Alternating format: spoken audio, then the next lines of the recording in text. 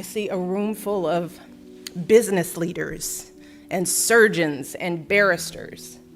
I see women who are going to win elections and science competitions and arts awards.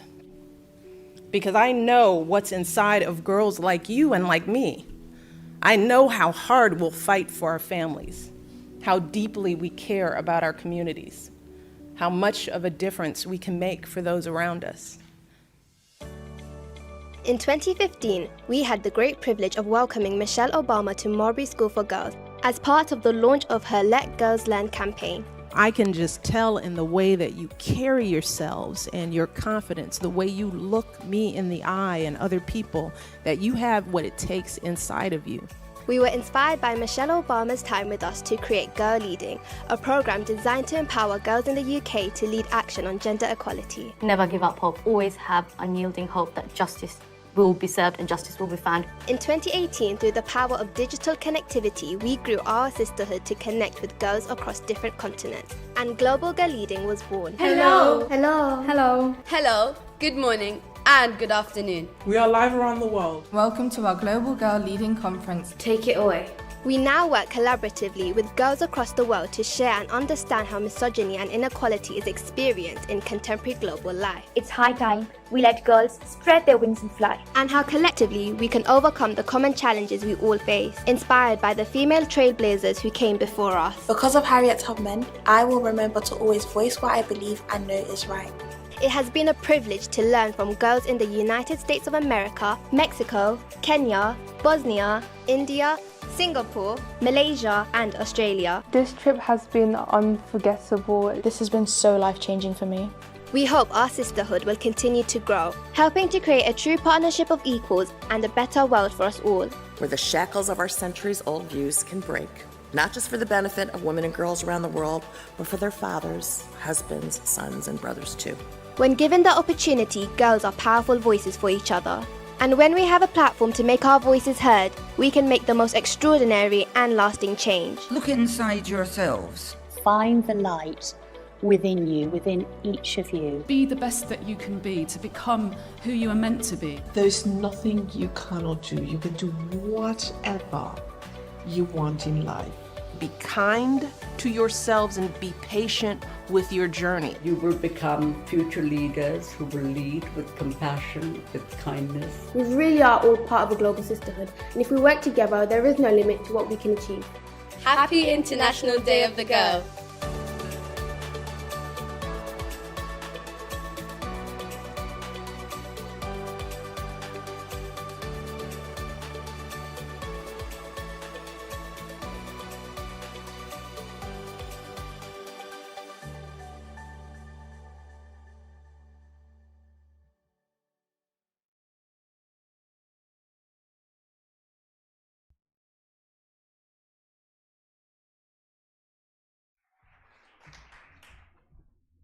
Good morning, everyone, and welcome to Global Girl Leading 2025.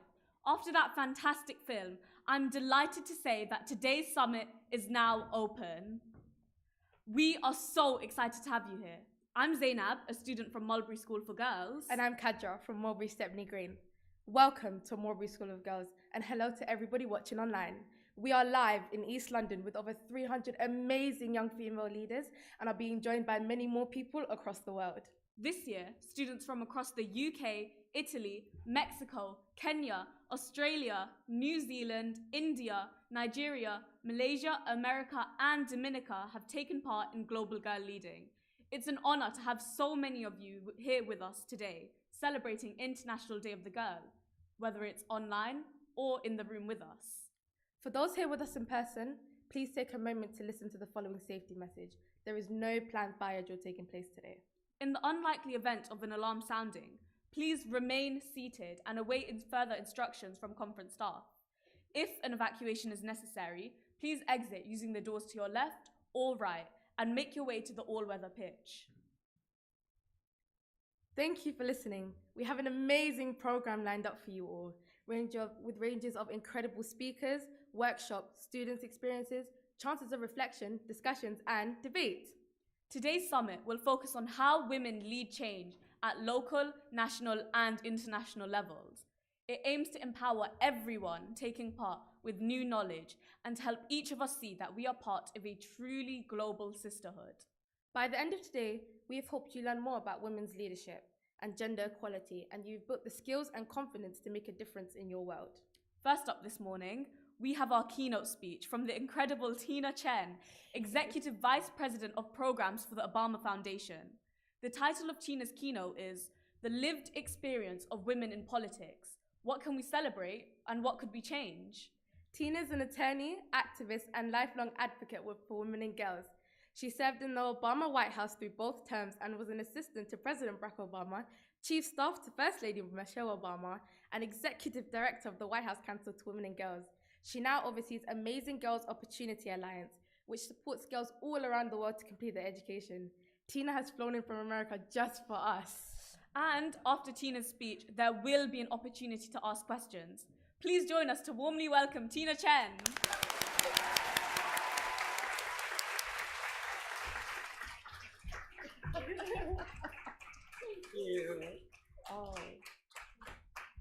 Whoa, wonderful introduction and opening. Well, good morning. Oh, I am so delighted to be here. It's wonderful to always be here at Global Girl Learning and in honor of International Day of the Girl. I actually cannot think of another place in the world more fitting than to be here at Mulberry School to mark International Day of the Girl, and to be joined with not only the wonderful students of Mulberry, but all of your fellow girls from the UK and around the world. I will say I still remember vividly the first time I learned about Mulberry. I was in the White House as Mrs. Obama's chief of staff. I was also serving as President Obama's, as was said, executive director for the White House Council on Women and Girls, because the President and Mrs. Obama knew that fighting for the rights of women and girls has been my lifelong passion. I remember the meeting in my office in the East Wing of the White House to hear the results of the scoping trip that our advance team had done to look for sites for Mrs. Obama to visit. And Andrea Mokris, our director of scheduling advance, came and said, "Oh, we have found the perfect place that you, Tina, will love. This is a school where the classrooms are named for women leaders." And of course, when we arrived on that summer's day, 10 years ago now, and it's hard to believe it's been 10 years, Mulberry was everything our team promised it would be. From the amazing greeting as Mrs. Obama came into the school, to the joyous reception she received from her remarks, to the enthusiasm and delight from the younger students gathered in the gymnasium, where Mrs. Obama did a surprise stop after her speech to see all of them in person. Each moment was filled with the infectious enthusiasm and dedication to excellence that I have come to learn is infused in everything Mulberry does. And what is even more meaningful, more impactful, more striking to all of us, including Mrs. Obama, is how the spirit of that day has carried forward across the years, across the continents, and around the world. I stand here in complete awe of what you have built with Global Girl Leading, taking the lessons of our Let Girls Learn initiative and spreading that work yourselves across London and the UK and around the world.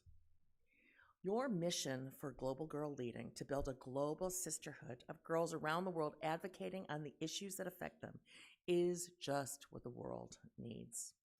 It represents our greatest aspiration when we began the work on the issue of adolescent girls' education back during the Obama administration, and remains, in my view, our greatest hope for achieving a more just, fair, and equitable globe for everyone. A sisterhood of girls, led by girls, connecting with each other across language, across distance, across different cultures, because you understand what it's like to be a girl together. For you, what you are doing for me is a dream come true. That's because there's the not so secret, as you all know, to solving the world's development ills is the education and empowerment of women and girls. The research is well established from the U.S. State Departments of both Republican and Democratic administrations and the World Bank that the economies of whole countries increases the more women and girls are able to complete their education and pursue jobs and careers. We know that when women are educated, they invest more in their families, in the success of their communities than men. Women are the peacemakers. They're the ones who will reach across partisan lines to find common ground. They're the ones who will imagine and work towards building a future for their children. And so making sure that women are able to participate in the political leadership of countries and communities is critical to our future, here in the UK, in the US, and around the world. But how do we make that happen? Especially now when the rhetoric, if not the reality, seems to be going against concepts like diversity, inclusion, and gender equity. And what is the lived experience of women in politics, and what lessons can we learn to guide us forward? Now, for me, my journey in politics began when I was 12, back in the US presidential election of 1968. Now, a little lesson on that ancient history. 1968 was a tumultuous year when the Vietnam War was raging, Bobby Kennedy and Martin Luther King were both assassinated, and Eugene McCarthy was running as the long-shot peace candidate against the sitting Vice President Hubert Humphrey for the Democratic nomination for president. At age 12, I was consumed by all this news and fascinated by the drama and excitement of the politics playing out on the evening news. And indeed, back then, there were actually only 3 TV stations where you could get the news. Hard to remember that, too. Now, I have to credit my Chinese immigrant mother, who herself had only been sworn in as a U.S. citizen less than 10 years earlier, for supporting this budding interest in her daughter. Eugene McCarthy became my presidential candidate of choice because of his stand against the war in Vietnam and because he seemed to be the outsider disruptor candidate. Now, somehow, and how we got this information, I don't remember, because again, this was in the dark ages before Google search or social media. Somehow I learned where the local suburban Cleveland, Ohio McCarthy campaign office was, and my mother patiently drove me there and waited while I went inside for my first campaign volunteer experience. And I also have to credit the McCarthy workers there who, rather than sending away this young middle schooler who showed up with no experience and no connections, they welcomed me in. They gave me some task where I couldn't do any damage and set me off on my lifetime fascination with politics and elections. Now think how differently that could have gone. My parents could have said absolutely no to going to a strange campaign office. My mother could have told me she had no time to drive across town and sit in the car waiting for me. The campaign staffers could have laughed at this kid who showed up with no idea what working for a candidate was like. And any one of those reactions likely would have squelched this early interest in politics, and politics could have gone the way of piano, flute, and poetry, as childhood interests had evaporated in my teen years. And what I take from that is the importance of creating and supporting experiences for young people, especially in our elementary and middle school years, to engage in the political process firsthand. And I learned this morning that you are doing that in your Mulberry elementary schools as well, and some of the folks here who are working on that. The objective is not just to inspire young women and men to become active politicians, but at least we need them all to become active citizens, to at least become informed and active and regular voters in election, if not more, to engage with their local elected officials on issues of concern. Because the bedrock of our participatory democracy is participation. Citizen voices must be raised and heard in order for democracy to flourish and to work. And those citizen voices must represent all of our citizenry, especially women, because it is our lived experience that informs the issues we need addressed. After college, while working and living in the state capital of Illinois, I worked on the failed campaign to get the Equal Rights Amendment ratified by the Illinois legislature so it could become part of the U.S. Constitution. And I have to say, to this day, I'm a little embarrassed the U.S. still does not have gender equality enshrined explicitly in our Constitution. When that campaign failed, many were at a loss for what to do next. Right? We had activated women across the state, but had suffered a crushing defeat, and the conservative forces against us were emboldened. But a small group of us who were active in supporting victims of sexual assault and domestic violence knew from our lived experience how antiquated and ineffective Illinois' rape laws were. So we made this our next mission and project. And it was there that I learned the power of storytelling about our lived experience. Because our success in enacting sweeping reforms was no doubt because of the incredibly brave women who came forward to tell their personal stories of being raped and assaulted and then being let down by our laws and judicial system. I watched how the skeptical and usually intransigent male legislators considering our bill were struck silent when confronted by the courageous, painful stories being told by these women. These were average citizens, not political activists or lobbyists, who came forward and whose authentic lived experience could not be denied. The same story of the power of individual voices, especially the lived experience of women, is what I saw over and over again in my time in the Obama White House. One of our signature achievements, the Affordable Care Act, was put over the top in no small measure by the women who came forward to tell their stories of the failure of our healthcare system for women. Now, the U.S. did not, and actually still does not, have national health care as you do in the UK. Instead, our system is built on private health insurance, which you have to have a job to afford, or limited public health care. And that insurance comes with a multitude of restrictions, like not being able to get insurance when you're already sick. Yes, I know that sounds like a sick, literally, joke, but it's what's called a pre-existing condition. So just when you need health insurance, you actually cannot get it. As we fought to outlaw that restriction in the Affordable Care Act, a woman from Ohio named Natoma Canfield came forward to talk about how she was a breast cancer survivor. She therefore had a pre-existing condition and she had no health care coverage. So she publicly spoke out and said that she made the choice to keep a roof over her family's head instead of getting the regular cancer screening she needed because she could not afford both. Sadly, Natoma's cancer recurred, and it was her sister who came to the ceremony where President Obama signed the bill into law because Natoma had passed.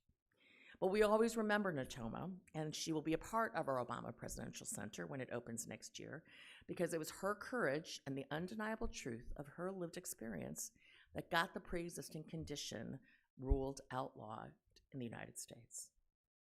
The very first bill President Obama signed into law was called the Lilly Ledbetter Fair Pay Act, named for Lilly Ledbetter, a worker at a Goodyear tire plant in Alabama who for years worked for substantially less pay than the men doing the same job, which she found out only because someone slipped a secret note into her locker telling her this. The U.S. Supreme Court said her lawsuit for fair pay was too late, even though she didn't know she was being paid less. And it was Lilly's bravery in speaking out and traveling across the country, including participating in President Obama's 2008 campaign for president, that got a law passed to reverse this decision. And President Obama was honored to make it the first bill he signed into law. Again, it was Lilly's personal lived experience and the authenticity of her voice as a political activist that carried the day, not as a political activist, but as a working woman from the South who had never done anything before that carried the day. And Lilly's story will also be a feature of the Obama Presidential Center. The examples of the power of a woman's lived experience is not just in the U.S. At the Obama Foundation, we have programs to train and support the next generation of leaders around the world, and one of those leaders is Paisley Mahmood, right here in London. Paisley, at age 16, was forced into a marriage with a much older man when no adult would come forward to save her from this fate. She suffered in her marriage, and her younger sister was also forced into an abusive marriage in her teens with a much older man. Her sister escaped and went back to her parents' home, but then she went missing. And 3 months later, she was found murdered, a crime for which her father, uncle, and 3 other men were imprisoned. Paisley divorced her partner when she turned 18 and then turned her personal pain into action and began to speak out. Again, her personal and lived experience was undeniable, and through her leadership and advocacy, the UK's Marriage and Civil Partnership Bill outlawing the marriage of girls below the age of 18 was passed in 2022. And we were very proud to have Paisley as one of our Obama leaders that year. Women's lived experience matters and changes lives when it is voiced out in politics. But our politics, as I said, should be about all our people and how to make everyone's lives better. And yet I know this is not universally recognized, as women's voices are not always welcomed. We have whole countries, like Afghanistan, where women's voices are not even allowed to be heard outside the 4 walls of their home. We have places, even in the U.S., and even under progressive leadership, where it's hard to make your voice heard as a woman, let alone as a woman of color. For myself, by the time I got to the Obama White House, I'd already practiced law at a big corporate law firm for over 2 decades. I was asked by the president-elect himself to join as his first ever director of public engagement, which meant during the early years of the administration, just as we were coming into office, I was responsible for listening to and bringing forward the concerns of the American people. For that reason, I was given a fairly large office on the second floor of the West Wing, just above the Oval Office, so I could meet with the many groups and people who wanted to engage with the new administration. Now, yet another history lesson's probably in order, because I realize that for many of you, you actually don't remember 2009, as you were only a toddler, or perhaps not even born yet. When President Obama took office in 2009, the United States, and indeed the whole world, was in the midst of the worst financial crisis since the stock market crash in the 1930s. Our economic team was working day and night to keep the country from falling into a Great Depression.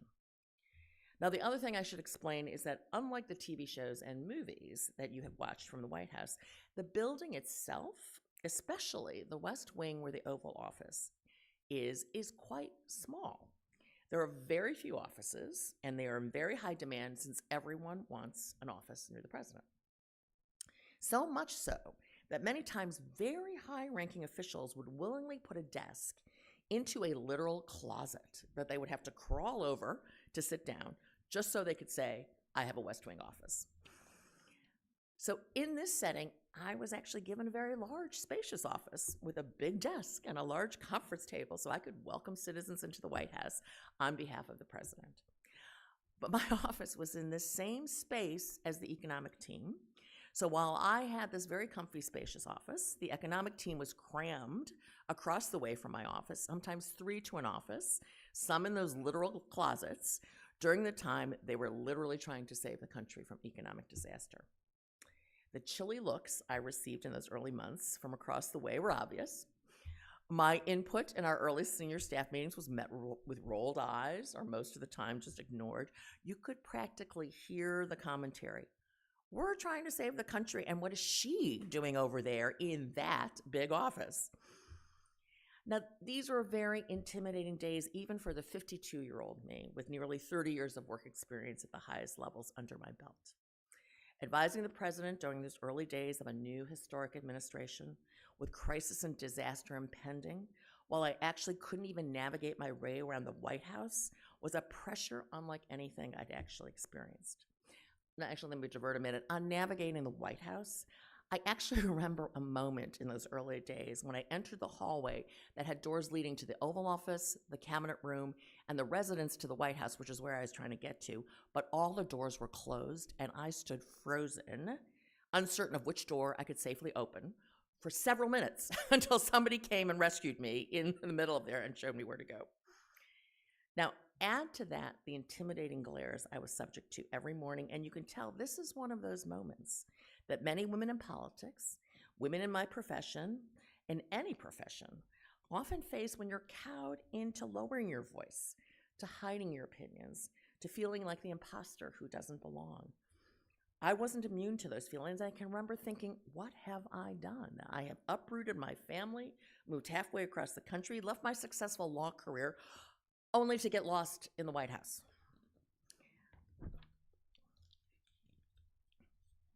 Now, but I also had faith in the president, in his decision to bring me to the White House and the job I was asked to do. And this, now in those days, the advocacy and the groups I was supposed to be actually representing and bringing in, the friends of ours, they were our most harsh critics. And they felt deservedly so that they were crucial to us winning the election. And they wanted the economic recovery to make sure it was taking care of working men and women and not just the big banks and corporations.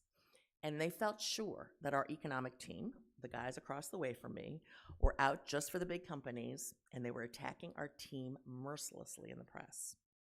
So about 3 months into the new administration, we came to the time that I assure you will come to you when you face these moments. It's the time when, after being passed over, ignored, and even ridiculed, you are needed, where you are the only one with the answers that they need, and they have to come to you. So it was when we needed these groups to pass the American Recovery Act, we needed them to understand that the bill was really for working people. Our economic team was nervous. They were even fearful. It was their moment of imposter syndrome, wondering if they could talk to these advocacy groups, and it was then that they had to come to me. And I could assure them that not only could I put a meeting together for them with the key influencers, I could assure them they would be well received because all those weeks I had been welcoming the groups into my spacious office, listening to them and showing them respect, which meant they would listen to me and by extension, listen to our economic team. And it worked. From then on, our public engagement team was respected and listened to. Perseverance, patience, and belief in yourself were the lessons I learned there and the lessons that apply in so many situations that women in politics find themselves. Now, especially so, since I wish I could say that from then on I was always listened to and respected for my opinion, but not so, because it's also true as women that we are constantly having to prove ourselves, repeat the same thing we just told everyone, repeat it after a man has parroted our comments. My lesson there is again to be patient and persevere, keep our eye on the work we're doing and the good we want to accomplish, which is far more important than any personal slights we may receive.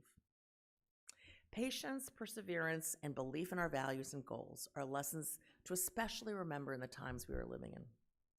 Gloria Steinem once told me shortly after we left the White House that the most dangerous time in society is after great progress has been made. After the Civil War and the freeing of the slaves came the Ku Klux Klan. After World War II, when women went to work in the factories and Eleanor Roosevelt led the way on human rights and women's leadership, came the 1950s, when women were moved back into the home as mothers and homemakers. And so she said, is this moment that comes after the Obama administration.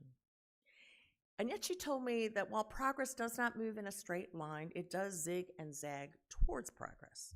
It's like a road climbing up a mountain where the road switches back and forth from right to left, but it keeps taking you up to the mountaintop. President Obama is often reminding our young Obama leaders that while this time may feel hard, our ancestors on whose shoulders we stand also went through lynchings, police beatings, and so we can persevere with patience and belief in ourselves and in what we are working for. One of the things we are working for, what Mrs. Obama is so passionate about, and the President and Mrs. Obama both see so much promise in, is in the ability of all of you to be leaders, the leaders our future needs. Your stories, your lived experience, starting with the global work you are doing together around the world through Global Girl Leading is a shining example of leadership that will set our course for the future. And I am so proud of Mulberry School and your sister schools in the Global Sisterhood, because like my parents who supported me 12 years ago, you are supporting our girl leaders and giving them the space and the means to explore and succeed in their experience as leaders. So congratulations to all of you for supporting our girls. And to our girls, let me say that I have heard from you how inspiring Mrs. Obama's visit was, and her continued engagement from Mulberry has lasted all this time, and what an inspiration it's been for you. Well, that inspiration you feel is something we feel 1,000-fold. And in this, I speak for myself and for President and Mrs. Obama, because it is your boldness, your fresh ideas, and your leadership, even at your ages, that inspires us and gives us confidence that the world in your hands is going to be fairer, safer, and the more equitable place we all dream of. So thank you for having me here once again. Happy International Day of the Girl, and great success to Global Girl Leading. Thank you.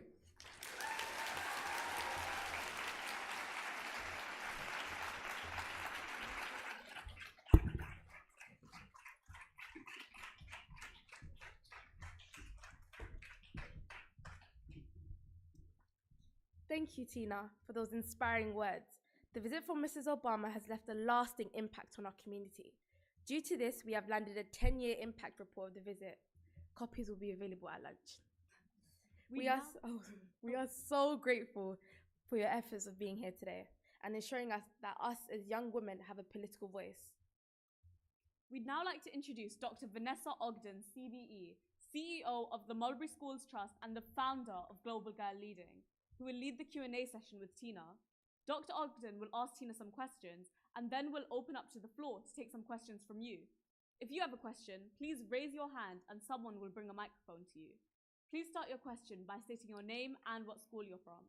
If you're watching online, just ask your teacher to pop your question in the chat along with your name and school.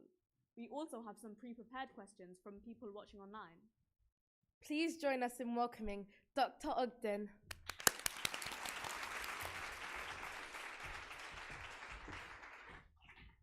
Thank you so much, and thank you, Tina, for such an inspirational speech this morning to open our conference.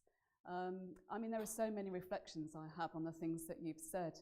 I mean, resilience, and all the way through your life, and the belief that the world can be better. I think those are two things that really stand out and have driven that moral purpose that you've had, and that political purpose, and that determination that things will change. You know, we have seen progress in that journey that you've taken. And what I'm interested in now, really, although I could ask you so many questions, I'm really interested now to know what young women from the floor and online really think. So if I could just have questions now. So rather than taking questions from me, let's have questions now from the floor. And I might just need the lights down just slightly so that I can see where hands are going up. So let's see. Okay, let's see. Who have we got? Okay, so let's start with Ms. Anand. Yes. May I? Yes, of course. Thank you so much. I think the sound will come. The sound will come. Thank you so much. My name is Ritika Anand, and I'm from St. Mark's Senior Secondary Public School, New Delhi, India. Tina, the speech was inspirational, but I have a question. As a child, as a young girl, did you face any insecurities when you were growing up? What did you feel as probably an 11-year-old or a 10-year-old? Did you have insecurities about your future, about the way you looked, about what's going to happen in my future? Can you please tell us about that? I'm waiting for that. Thank you. Thank you. Oh, well, thank you for that question, and it's taking me back to remember. So, I was the child of two Chinese immigrants. So my parents came to the United States in 1949 during the Civil War in China, right after World War II. I was born then in 1956, so just several years later, and I had a younger sister too. And my parents, were actually very thoughtful. We lived in Cleveland, Ohio, which is in the middle of the country, so it's not New York and it's not Los Angeles. My father actually had heard about the discrimination that was occurring in places like New York and Los Angeles, and his thinking was that's because there's a lot of Chinese there, a big Chinatown. So he literally took us to a place where there were no Chinese. And in the 1950s and 60s in Cleveland, Ohio, I think there were 6 Chinese families on the east side of Cleveland, and we knew them all. And so we settled in an area actually where I was more of a curiosity than a threat. And that's what I remember about my childhood, was not so much being openly ridiculed as being thought of as something, as different and strange. Stares in the grocery store, and oh, I'm so surprised you speak English, kinds of comments.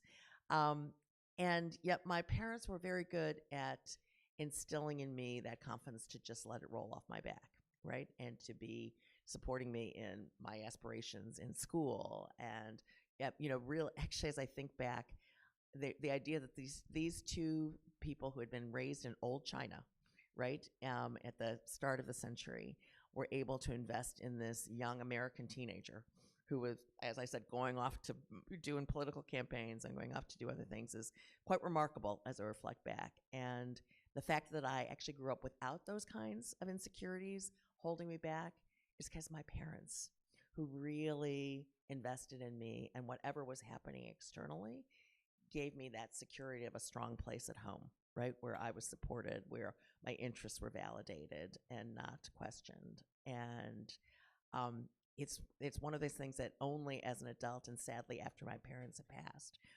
that I fully appreciate, right, this gift that they gave me in order to, give myself. And it was a strength in being that being that source of curiosity that let me be, when I became a corporate lawyer, and literally the only woman and the only person of color, right, in these big fancy, Fortune 100 company boardrooms, right, to actually withstand all that curiosity and wondering, what is she doing here, kinds of moments, because I'd had that security when I was a child.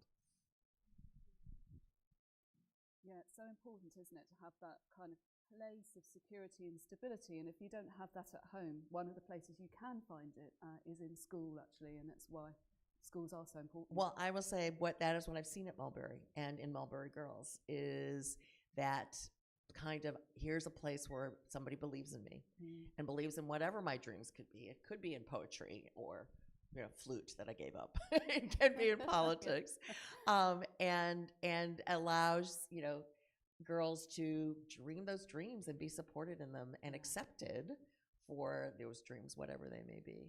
Yeah, and really important, therefore, that we're all standing shoulder to shoulder with each other.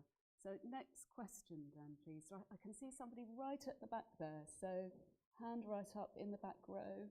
And let's take another question as well. Let's take two at the same time. So let's go down here to the back row just here. So up at the top there, if you could say your name and your school and your question. So my name is Irfa Zishan and I'm from Highland School.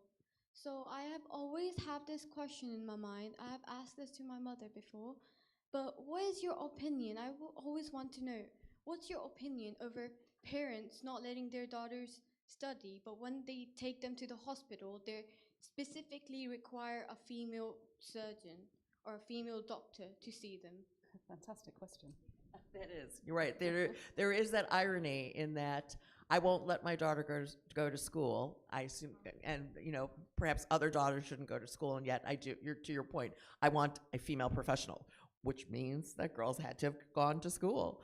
And I think sometimes you have to look for teaching moments and breakthrough moments. And I will say that when that happens, that is a moment to have the conversation with those parents to say, this is what women can achieve. This is what your daughter could achieve, with education. It's not something to be afraid of. I think that's, parents, we worry about our children.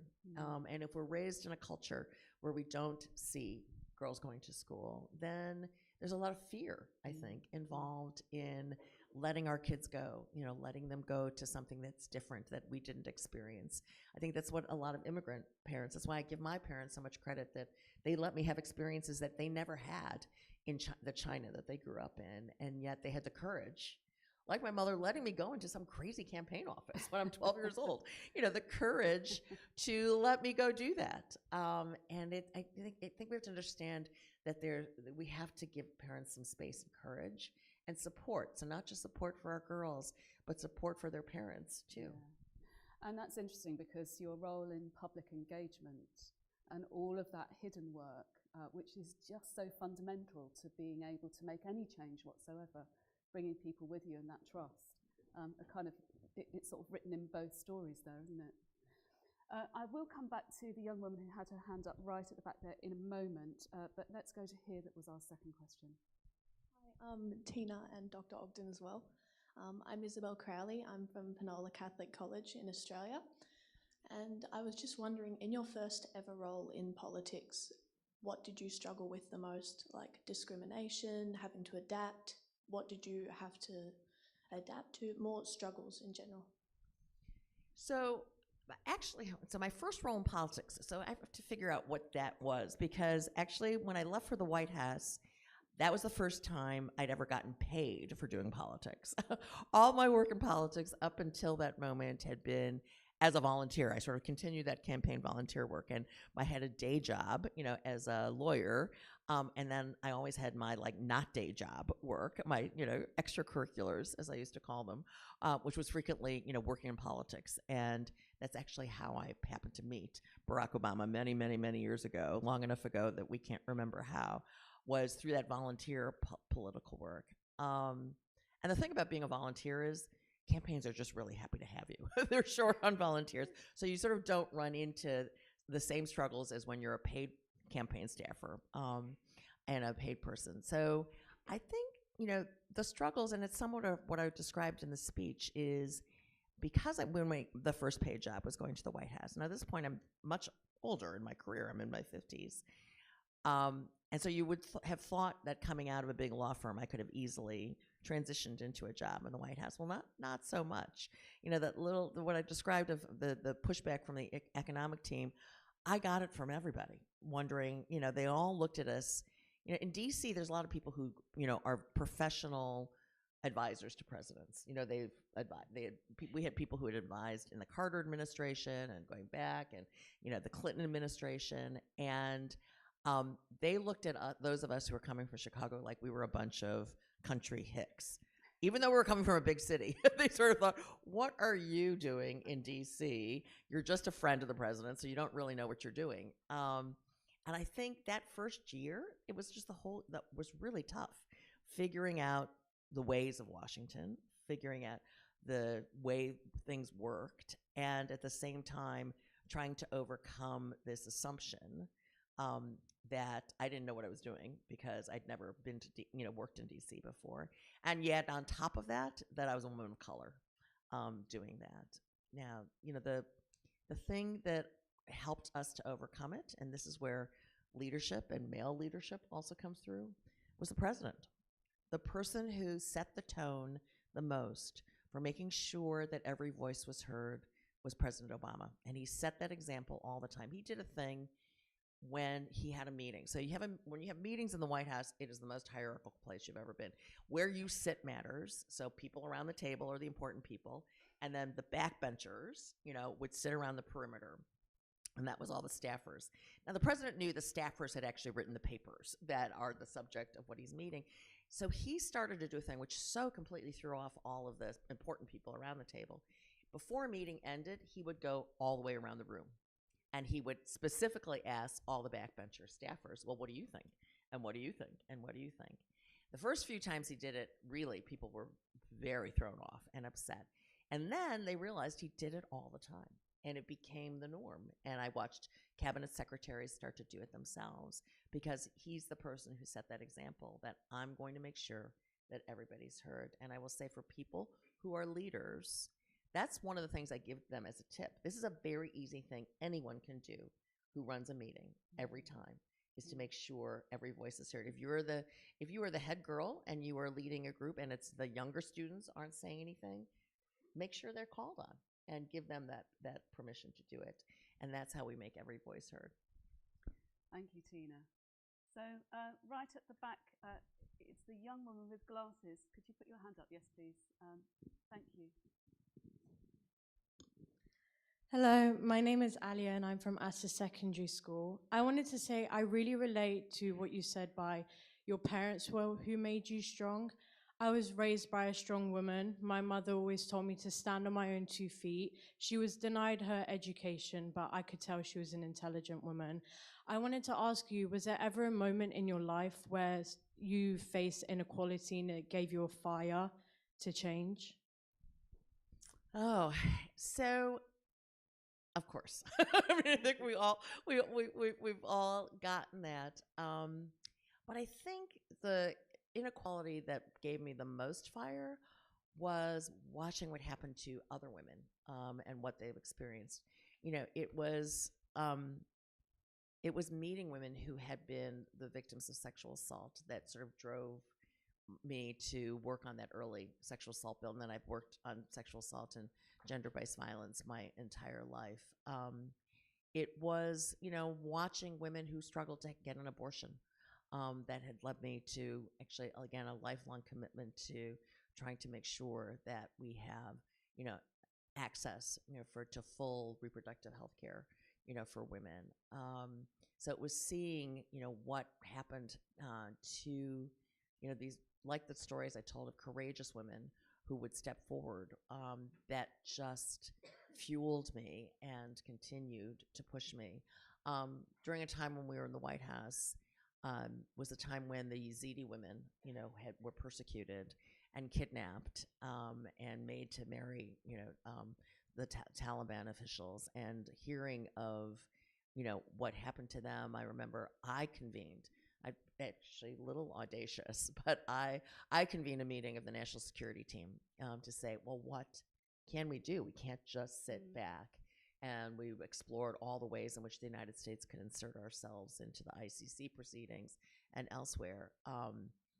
So that is really watching that inequality that happens and plays out in front of me. That I've gotten to a point where I can't watch that and sit back.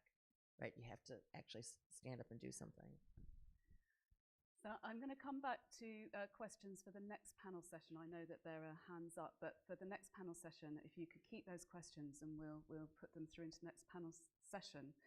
But I just want to pick up on that last word, Tina, because we're out of time on question and answer session for this part. But that word audacity, being audacious, you know, so many times I've seen it that where you are really audacious and with a certain amount of charm as well, you can really win through. And I think that audacity is something that I see in the girls here in this room, in our global girl leaders. You know, audacity with purpose. You know you've got to do something. You know you've got to say something. You know it's right. And you use all of your courage just to make that happen. So thank you so much. Thank you for all you've done in your life, Tina, for young women and girls throughout the world, but particularly in the States, obviously. Let's give Tina a massive round of applause.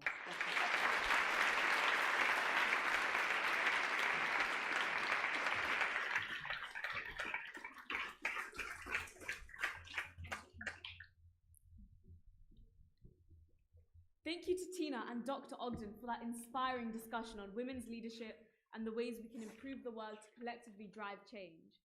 And thank you to all of you for your questions. We now want to turn the discussion over to you all. The next part of the day will focus on women's leadership at a national level in the UK.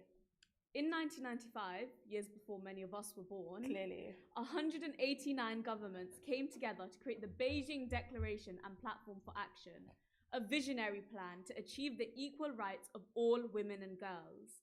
30 years later, informed by contributions from 159 member states of the UN and regional reviews, UN Women have led a comprehensive global stocktaking of our progress in achieving this plan, labelled the Beijing +30 Action Agenda.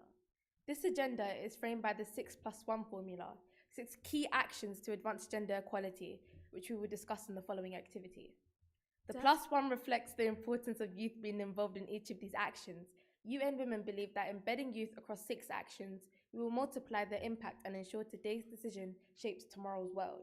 To help you learn more about the current state of gender equality in our world, as outlined in the Beijing +30 Action Agenda, we'll now complete an activity. The Global Girl leaders will deliver an envelope to you to open with the person sitting beside you. Inside the envelope are 6 different statistics and 6 different facts, listed in the Beijing +30 Action Agenda. Your job is to match the right statistic with the right fact. Global Girl leaders will be around to help you if necessary with this activity, and all are wearing purple lanyards. If you need help, please raise your hand. If you're watching online, the statistics and facts will be showed on your screen. We will give you 10 minutes to match your statistics with your facts. Your time starts now.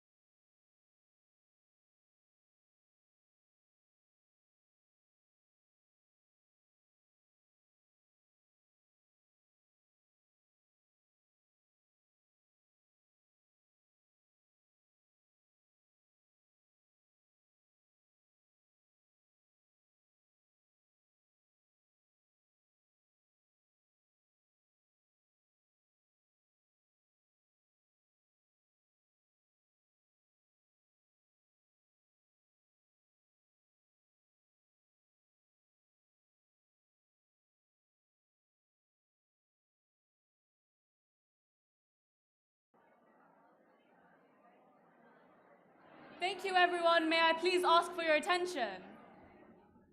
Thank you. Let's run through our answers. Please, can you open your conference brochures to page 9?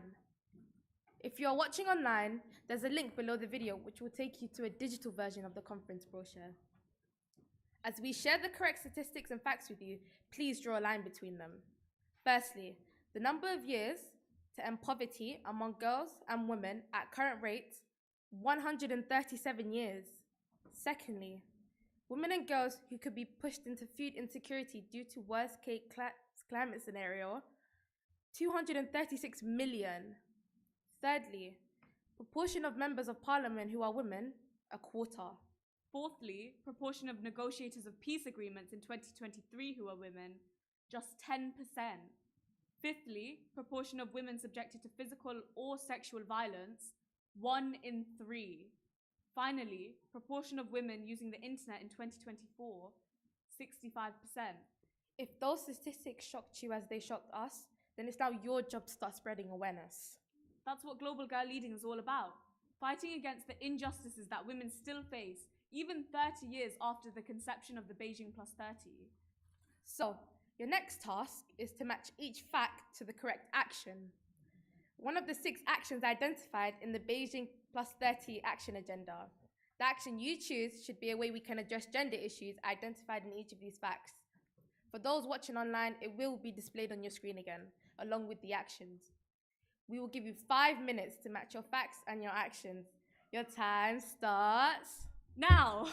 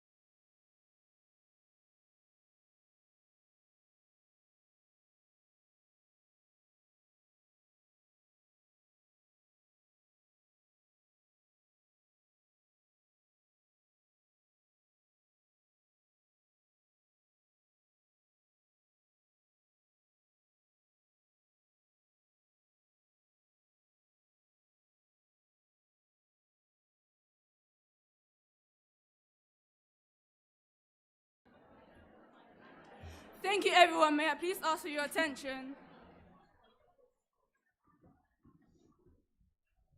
Thank you. My name is Aaliyah from Mulberry Academy, Shoreditch. And I'm Melis from Mulberry Academy, Woodside. Let's run through our answers.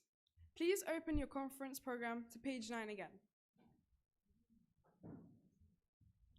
You can draw a line between the correct fact and action as we share them with you now.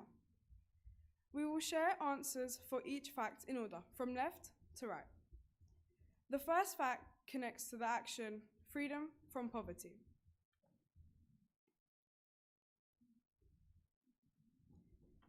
The next fact connects to climate justice. The next fact connects to full and equal decisions making poverty. Or power, sorry. The next fact connects to peace and security. The next fact connects to zero violence. The final fact connects to a digital revolution.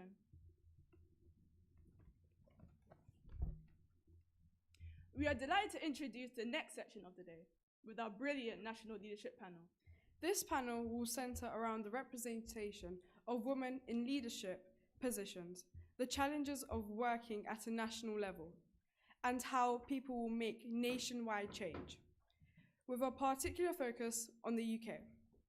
There will again be opportunity to ask questions afterwards, so please start thinking about anything you would like to ask. We would now like to introduce the panel. Please hold your applause until we've introduced everyone. Joining us today, we have Baroness Nikki Morgan, member of the House of Lords and former Conservative MP and Minister.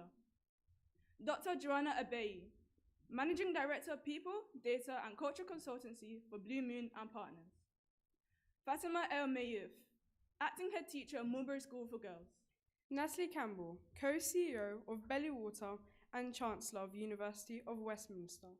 Dr. Fatima Regini, Senior Legacy in Action Research Fellow at the Stephen Lawrence Research Center at De Montfort University.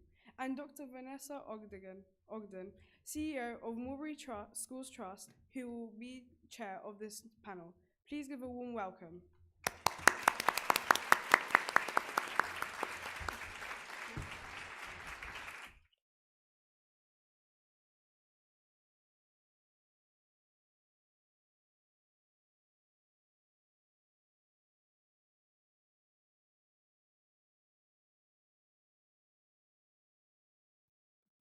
Well, thank you so much again to our wonderful compères this morning.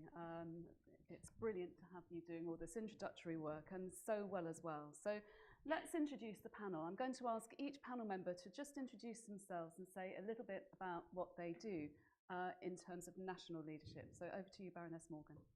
Well, thank you. Yeah, it should come up. Sound. There we are. Yeah. Thank you so much indeed. Thank you for the invitation to be here this morning. My name is Nikki Morgan. I had the privilege of being here a decade ago when Mrs. Obama visited, and we had Julia Gillard, I think, here as well. So yes, that was extraordinary, and it's brilliant to be back. I think probably what you'll discover this morning is that some of us are wondering, certainly I am, kind of why we're on the panel, because I think for women we never quite accept the roles that we hold. I guess I'm here because 10 years ago when I visited, I was Education Secretary. I went on to chair a major cross-party select committee in the House of Commons, the Treasury Select Committee, and then went back into Cabinet to be Culture Secretary. And I'm now a member of the House of Lords with a particular focus on online safety of women and girls. But I do lots of other things. I'm basically on my third career. So and maybe there's another one to come. Who knows? It's the new thing of portfolio careers, which we're all very excited about, I have to say. Fatima. Good morning all. My name's Fatima Mayouf. I'm the current acting head teacher at Mulberry School for Girls, and I think most importantly an alumni of the school. In my current capacity as acting head leading the girls' school, but my career has spanned in kind of NGOs and education, but my real kind of passion and focus has always been inclusion. So whether that be SEND, disadvantage, gender equality, that has always kind of really driven me throughout my career and kind of how I lead the school onto the kind of next stage. Fantastic, thank you. Hi everyone, my name is Fatima Regina. I'm a Senior Legacy and Action Research Fellow at the Stephen Lawrence Research Centre at De Montfort University, which was set up by Baroness Doreen Lawrence. And some of the themes we research at the centre look at institutional racism, we look at police violence and race and racism and the histories of Black and Asian communities in Britain. And I personally have been researching and in academia for 13 years now. Thank you. Thank you. Thank you very much for having me. Lovely to be here. Nice to see you all. So I run Blue Moon and Partners, which is a executive search business, but with also a focus on cultural transformation and strategy for organisations, both across public and private and third sector. Sort of nationally, the work I've done is in a role as a magistrate, as a civil service commissioner, and as an elected councillor. But also some of the work we do with our clients include, for example, the National Race Action Plan, which is actually looking at how the police service can make sure it's a much more equitable service for people from particular backgrounds, and equally driving change through some of the work I do in human rights. Yeah, and I've seen so much work that you've done just recently, actually, in the City of London as well, over a long period of time. On change and cultural change in particular. So that's one of the bastions of institutional power, isn't it? And so your work there, I know, has been fundamental. So thank you. Good morning, everyone. I'm Nat Campbell. I'm co-CEO of Blue Water. What's most important about Blue is that we give away all of our profits. So all of our profits go to WaterAid. And when I joined the business, I also added the Sustainable Development Goals into our company articles. So no matter what, we will always exist to do good things in the world. I've always had a portfolio career. I have been a civil service commissioner as well. I ran for Mayor of London last May, and I generally try and put myself in places where I can make a little bit of mischief. Actually, mischief is a fundamental Mulberry quality, I have to say. In a good way, a very good way. Going back to audacity earlier. Such fabulous women. We're so lucky to have you this morning. And I'm going to open to the floor, actually, mostly. But I just want to say a few things. So we're looking at leadership today. So we've had the international perspective and international leadership from Tina built on local experience of leadership sort of nationally. There's also local level leadership because not everyone likes to lead nationally, not everyone likes to lead internationally. People also like to lead within their own communities and at grassroots level, and that is also particularly important. And you've talked a bit actually already about some of the grassroots stuff in your own sort of CVs here. And then later this afternoon, we're going to go back up to international level and then look at the interface between those three layers, because women lead in so many different ways. We've also got, just to say, online, schools from New Zealand. Ayatora School is here online, so welcome to you. St Mark's School, India, is here online, welcome to you. Great Valley High School in Pennsylvania, welcome. And Selamat Patang in Malaysia. So just before we came on stage, all of those schools watching in from across the world, welcome to you all. So just thinking about national level and the sort of challenges of leading at national level. Perhaps if I could just ask you to think about our panel before I go to the floor. What sort of challenges do you think women face when they move into a sort of a national role of leadership? And if I could start going this way around this time, so now. I think it depends on how you choose to interpret the word challenge. I think we could spend a lot of time listing social media and abuse and all of those things that women face generally. But I'm going to spin it and say the biggest challenge is the challenge of not stepping in, of not aiming to lead, of being too humble and making yourself too small, so much so that you cannot deliver the change that you know needs to happen. That is the biggest challenge.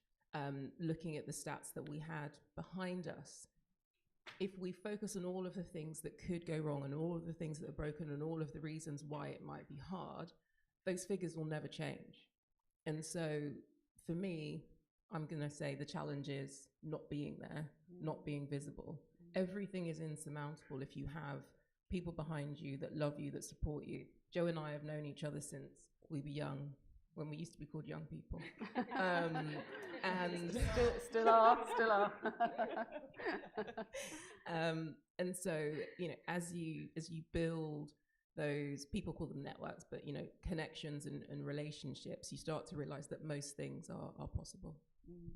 And, you know, the courage of really stepping forward to election, right? Because, you know, I'm going to come to perhaps Nikki just now, sort of on that, because you do have to be brave, don't you?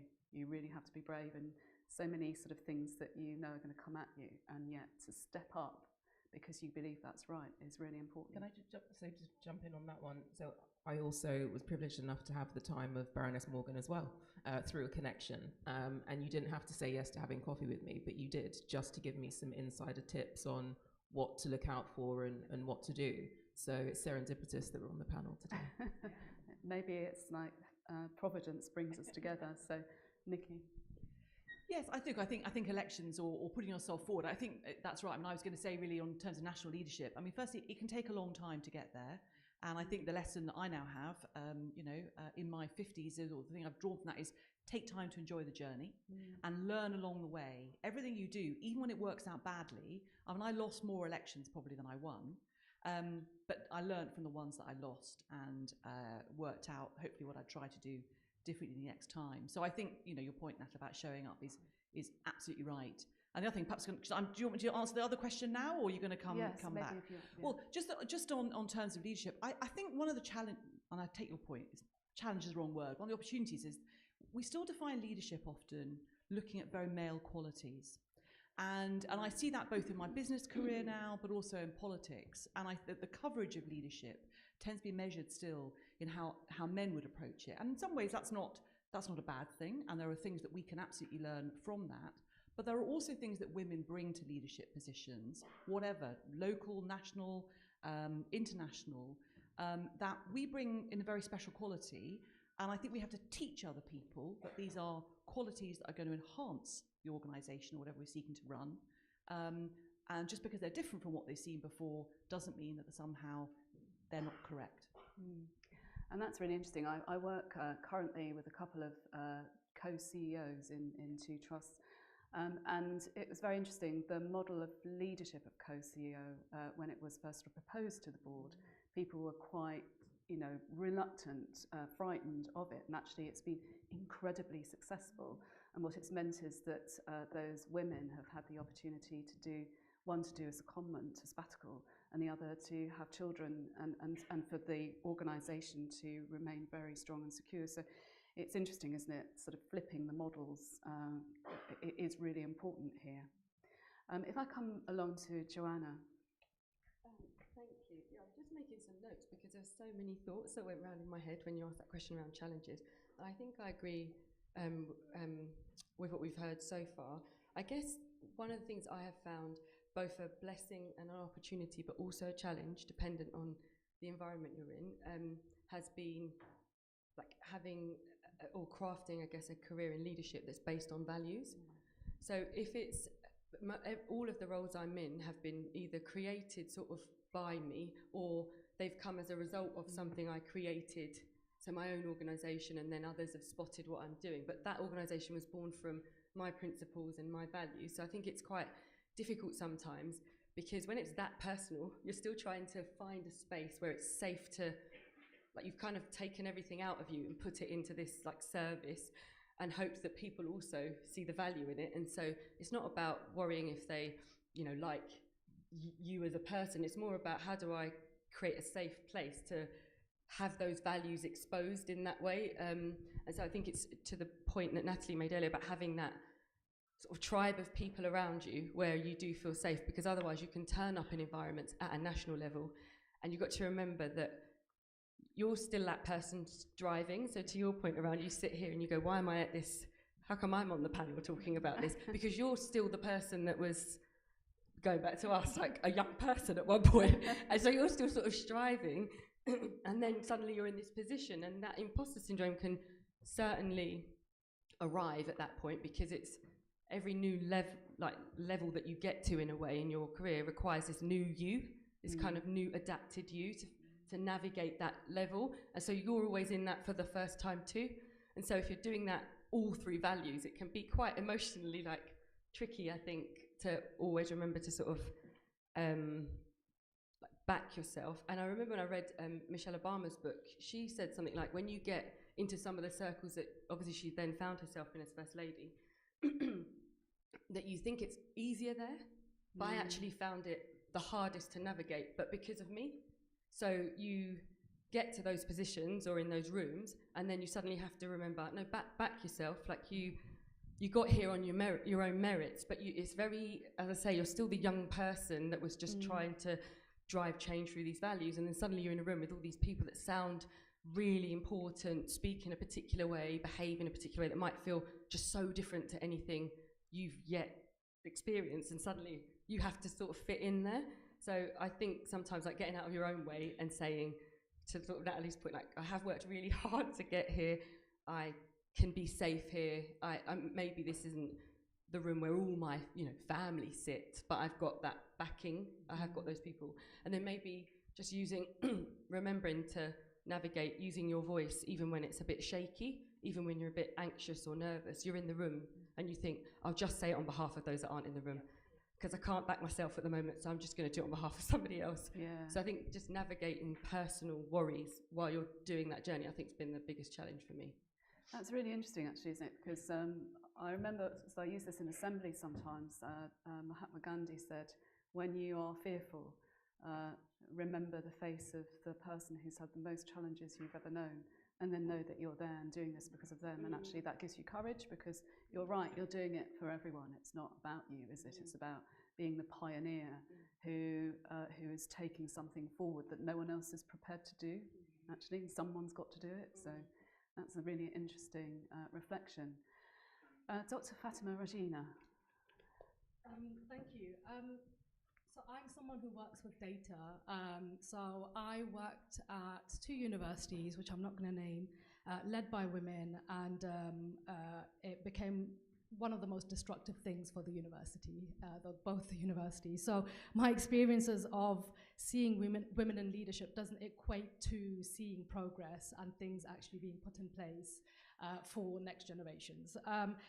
Because these 2 women have facilitated the commodification of education, which means that I have more colleagues on temporary contracts, on fixed-term contracts. Very few of us are on permanent contracts. So I want to address some of the structural elements that actually hinder women, because other women make those hurdles possible for those women at the bottom, which means they pull the ladder up.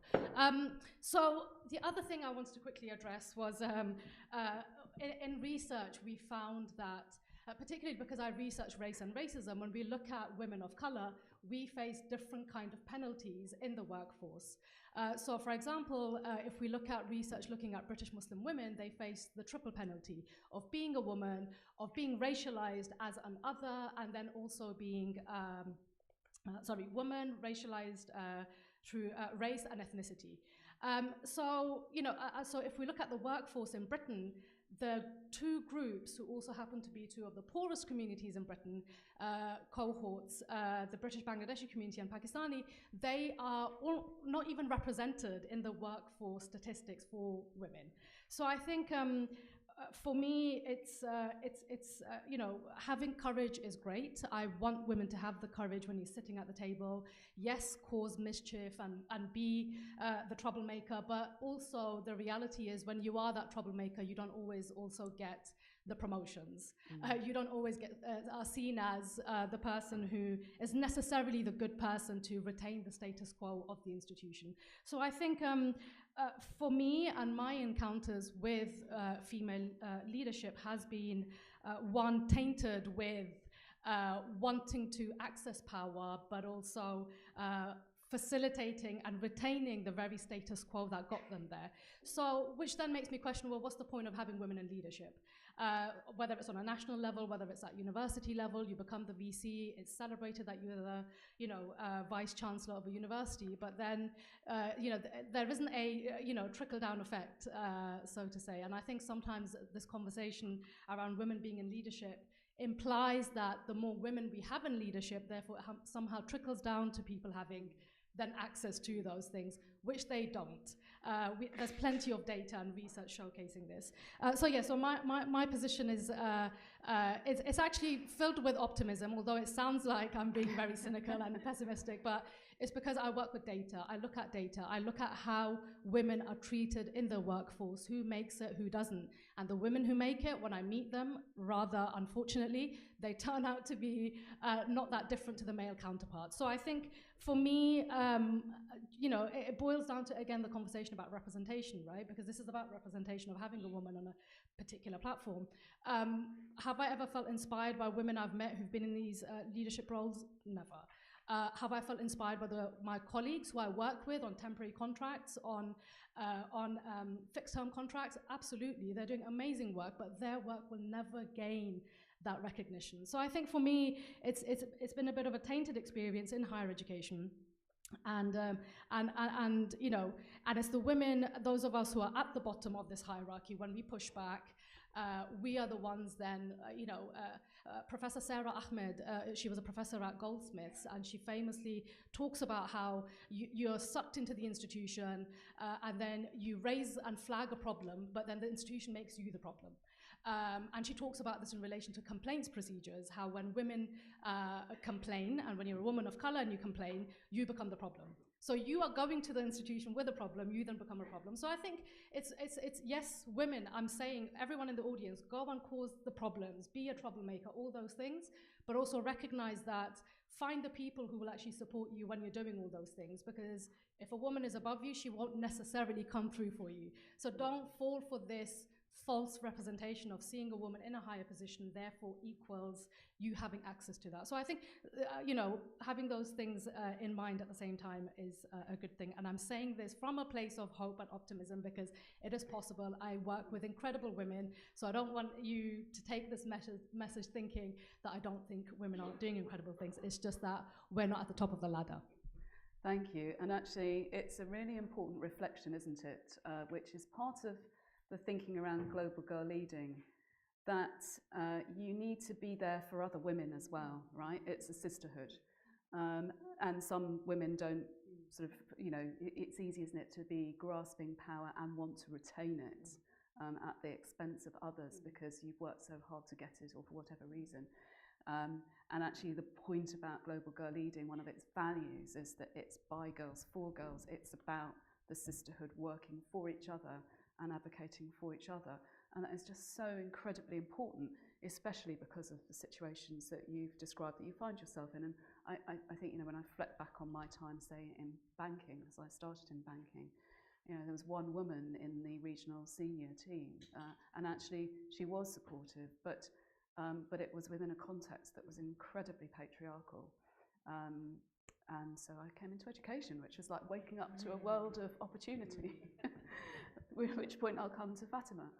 Yeah, so I think for me, looking at it as a lens from a student, so the kind of 1,700 girls that we educate every day here at Mulberry School for Girls, I think representation is always really important for them to see their space in places that they wouldn't have seen themselves. And for education, when you look at the workforce of education, 70% of the workforce are women. However, the further up you go in senior leadership, it dwindles to 40%. And then when we look at kind of women of colour, it kind of completely, that percentage completely drops. And so, there is a real push there to make sure that our students every day see spaces for them in places that are not normally represented. And I understand that representation has to not just be about visibility, but also structure. And so we need to make sure that access is done, but it's done kind of equitably.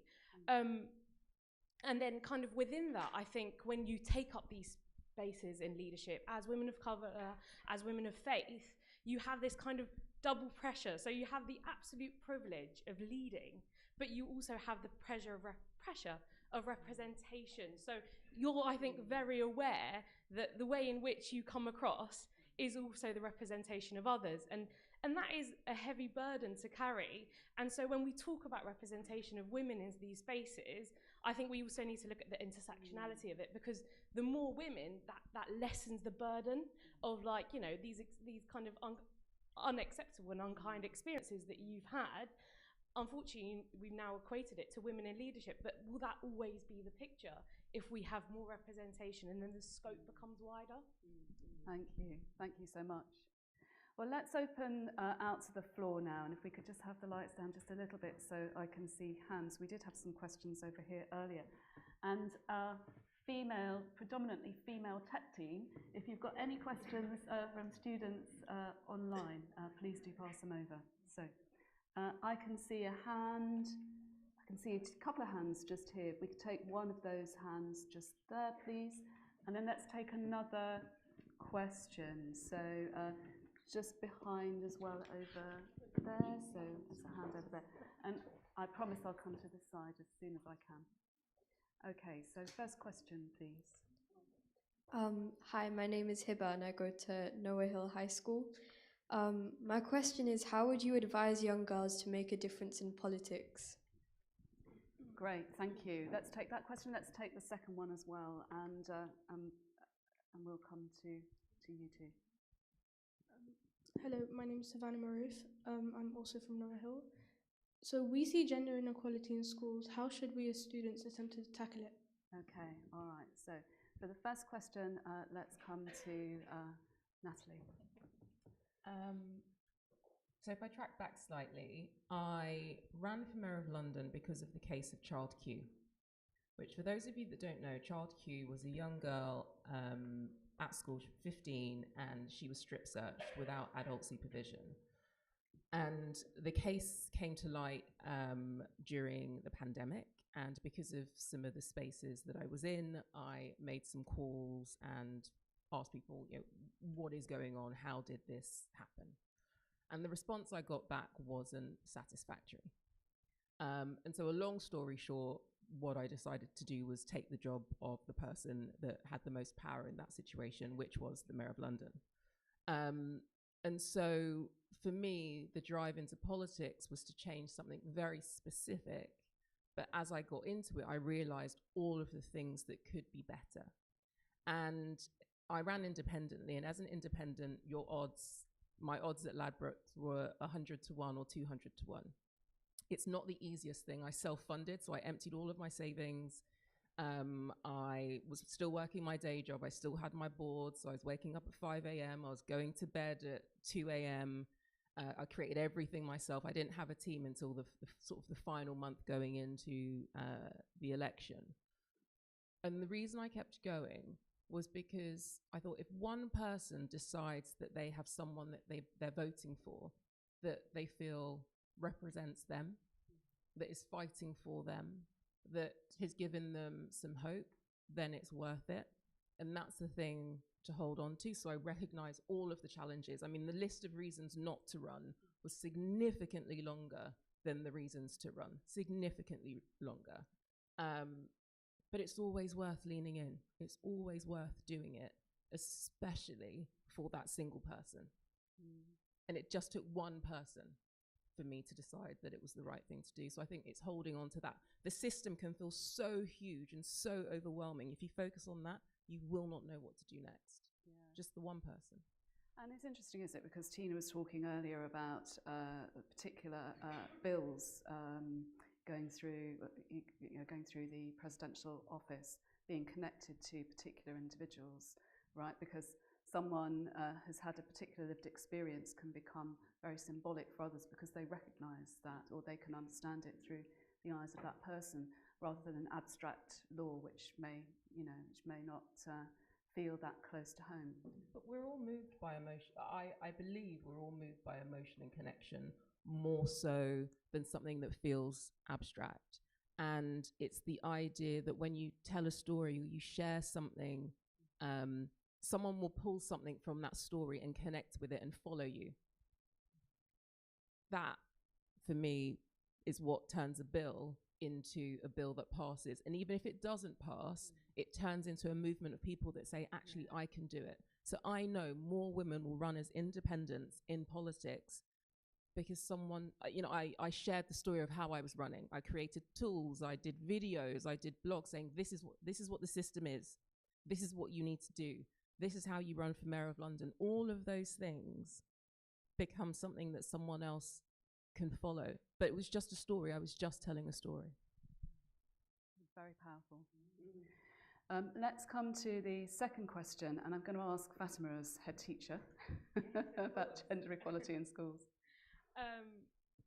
For all our students, it's lead where you are, right? It's use your voice. I think Joanna said it perfectly. Even though it shakes, even though you're nervous, I think it's so important to speak up when you see things that aren't right.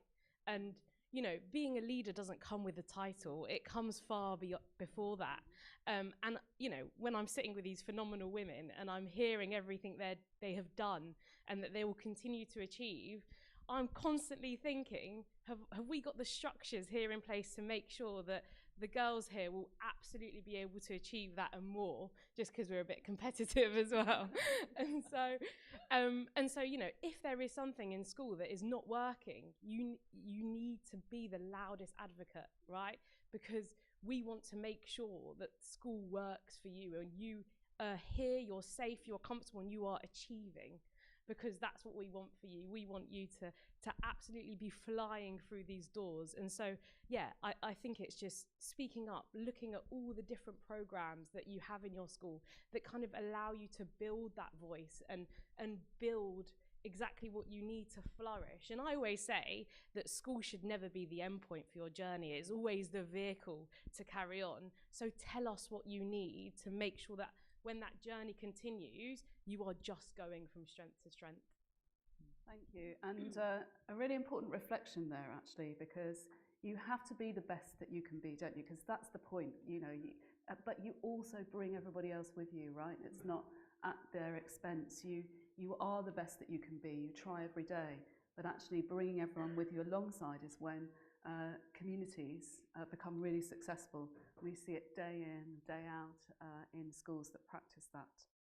Let's have another few questions. So let's take two. So I've got one right at the back there. Okay, well, I'll come. Let me just take these questions and we'll come back for your reflections on that. Okay. So one right at the back there, and then let me see over that side. So there's one at the front, just in the front row here. So let's take these two questions. We'll come back for your reflections on gender equality in schools. Okay. Hello, my name's Ash. I'm from Highland School, and I just had a question. In comparison to maybe 10, 20 years ago, how do you think it's easier or harder for young girls to get into like fighting for gender equality, like in the past 2 or 3 years compared to that? Okay, so challenge over time, and let's come to the front here. Sorry. Hi, I'm Emma from the Hastings Academy, and I just wanted to know that how do you think social media has influenced young girls of this generation? I'm sure you've noticed in your successful careers that there is a change and a shift towards those attitudes, and it might not be easy for young girls to find positive things on the internet. Okay, I'm going to take that question first and go straight to Nikki, who's doing work on this to start with. Well, thank you very much indeed. I mean, I can give you my view, but I think in a way, you as an audience are better qualified to tell me what social media is like for all of you. But I'll tell you what I've heard on the voices, from the voices I've heard so far. I think social media, I think it presents opportunities, and Nat was talking about that, for example, in her campaign about being able to get out there probably to a bigger audience than she might have done if she stood as an independent 20 years ago, be able to give the examples, but undoubtedly it brings enormous pressures as well. And actually, fun enough, we're sitting here, it's World Mental Health Day today, and actually one of the themes is about how to cope with all the negativity online, particularly in relation to news, but also the doom scrolling. But I mean, there's lots of other things, aren't there? Unhealthy images, people claiming to live perfect lives, the fact that when I was growing up, if somebody was having a really difficult time at school, at least when they went home, they could shut the door. They didn't have a phone in their room. They didn't have a computer, and other ways for people to stay in touch and all the time. And so I think, whether it's schools, what I think, families, carers, other adults that you will come into contact with have a real role in terms of helping to give you the confidence, the ability to limit social media, to be honest about the effect that it's having on you, the ability. I think actually the Princess of Wales has talked about this, which actually is the importance of putting the phone down and actually having face-to-face, human interaction, that socialization. I speak as a parent of a 17-year-old boy, and, I definitely notice that as a generation, it's taken longer, I think, for him to be able to learn, to socialize, to go out, to be with friends, because it's all I can do it all online.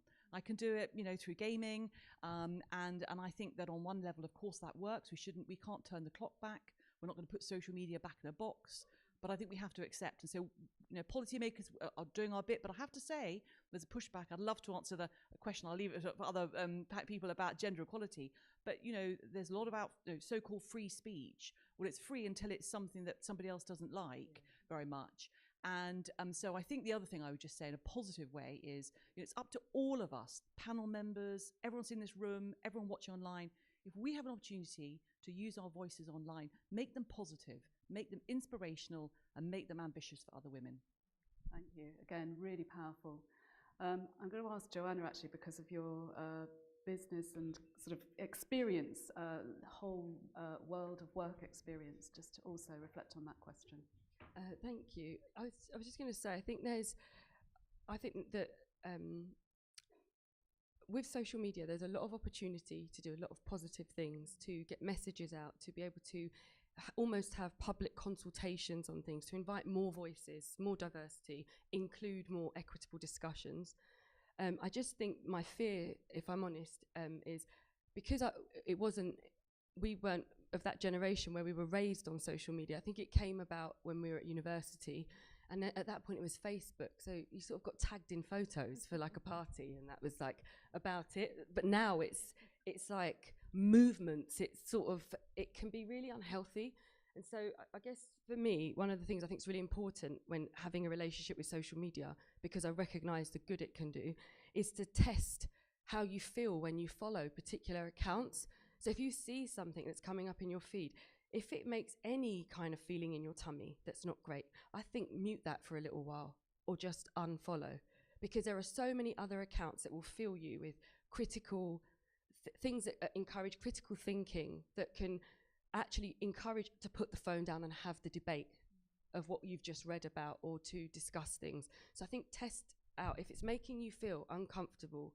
And not in a way that's uncomfortable, I'm going to do something about this. I mean, if it's making you question yourself, who you are as a person, your values, your value, your worth, it's not the account to be following. So that's one of the things I think is really important. But also, what I really worry about is, depending on who you're speaking to, of a particular age, there are like YouTubers that I think can have really harmful discourse that haven't actually got expertise. They're not talking from data, as we've heard today. They're not talking from in-depth research. They haven't spoken to a very big and diverse range of voices on a subject matter. And then their voice is really overpowering. It's really amplified. And then, unfortunately, because of how much time sometimes could be spent on like technology, that critical thinking to critically analyze what's being said, I think sometimes goes amiss. And instead that becomes the rhetoric or the discourse that people just, I think, like irresponsibly then spurt out among other peers, and as the truth. And I'm studying to be a barrister at the moment, and honestly, the amount of things that come up, and I think, who's told you that? Like, how have you accepted that? Or even talking about gender equality, some of the harmful data that I get told about all the time in the different circles that I work in, the boards I sit on, where young girls will, there'll be data saying that young girls will accept certain behaviours, and I'm pretty sure that's because social media has said that's what they're supposed to be accepting, and there maybe hasn't been enough confidence or I don't know, encouragement of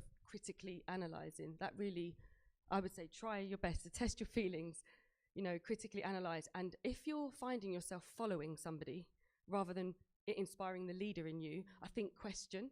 Because I don't think leaders, in my view, Leaders aren't encouraging or trying to get followers.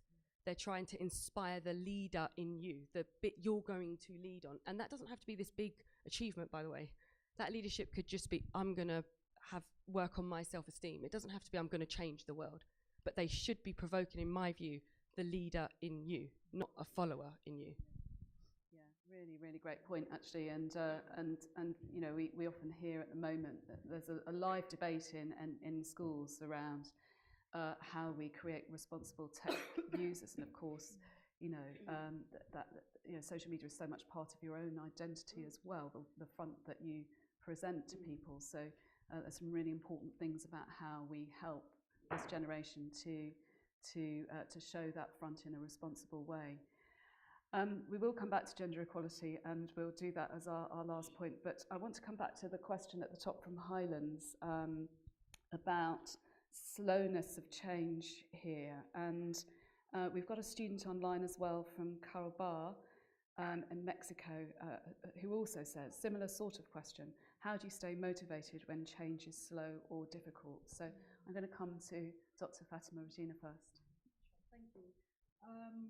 What a wonderful question, but also what a heavy question, because change is slow.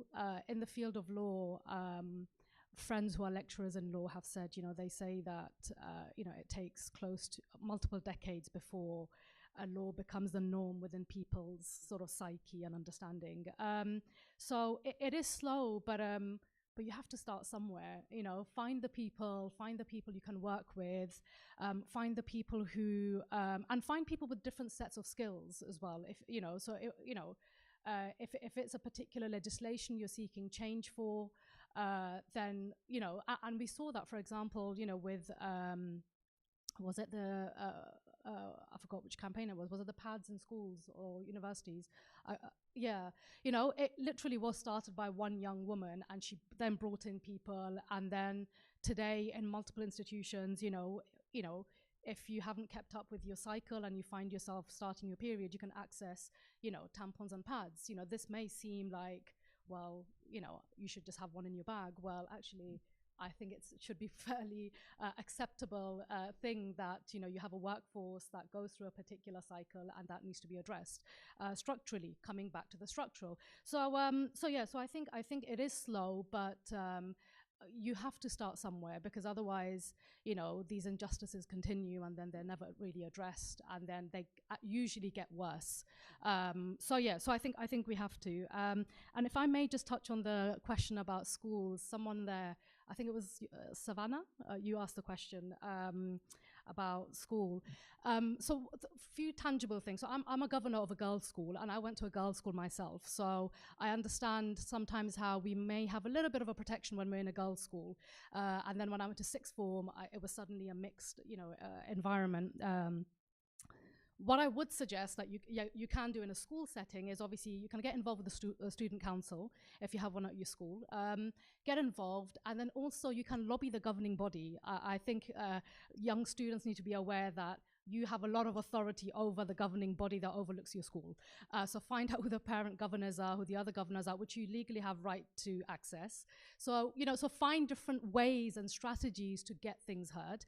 And obviously, as someone who is a sociologist, and I'm a member of the British Sociological Association, I recommend that in secondary schools you have GCSE sociology, because sociology gets you to think critically, to analyze the society you live in. Why is it I get on the bus and someone doesn't sit next to me? Why do they avoid me? Those are the questions that get answered in sociology.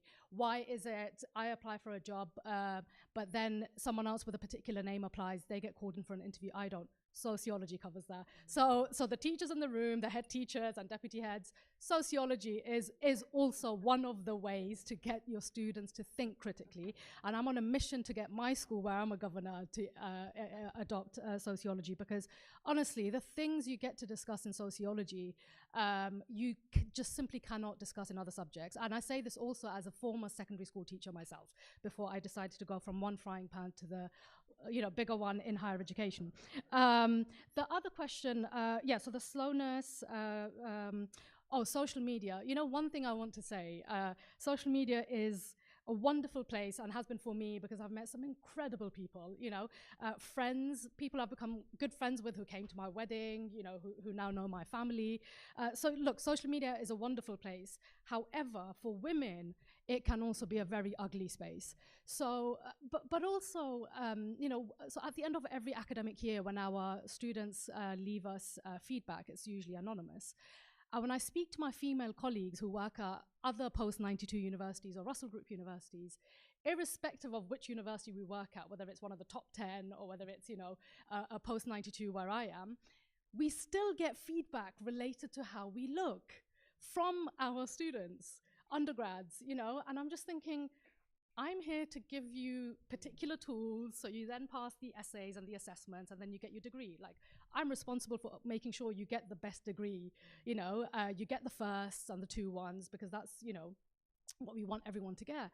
But we still get feedback about us and how we look. So, and that still shocks me, even though I've received some of them on multiple occasions. I just think, how, which then tells me, well, you're then basing what you're learning from me based off of how you're seeing me quite literally, physically, in the way you base how attracted you are to me. And that's happened to a lot of women, and then that leads to, when you're not seen as attractive, you are given a lot of negative feedback. So I still don't quite know how to contend with some of that because, I'm preparing my lecture slides to go on lecture, and then I deliver my seminars usually a few days later. And, I don't have an answer, but I still find it shocking that women, when we get our end of year feedback, and because they're anonymous, a lot of the times it's about how we look. So it still annoys me that for women, that is still the thing, that sets our potential progress and promotion, and how, and I think Channel 4 did that documentary, in a school, I think in Essex, where they take the phones. I don't know if you saw it, the 2 episodes. I thought it was fantastic. And it was also really scary, where they found you can access things on social media without you even wanting to access it because of the way the algorithm works. And the algorithm is almost always shaped in a way where algorithm is gendered. And then women then consume things like which filter you use, how you make your lips look, your nose. And so I think yeah, social media, I've personally gained lots of positives from it, but I think the impacts I see on the young women I teach, these are young women finishing their A-levels, coming to then, under my sort of guardianship, right? And then also noticing how we get received as lecturers by our young people. So yeah, it's very troubling that is still the case with women. We still use what they look like, their body shape, size, as a way to manage how much we respect you, how much I think you're an intellectual. So it's really hard, isn't it, actually? So it's a thing that's run constantly throughout history. When we study art and we think about art from a perspective of feminism and the objectification of women in art history, for example, all sorts of things that run through that. So there is something that we as global girl leaders still have to resolve, which is this whole space here. And I think that is the power of the network here, to grasp these issues that you have raised and to really sort of think through today in this space how we can resolve those things. We're out of time, which is a real shame. I know that you will have other questions. We've had a question online from St. Mark's School in India, from Hanur Kar. So I'm going to leave you with this thought here at the end of this amazing panel, which is the question here from Hanur Kar is, over time, people have misunderstood feminism. So, the meaning of the word, has been lost in some way. So how do we change this? Okay, so that's the challenge for global girl leaders throughout this afternoon, the lunchtime in this afternoon, to think through when you're in those workshops and when you're in the final panel session and in the reflection activity this afternoon. How do we make sure that people really understand what feminism is, that it is about equity, it is about the equity of all people, it is about overstepping the social fault lines that we've been talking about here and finding ways to resolve those things. It is about reciprocity and sisterhood, and co-collaboration and co-creation of the world that we want to see for the better. So for all of your contributions in showing us how the world can be better in so many different ways. And I know that you're doing workshops as well. Thank you so much. And also just to recognise the fact that the women on this panel, and it's always been the case I've found, so generous with their time, because all of that time is given for free. So I'd like to thank you so much for all of your contributions. You are amazing women. Thank you. Let's have a really big round of applause.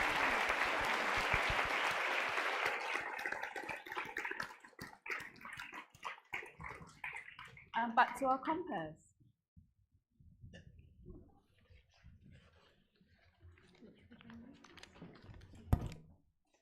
Thank you everyone for your amazing contributions. We are so grateful for the time and insight you shared with us today. Through your beautiful words, you can clearly see how much you care for girls and women across the world. Can you please give them another round of applause?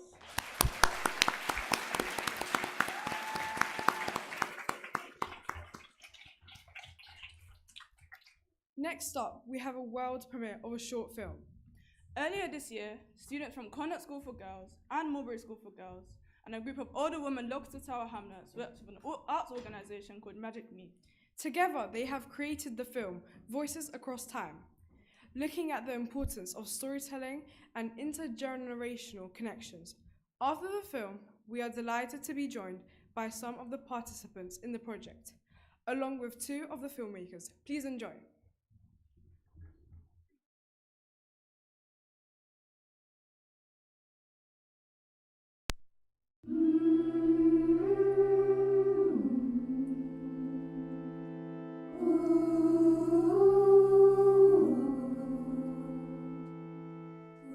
Stories can bring people of all ages, backgrounds, races and genders together as one. Stories are relaxing for our minds. Stories can bring light into our eyes. Stories are the journey of our ancestors.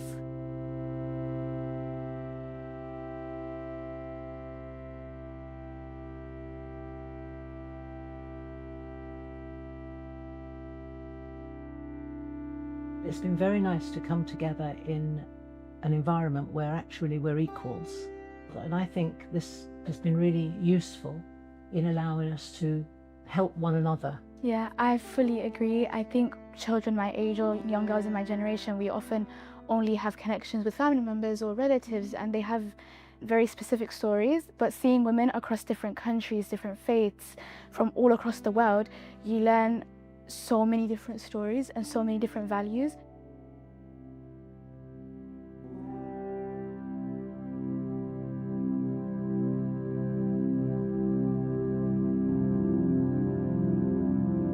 This is mascara that represents my sister-in-law. This is my mom's purple shari. This is a book full of du'as and prayers given from my ustada. My grandma gave me, it reminds me. It reminds me of my close friend Arisha. Beautiful daughter Mazzy. It reminds me of my badminton coach. Of my grandmother. So this is for my mum. This is my mother's dress.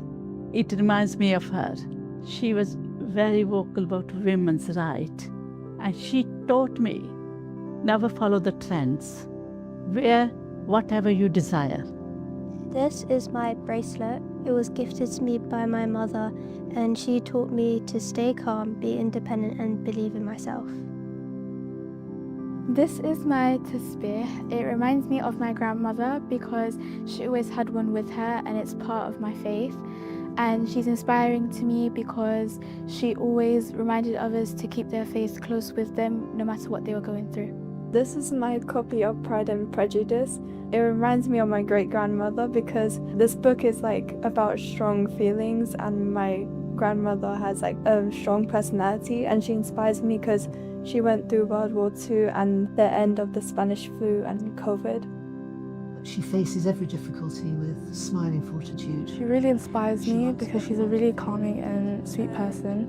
Her determination to continue. She taught me a lot about patience and how to adapt in situations. Her love and kindness and patience kept us as a family together through really difficult times. The way she taught me how kind she was. Despite her hardships, really inspires me to the best in everyone. And told me to never give up. So these are my mother's last glasses before she passed away. She was an inspiration for all her love and care and for her sense of humour. This perfume bottle my friend gave me, and she is not anymore, but it reminds me of her.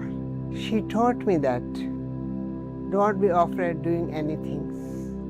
If you want to do anything in your life, you can do it. This flower is from my friend that moved away, and she's very special to me because we used to talk about everything together, no matter how big or how small. Inspirational because she has always been here to taught me the support me, importance and of she was very family kind and and bravery. generous. She always makes me smile. Stories are lessons of life and are required for survival. Stories are waves of courage crashing into our hearts. Stories can speak of the unspoken. Stories can be the scars of people from the past. A story can blossom into change.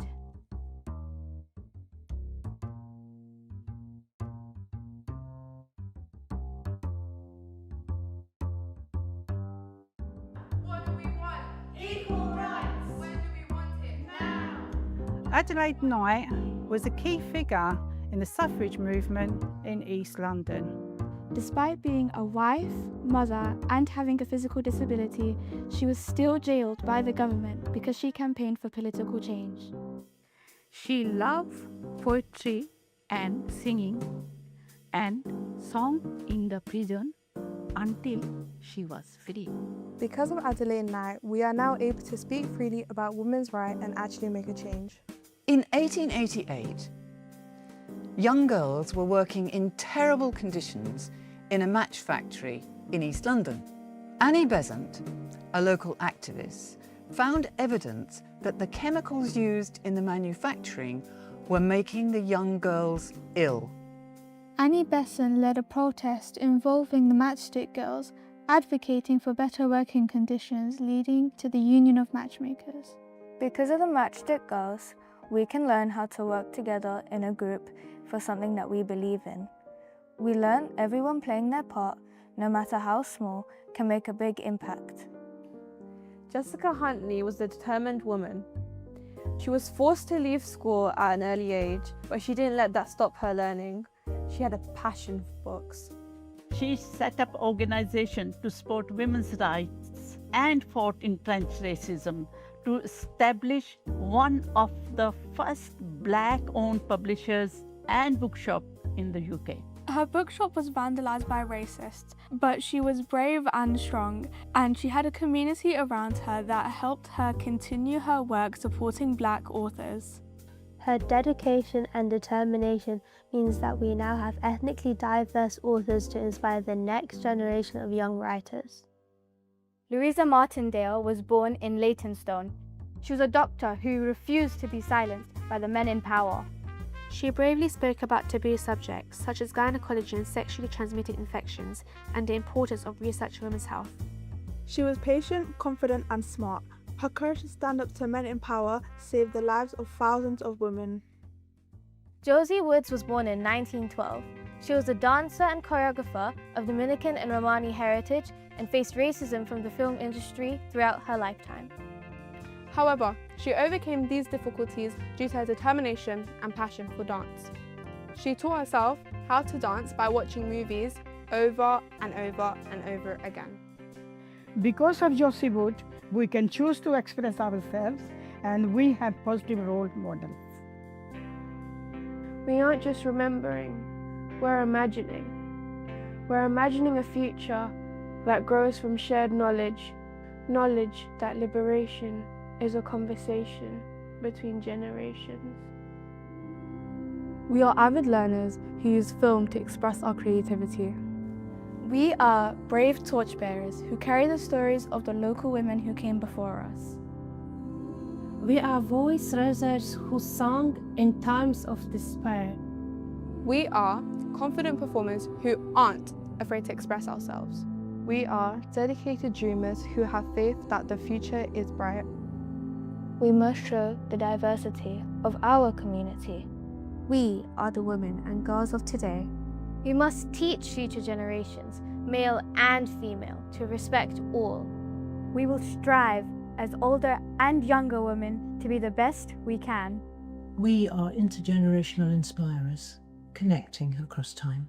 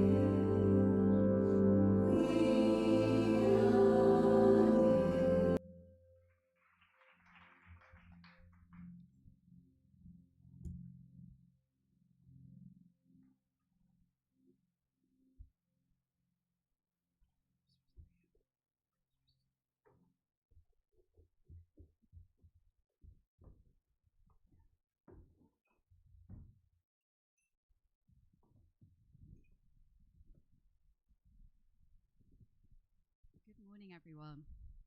I hope you can hear me okay. My name is Dr. Catherine Vincent, and I'm the Senior Director for Research, Innovation and Improvement within Mulberry Schools Trust. I'm really delighted to be sitting here on stage today with 5 of our inspirational female changemakers who were closely involved in putting together the fantastic film that we've just watched. Could we just please have another round of applause for them, please? Thank you.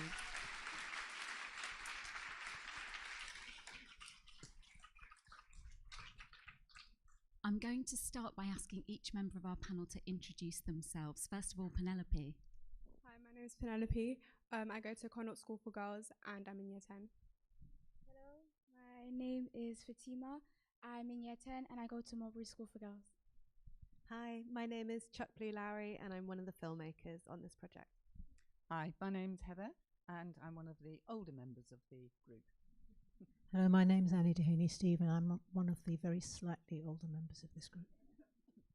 Hello, my name is Lila Sumpton. I'm a poet and work with Magic Me alongside Chuck on this film. Thank you, everybody. So I'm going to start by asking what it was like to make this film. And not everybody in the audience might realise that everything about this film was made by this group, including the music, the set, all of the words and all of the images. So I'm going to ask what it was like to work on a project like this with such a diverse intergenerational group, starting with the students, please. It was such an insightful experience, you know, for the older women, the dedication and passion, it really made me even more excited to work on the film. It's pretty much the exact same as Penelope said. It was an incredible experience. I learned so many different stories. And it taught me how everyone was so different and how the women before us genuinely paved the way for the way we are now. So it just taught me how incredible the past really is. Thank you. And what about you, Heather and Annie? Well, I think we were asked to think about what surprised us about the project. I suppose being on a Magic Me project, you're never surprised because it's always amazing what happens. But really just the wonderful welcome and invitation by the younger people to be curious about their lives and what's going on, and a glimpse of an opportunity for me to keep in touch with the different generation. It was just a fantastic experience. One of the many things. It was wonderful being, I think I said in the film, on an equal footing with the young people, because I'm a ex-teacher, a retired teacher, and I'm used to being, you know, the best in the class, and all of a sudden I'm just one of the girls, and it's quite humbling, but it was lovely. The young women were wonderful. Thank you. I'm going to move now to Lila. Lila, you're a poet, and you led the writing of the words in this film. Can you tell us a little bit about the process that you went through to do that? Yeah, sure. So all the words that you heard in this film are from our fantastic cast. And I think a place to begin is that we're all natural storytellers. So our group had discussions, conversations, they interviewed each other about the inspiring women and girls in their lives. And then they did some research into the history of inspiring women and girls from the east of London. And I think an important thing was we gave them prompts, but all the ideas were from the group. So prompts like, because of this person from history, we will do something about the change that they started and continue it into the future. So there were some wonderful discussions about how we're going to continue the change that these inspiring women started. Thank you, Lila, and I'm sure you'll all agree that the words were so beautiful, and so thank you for doing such a great job with that. Chuck, to come to you, you were behind the camera for a lot of the project, and of course then editing to make sure that the film came together and told its story in a really powerful way. Can you tell us a bit more about how you did that, please? Sure. So we had 2 days to film. So also bear in mind it was only 7 weeks in total, the project. So we achieved a huge amount in a very short space of time. So in the 2 days of filming, it was a very fun and lively atmosphere. And I was really struck in the previous panel about the importance of co-creation and collaboration. And that was so evident throughout the process, which I think is really inspiring. We ended up with just under 4 hours of footage, which getting down to 10 minutes when it's all pure gold is really tough. But I think I was really inspired by also these moments of genuine connectivity between the generations, which I think is very rare to see represented in our films. And again, I think visibility is super important. So finding those moments where sometimes it was the outtakes, or it might have been kind of little moments between takes, where you really see those relationships evolve. I really wanted to make sure they were included. And ultimately, it was a really important final step was sharing with the group. So we had our own private screening with popcorn and with lots of conversations to see the film. And I got final bits of input then before the conference today, because I really wanted it to feel like an autonomous process for everyone in the project. And it was co-created from start to finish. And it was a real pleasure to work on it. Thank you, Chuck, and we really appreciate all your work on it. And there are some other women that were involved with the project here today. So at the break, I'd really encourage you to take the chance to have a chat with them. They are incredible, and they all have so much to teach us. It's interesting, Chuck, that you referred to that screening that we did. We did a screening of the film for the group a couple of weeks ago. And it was at a time when it really did seem like the social fault lines in London were opening up in a way that all of us found quite troubling. And we sat together and we watched the film, and it was quite an emotional moment because of the way this film brings together such a diverse group of women and celebrates them and celebrates the women that came before them and left us feeling full of hope for the future, which is so important, isn't it, about this work? So I'm just to finish going to ask each member of the panel to tell us one thing that they learnt from this, or one thing they will take away with them, maybe something that will guide you or inspire you into the future. Penelope. So I learned that you shouldn't be afraid to express yourselves, and it really helped me because I normally have doubt in myself, but this project gave me an opportunity to really get out of my comfort zone, and I really appreciate it. One main thing that I think I would definitely be taking back from this project was the way that all of us coming together, all from different backgrounds, all from different upbringings, it definitely taught me that everyone's on their own walk of life and nobody is genuinely the same. So the film I thought it was so well encapsulated as well. It just showed that we were all working together on one cause, and in the future, I genuinely hope that it does stay the way that it was in that film. I think for me, there's a line in the film that Safia says that really encapsulates what I'm going to take away, which was liberation is a conversation between generations. And I really, truly believe that. I was very struck by the women from history, and I particularly think about Annie Besant, who led the matchmakers group, the girls, and how many echoes there have been from the panel today, things about solidarity, creating something together, and the roles that women may have, but also that the relationship between someone who's a leader and other people, and how important it is, even if you're part of the other people, you are part of the movement that makes change. And I thought Annie Besant and all the discussions in the film, for me, reminded me of that we're all important in making change. I think I was reminded that I've spent so many years getting people to learn something to an end, to pass their exams, that actually the learning process is a two-way thing. The young women, we spoke about the same things, we had the same input, we had discussions together. They always came back with things I hadn't even thought about.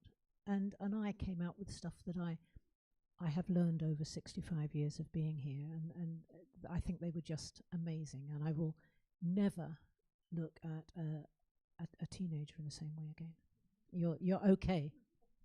I have to come in and back that. Just the confidence, the welcome, everything about the young women was just something I think we all take away. It was amazing. Thank you. Yeah, definitely. Similarly to what Annie was saying, it's just how sharing stories can bring a group of total strangers together in such a fast way, and sharing some quite vulnerable stories sometimes about love, struggle, loss, and how that connected women and girls across the generations. Thank you, everyone. I'd just like to finish with another huge round of applause for our brilliant filmmakers. Thank you.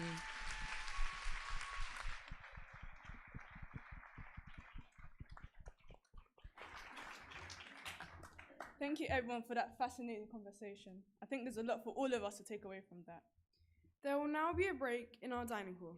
After the break, we will move straight on to our workshops. Please listen for further instructions in the dining hall at the conclusion of our break.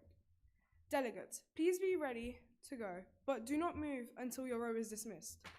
For those joining us online, we are delighted to share with you our Speakers Corners entries from last year. Thank you for a great morning session.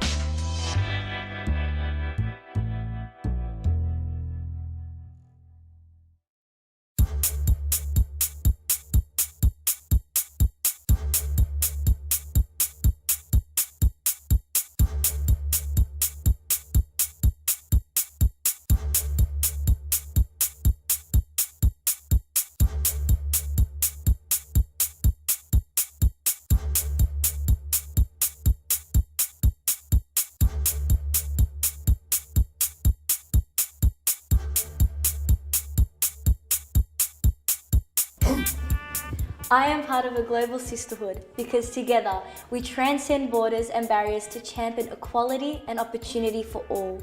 In this sisterhood, we uplift and support one another, celebrating our diversity as a source of strength. I stand by my sisters because I believe we can achieve anything we set our minds to. Regardless of age, our skin colour or our gender, I think I speak for all of us when I say that every woman deserves an equal chance to achieve their goals. An activist that inspires me is Greta Thunberg.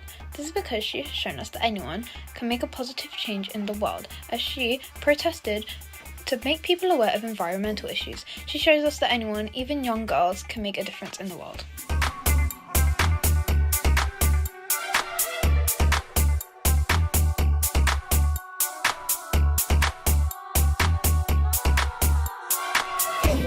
I am a part of Global Sisterhood because many of the girls around the world are suffering from sexual harassment in silence.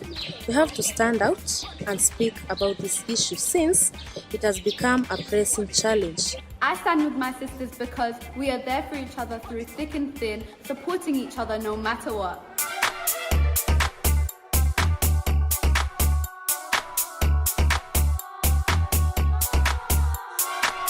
I am part of a global sisterhood because I want all women to know that they are valuable. and to show them that they don't have to lose their identity because of external opinions. I would like to help them to know themselves so they could reach success and empowerment. I stand by my sisters because it connects me with women belonging to diverse backgrounds who inspire and empower each other. Although the Constitution grants men and women equal rights, gender disparities remain. Lack of gender equality not only limits women's access to resources but also affects life prospects of future generations. I strongly believe that injustice to a woman anywhere is injustice to women everywhere. An activist that inspires me is Malala Yousafzai. At the age of only 15, she was almost killed. But that didn't stop her. Soon after, she was awarded the Nobel Peace Prize for her work to ensure all girls could go to school. She is now 27 years old, and she is still working towards her goal of educating all girls all around the world. I stand by my sisters because they are the ones that got me here. They are the ones that help me stand tall, and they are the ones that keep my head held high when I'm down. They are the reason I am who I am. I am an activist because of the challenge that we face in our community. The challenge is female genital mutilation. The female genital mutilation is not acceptable by the medical professionals or other countries in the world. We are supposed to fight for our rights and make sure that we know that we are capable of doing anything as girls.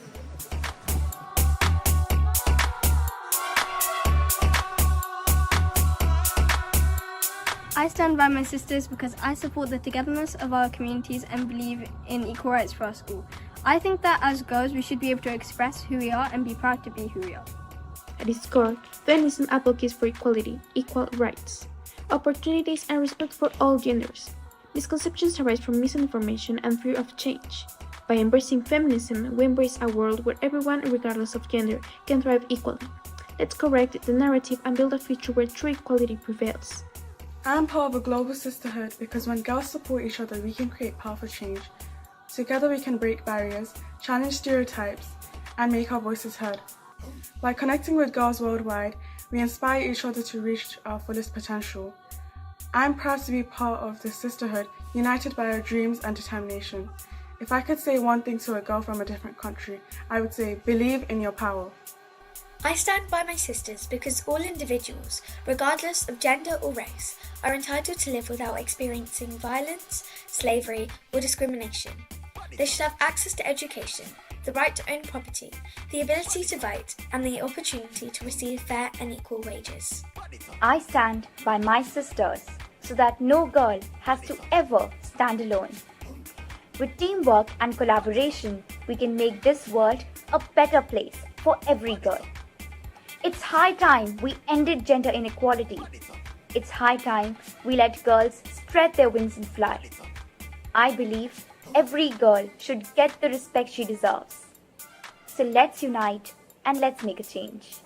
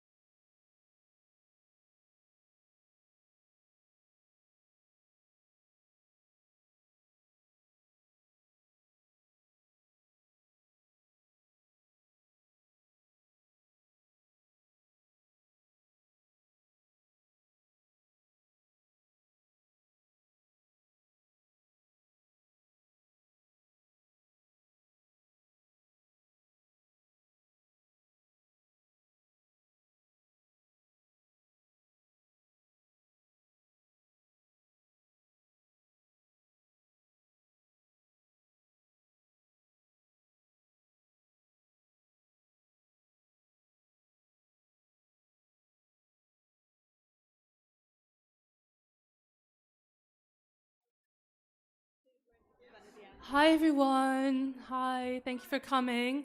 Good afternoon and welcome to our Power to Change workshop. Can I move this up or some crouching down? Okay. I'm Julia. I'm from Women for Women International. We're a charity that helps women and girls affected by conflict. I work in the corporate fundraising team, so I work with brands and companies to get them to partner with us and raise awareness and funds for the women we serve. And I'm here with my colleagues. Hi, my name is Sundarta and I work with the managing director as her executive assistant. Hi, my name is Mahi. I work with Julia in the corporate partnerships team. And hi, I'm Deepta and I'm in communications and marketing department. Thanks, team. We're so pleased to be attending the Global Girl Leading Summit today, and we're very excited to hear from you all. We hope you'll leave this workshop feeling inspired and equipped with new tools to continue leading the change in your own communities. Before we get started on the workshop, we want to tell you a bit more about what we do and who we are. Since 1993, Women for Women International has been helping women survivors of war in some of the most dangerous countries in the world, such as Iraq, Afghanistan, Nigeria, South Sudan, and Ukraine. To date, we have worked with over 500,000 marginalized women. We focus on women because when war and insecurity take hold, women bear the heaviest burden of violence, poverty, and inequality. They are also often responsible for supporting their families to rebuild in the aftermath. Despite these challenges, women are leading change in their communities. So at Women for Women International, we have 4 key programs.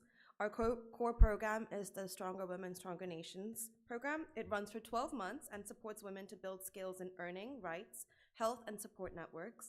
The women we serve gain the tools to start businesses, strengthen connections, and step into leadership roles. We also engage men in their lives so that they can support their progress and become allies for women's rights.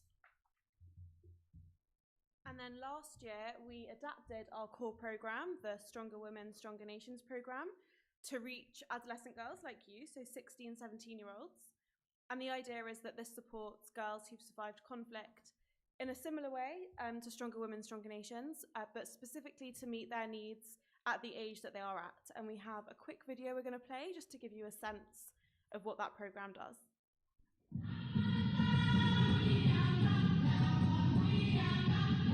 These girls, they are bright, they are brave, and they are full of possibility.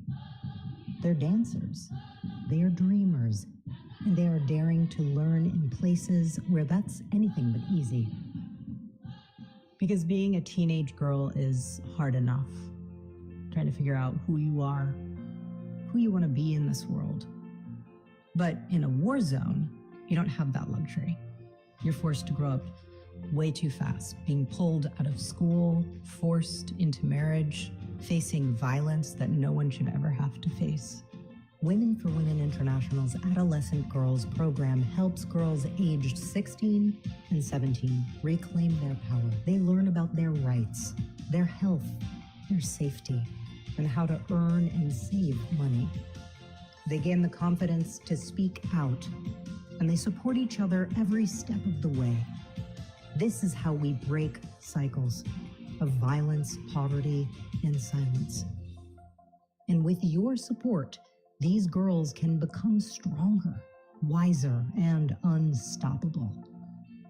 They're daring to build better futures, not just for themselves, but for their whole communities. And right now, they get a chance to just be teenagers again. Find out how you can invest in them.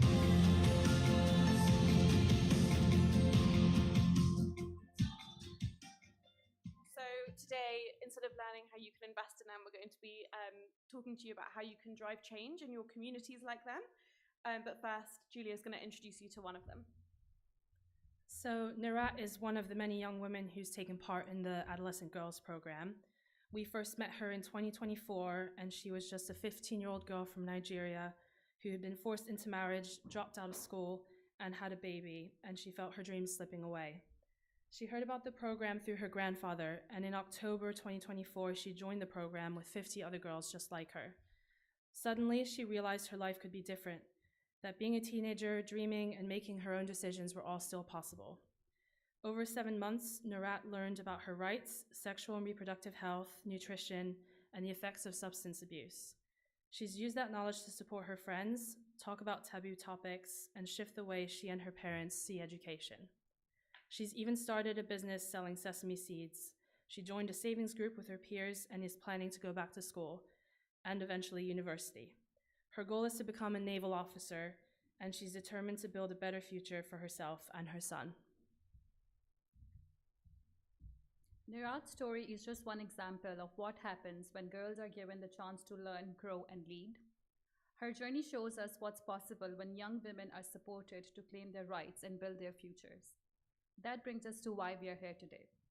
Our Power to Change workshop is about creating a space where you lead the conversation, to talk about the challenges you face and the futures you want to shape. It's about building skills, confidence, and solidarity, just like the Global Girl Leading Summit itself. Empowering girls to challenge inequality, claim autonomy, and support one another. Girls like you all over the world, including Nirat, share the same power to advocate for change, to uplift each other, and to create a global sisterhood. Most importantly, we want you to leave today not just inspired, but with practical tools for your own life so you can lead the change you want to see.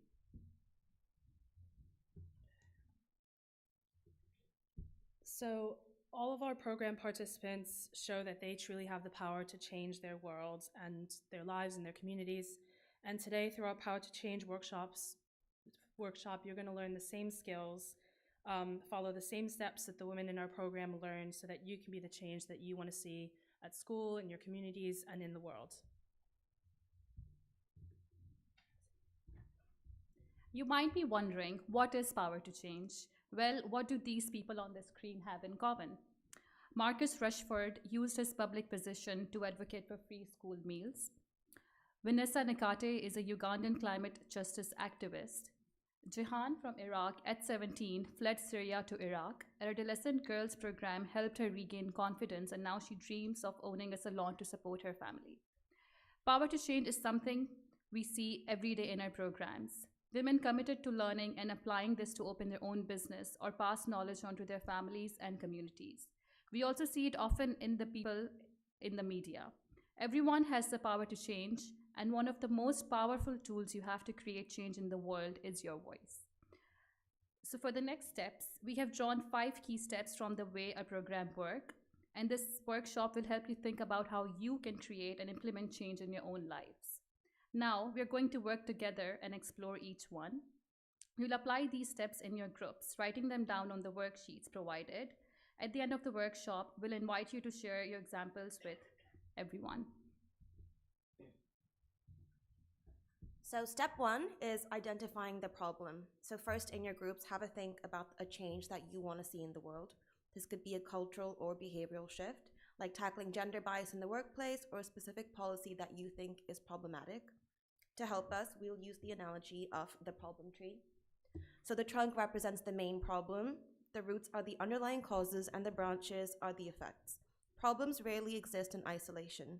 Roots and branches often connect or overlap with other issues, and just like real roots, many causes may be hidden underneath the surface. So as you work on your problem tree, focus on why the problem exists rather than just the symptoms. Ask, what norms or behaviors influence this problem? What systems, structures, or policies make it worse? And what are the deeper root causes that may not be obvious? Our example we'll be referring to throughout the workshop is road safety for cyclists. The trunk is the unsafe roads. The roots include urban planning that prioritizes cars, and the branches are more pollution, more traffic, and missed opportunities for healthier lifestyles. We'll now give you 5 minutes to think about your own examples and work through it in your groups. So if you just turn to whoever's on your left and right side or in front and behind you, groups of 3, 4, 5, and we'll give you 5 minutes, and we'd love to hear about the problems you've identified.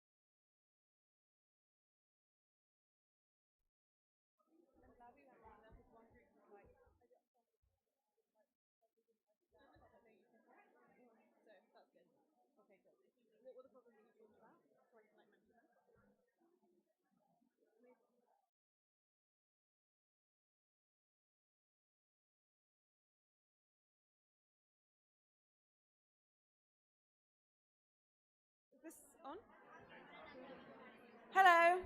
We're just going to come back now. It's been amazing walking around and chatting to a few of you. I won't reveal what problems you're all tackling. We'll get to kind of, over the next few minutes, make them more specific. That's what we're going to talk about now. And we'll hear from a few of you at the end. But now that you've identified your problem, the next step is to decide, what are you going to do about it? How are you going to actually make a change? So without a clear plan, it's hard to have an impact. You may have seen SMART goals before. The idea is that your goals should be specific. So define exactly what change it is that you want to make in order to tackle your problem. They should be measurable so that you can track your progress and see that that change is actually happening. It should be achievable. So think about your resources, the time that you have. It should be relevant. So it needs to address the root cause of the problem that you have identified. And time bound. So that will help you to make sure that you've achieved what you want. So for example, if we go back to the road safety example that Mahi was telling you about, a SMART goal could be that you want to ask the local council to commit to safer cycling infrastructure by the next city budget, such as adding 10 miles of protected bike lanes or new bike storage within 1 year. So you've said what it is that you want, the storage, the miles of bicycle lanes, that it's in 1 year, and who it is that you're advocating to make that change. So it's very smart. So we're going to give you 3 minutes till 12:30 to come up with one SMART goal to tackle your problem. So what's one thing you can do that will actually make a dent in the issue that you've identified? Go ahead.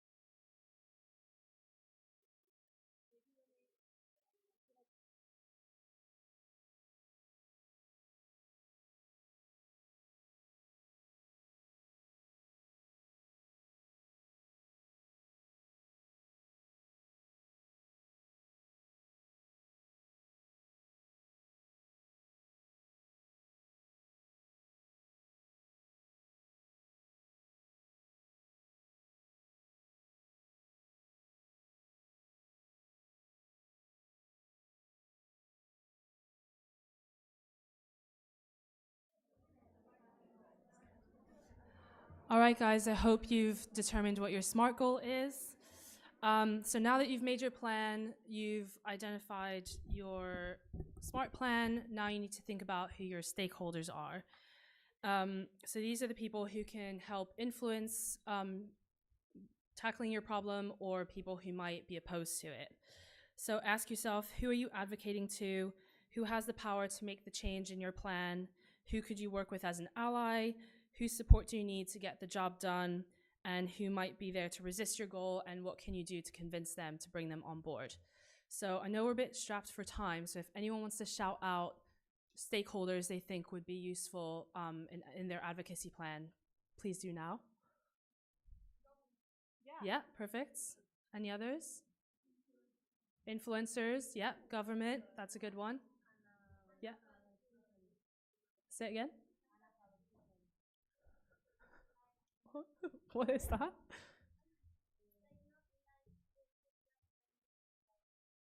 Yes, yes. People who are illiterate or don't know how to write, that's great. You can shout it out. You don't have to raise your hand. Yeah, local council, great idea. Charity, brilliant, brilliant. Yep, those are all really good answers. There's like MPs, community groups, press as well. People mentioned influencers, social media is a very powerful tool too. So for us, using our cycling example, oh, I'm lost in our papers here. Oh, we've numbered everything.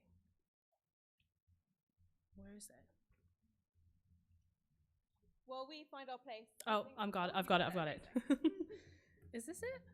Yeah, okay. Sorry.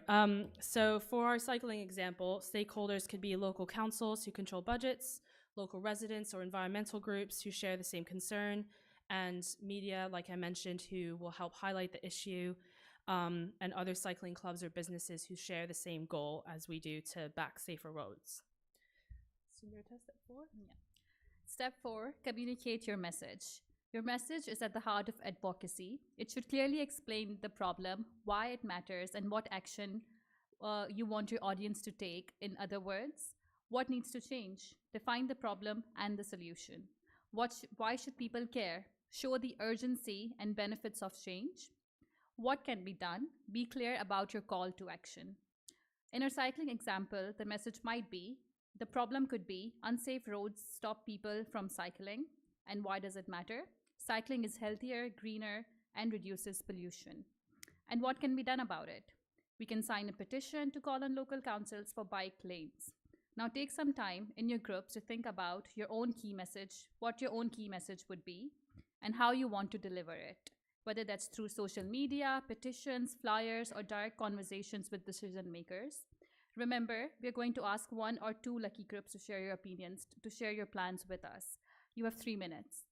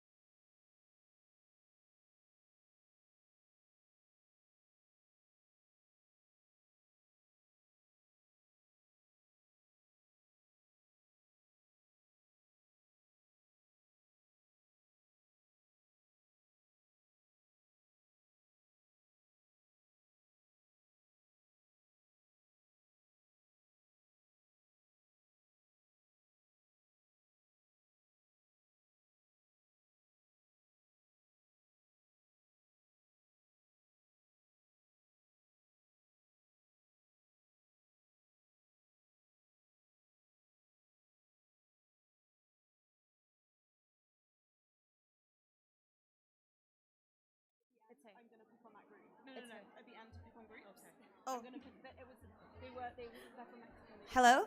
Hi. Thanks guys. I hope you had a good time with that. So the last step, step 5, is follow up. So we've heard from a couple of groups. You guys have analyzed the problem. I've heard about FGM, domestic violence, different standards for young girls on social media, and then just general sexism for girls as well. So some really great ideas. You've made a plan, identified stakeholders, and crafted your message, but the work does not end there. Real meaningful change takes time. Shifting norms or challenging deeply held beliefs does not happen overnight. Advocacy is not a one-off action, it's an ongoing process. That means continuing to follow up, asking the right questions, and holding decision makers accountable for their promises. It can also mean steadily changing attitudes and building support over time. Every step you take helps to keep the momentum going. Cool. So our last section is we would love to invite a group up to share. Ditsa? Yes. So, like Mahi said, it takes a long time to make change. We know it also takes a little longer than you've had to build out a good plan. So we're not expecting it to be flawless, but we'd love to hear some of the great ideas that you have been talking to us as we've walked around. I know there was a group over here that wanted to come up, and is there another group that wants to volunteer? Oh, quick hands over here. Do you guys both want to come? The illiteracy crowd, do you want to come on up? And these girls in the front here, do you guys want to come up as well?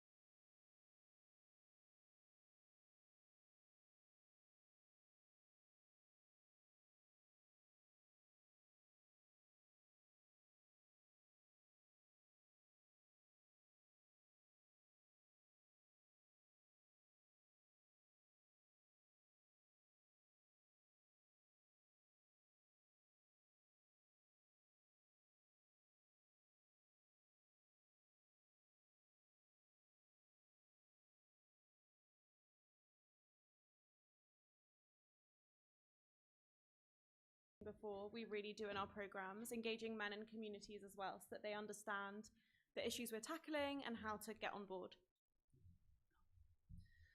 That's all the time we have today, unfortunately, but thank you so much for sharing your examples. I hope you found this workshop really inspiring and that you'll take the tools home with you and that you'll use them to create change every day at school and in your communities. Just one more thing before you all head off. So on your worksheet, there's a little QR code, and we're celebrating International Day of the Girl this year by trying to raise £10,000 so that we can enroll even more adolescent girls like yourselves in our Adolescent Girls program.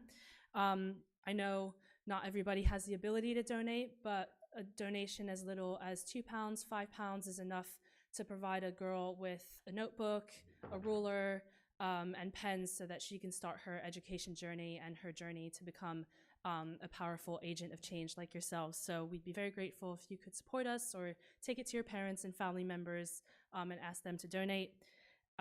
We'll be at the stall in the sports hall at lunch if you want to come ask us any questions. And you can follow us at Women for Women UK. Well, it's quite hard to read on the screen, but all our handles on social media are at Women for Women UK. So yeah, I hope you enjoy today and enjoy the rest of the summit. Thank you.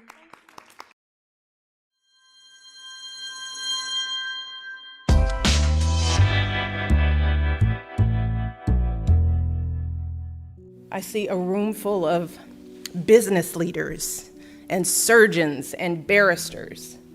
I see women who are going to win elections and science competitions and arts awards. Because I know what's inside of girls like you and like me. I know how hard we'll fight for our families, how deeply we care about our communities, how much of a difference we can make for those around us. In 2015, we had the great privilege of welcoming Michelle Obama to Mulberry School for Girls as part of the launch of her Let Girls Learn campaign. I can just tell in the way that you carry yourselves and your confidence, the way you look me in the eye and other people, that you have what it takes inside of you. We were inspired by Michelle Obama's time with us to create Girl Leading, a program designed to empower girls in the UK to lead action on gender equality. Never give up hope, always have unyielding hope that justice will be served and justice will be found. In 2018, through the power of digital connectivity, we grew our sisterhood to connect with girls across different continents. And Global Girl Leading was born. Hello. Hello. Hello. Hello, good morning and good afternoon. We are live around the world. Welcome to our Global Girl Leading Conference. Take it away. We now work collaboratively with girls across the world to share and understand how misogyny and inequality is experienced in contemporary global life. It's high time we let girls spread their wings and fly. And how collectively we can overcome the common challenges we all face, inspired by the female trailblazers who came before us. Because of Harriet Tubman, I will remember to always voice what I believe and know is right. It has been a privilege to learn from girls in the United States of America, Mexico, Kenya, Bosnia, India, Singapore, Malaysia and Australia. This trip has been unforgettable. This has been so life-changing for me. We hope our sisterhood will continue to grow, helping to create a true partnership of equals and a better world for us all. Where the shackles of our centuries-old views can break, not just for the benefit of women and girls around the world, but for their fathers, husbands, sons, and brothers too. When given the opportunity, girls are powerful voices for each other. And when we have a platform to make our voices heard, we can make the most extraordinary and lasting change. Look inside yourselves. Find the light within you, within each of you. Be the best that you can be, to become who you are meant to be. There's nothing you cannot do. You can do whatever you want in life. Be kind to yourselves and be patient with your journey. You will become future leaders who will lead with compassion, with kindness. We really are all part of a global sisterhood, and if we work together, there is no limit to what we can achieve. Happy International Day of the Girl.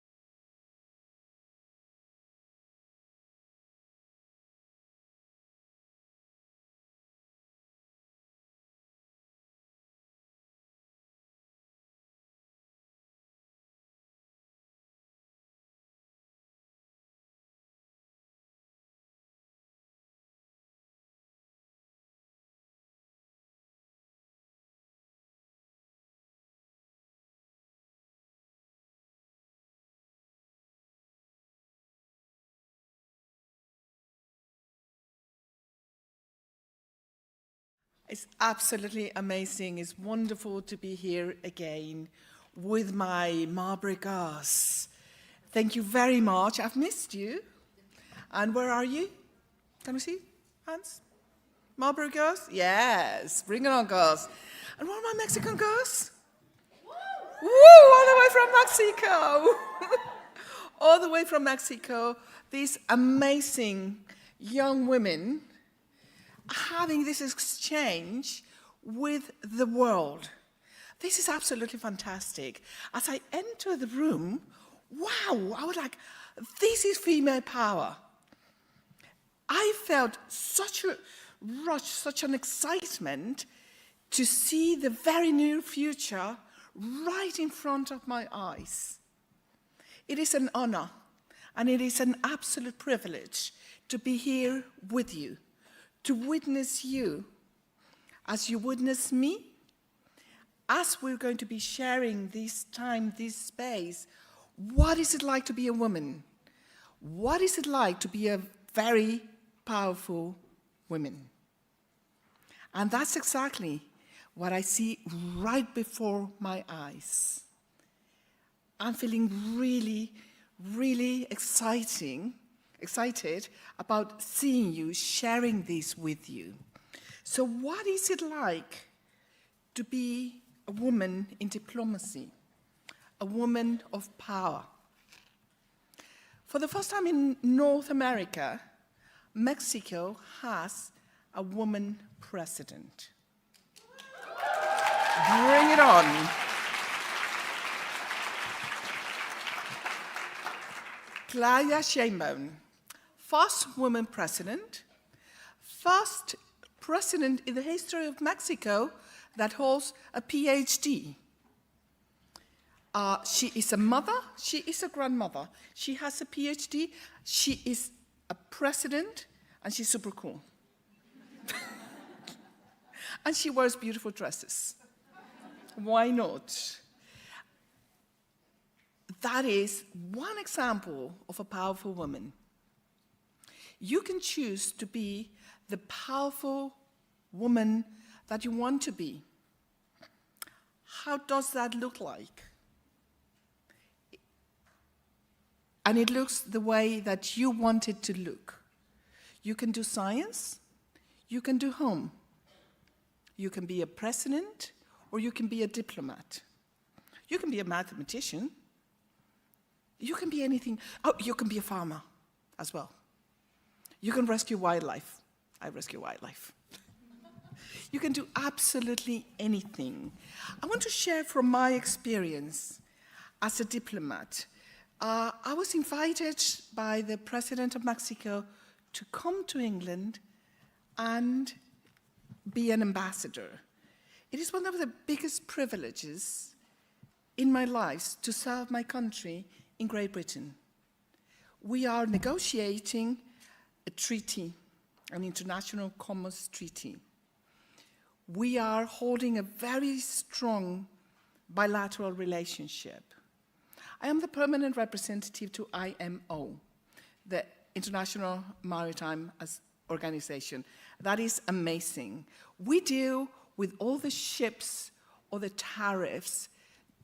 One of the questions we're asking ourselves right now in the rooms is, do we decarbonize ships or do we not?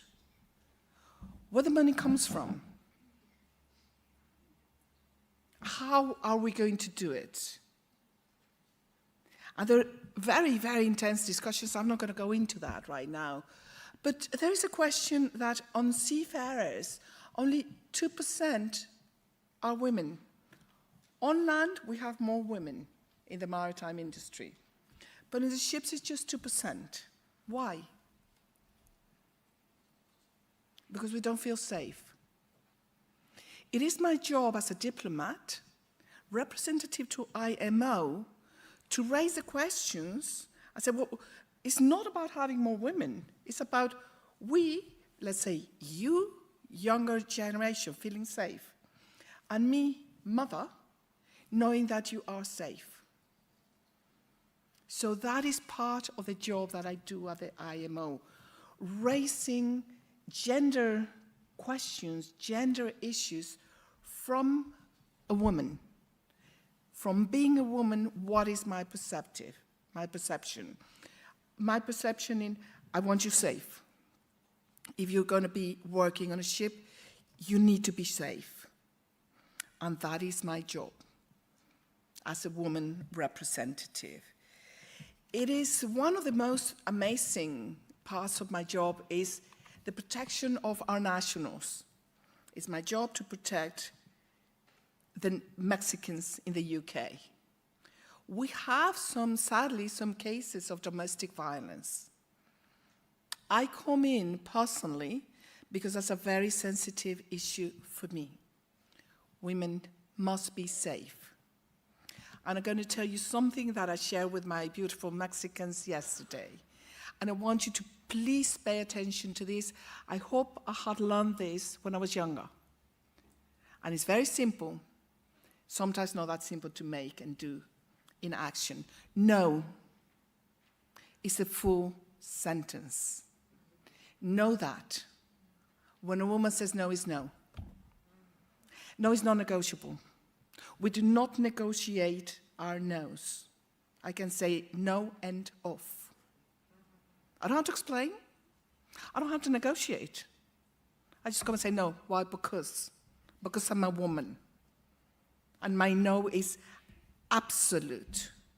So please bear it in mind. In any given situation, your no is no. And it's non-negotiable, and you do not need to explain it to anybody whatsoever. Please, if you go with something today, go with that. And as well, I've been told that I'm very good at what I do. I'm a very good ambassador. I can say that. Why can men say I'm amazing and women we cannot? We tend not to, right? We just say, oh yeah, just a little bit. The most important feature in my life is that I've been following my passion. I do what I love. And if I have to be working extra hours and weekends, it doesn't matter because I believe in what I do and I love it. When you decide what you're going to be doing, bear it in mind. What makes your heart tick? In my case, is service to my country. Hence, I'm an ambassador. This is going to be very strange, but it's protecting wildlife. I have a sanctuary, and that I do that as well because I love it, because it's my passion. Because rescuing wildlife is something that I've done maybe since I was a very little girl. And the other one, art. I love art, and I believe that art transforms people, places, and circumstances. I bring it into my diplomatic life, and I have collective exhibitions of all of us together, making art and having an exhibition, and then creating community, which is something I'm passionate about that. And that's exactly what you're doing right now. You are creating community. This is your sisterhood. Look around. These are the sisters that are going to walk with you all throughout your life. I have a brother here whom I've met 40 years ago, and we are still siblings together. The same, when you are my age, when you are his age, you're going to be there for each other. You're going to be supporting each other. Sisterhood is the most important outcomes of these kind of events. You learn a lot, but you have that connection, and you have that international connection that's going to go with you throughout your career.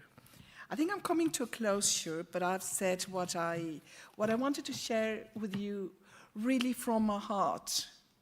I want you to be, well, no, I don't want you to be, you are, excuse me. You are already very powerful women. If I could be an ambassador, if I could be a minister, a secretary of state, if I can have a sanctuary in the south of Mexico, close your eyes for just a few seconds and just imagine what makes your heart tick. What is that passion? What makes you you? What makes you happy? That might be a call for you. Follow it. You and only you decide what you do with your life. Life is short, very, very short. It's like a picnic. Live it with pride. Live it with passion. Give it the whole thing. And remember how powerful and amazing you are. Thank you for sharing this space.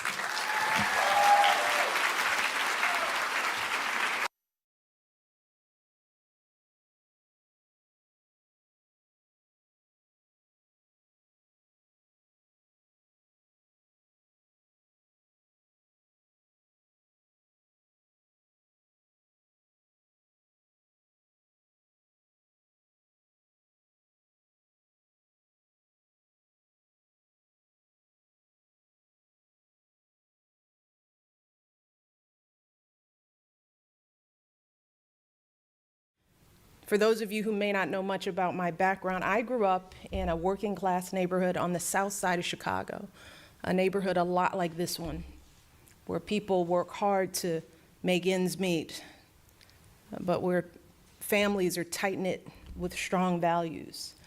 My dad worked as a pump operator at the city water plant, and my mom stayed home to take care of me and my big brother, Craig. We lived in a really small apartment. And my brother and I shared a bedroom that was divided in half by a wooden partition, giving us each our own little tiny rooms that fit just a twin bed and a small desk. So we didn't have much space, but we had a whole lot of love. And perhaps like a lot of you, we grew up surrounded by our extended family. I had grandparents, aunts, and uncles and cousins living just blocks away from my family's apartment. And my great aunt and uncle actually lived one floor below in the same apartment house. So our home was often busy with family coming and going. And because our apartment was so small, there wasn't much privacy. I can remember how hard it was to concentrate on my homework because someone was always talking or watching TV right next to you. I often woke up at 4 in the morning when the house was finally quiet, just so that I could concentrate and finish my schoolwork. I remember just dreaming of having a space of my own, away from all the family obligations that were always popping up. As my great aunt and uncle grew older, my parents took charge of caring for them. My dad would help my uncle shave and get dressed each morning, and my mom would dash downstairs in the middle of the night to make sure that my aunt was okay. So we constantly felt the struggle to balance our family responsibilities and the schoolwork, the activities, and the goals that we had for ourselves. And through it all, my parents fully expected us to do both, to achieve our dreams and be there for our family. And they also knew that a good education was the ultimate key to our success. My parents told me every day I could do anything. I could grow up to be a doctor, a lawyer, a scientist, whatever, but only if I worked as hard as I could to succeed in school. I imagine that many of you have parents who give you the exact same advice. And like you, I didn't want to let my parents down. So I worked hard in school. I read everything I could get my hands on. I did my absolute very best on every single assignment. I did everything in my power to be a good student. I dreamed of one day going to one of the best universities in America. But despite my efforts, there were still people in my life who told me that I was setting my sights too high, that a girl like me couldn't get into an elite university. It was like these folks were trying to put me in a little box, a box that fit their constrained expectations of me. And after a while, I started to wonder, well, maybe I was dreaming too big. What if these folks were right? See, back then, I didn't know what my future held. I didn't know that I'd be accepted to a top university. I didn't know that I'd go on to get a law degree and become an NGO director and a hospital executive and eventually First Lady of the United States. Those kinds of achievements seemed totally out of reach when I was your age. I was just a working class kid from a good community with limited resources. Neither of my parents and hardly anyone in my neighborhood went to university. And I wasn't even sure my family could afford the tuition. I didn't have anyone to help me study for entrance exams. And the fact that I was a girl and that I was Black, well, that certainly didn't help things either. When I was growing up, there were very few Black women at high levels in business or politics or science on TV, so I didn't have many professional role models to look up to. And I have a feeling that my experience might feel similar or familiar to some of you. Maybe you look at the leaders in your businesses and laboratories and government and wonder whether there's a place for someone like you. Maybe you've heard about the kinds of tutors and prep courses and other advantages that wealthier students can afford, and you wonder how you ever will compete.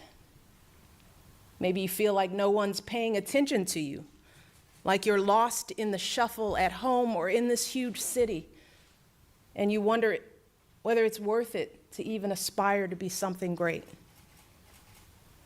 And maybe you read the news and hear what folks are saying about your religion, and you wonder if people will ever see beyond your headscarf to who you really are, instead of being blinded by the fears and misperceptions in their own minds.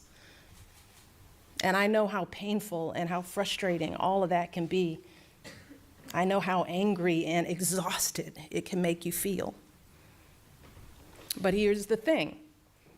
With an education from this amazing school, you all have everything you need to rise above all of the noise and fulfill every last one of your dreams.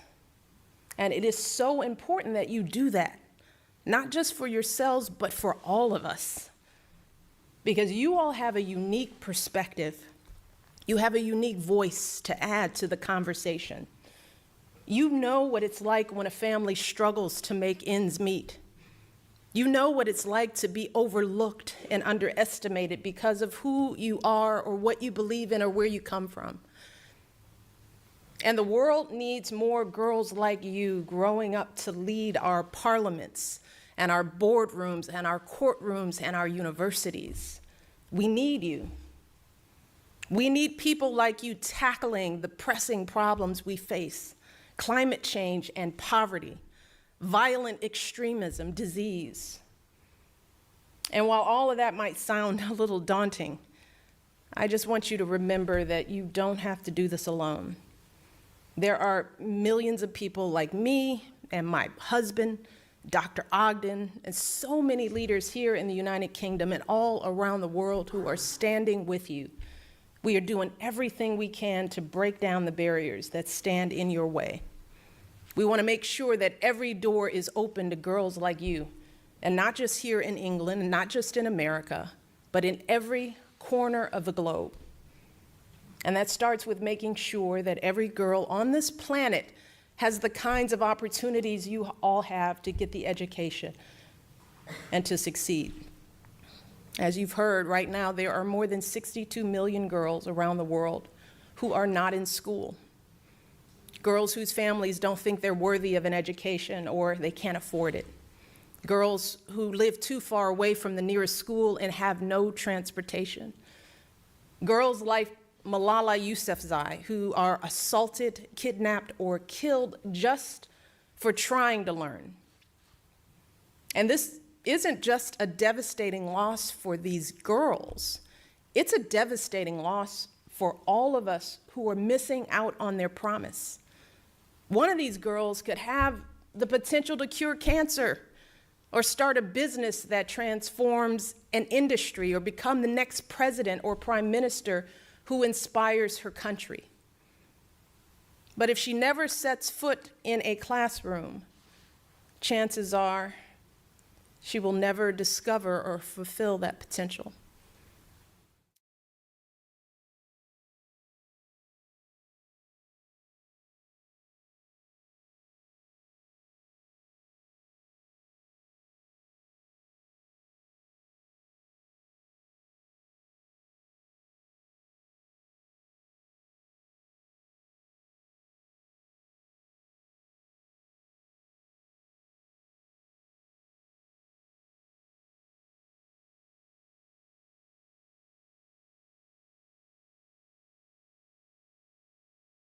از درس خواندن، تعلیم. Потом училась война, и мы были постоянно в подвале. در خانه مصروفیت عمومی است که کت مادرم کمک میکنم در کالاشویی، ظرفا را میشویم. کو تو گرفته رو حقیقی کو. هر روزی که تابای من میگیرم و تمرین میکنم و خیلی مشکلات برمیخورم و اون مشکلات است که فقط استادم میتونه به من حلش کنه.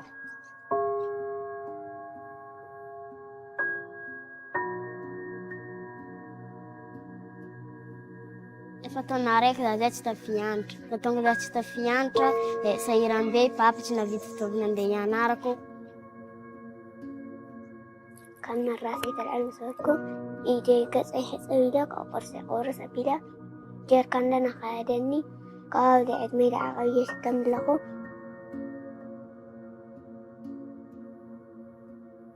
Kennedy agaantu Kennedy agaane diare kirgwayan Kennedy agaan. Сейчас я в ней не могу учиться, потому что тут произошли военные действия.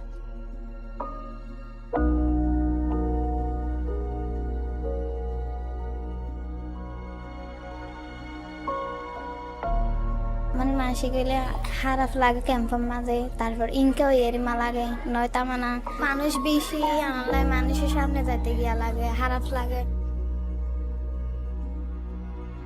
With the coronavirus, it has spoiled everything.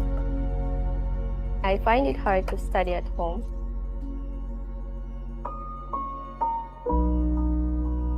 ولی حق مسلمه که ما باید به دنبال علم و دانش بریم.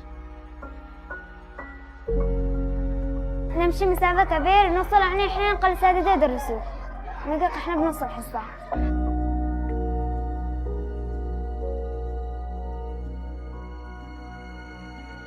In Corona, I've been using the radio. I listen to math lessons, science lessons, English. نحن اسم المدير يعني نقص كادر نسائي، نحن متطوعات كلنا في مجال جامعات. أنا تمرتي لي كجمر جلد للقو.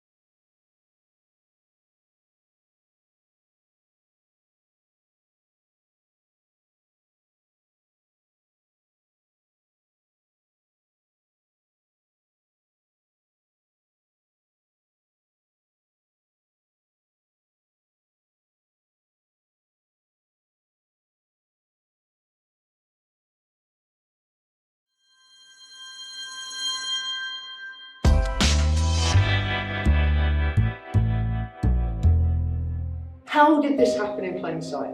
That's the big question that I want us to be thinking about today. So how did people stand by and allow this to happen to other people?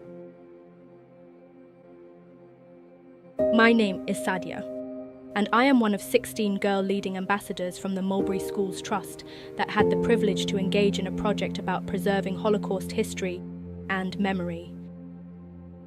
I never thought much about this period of history.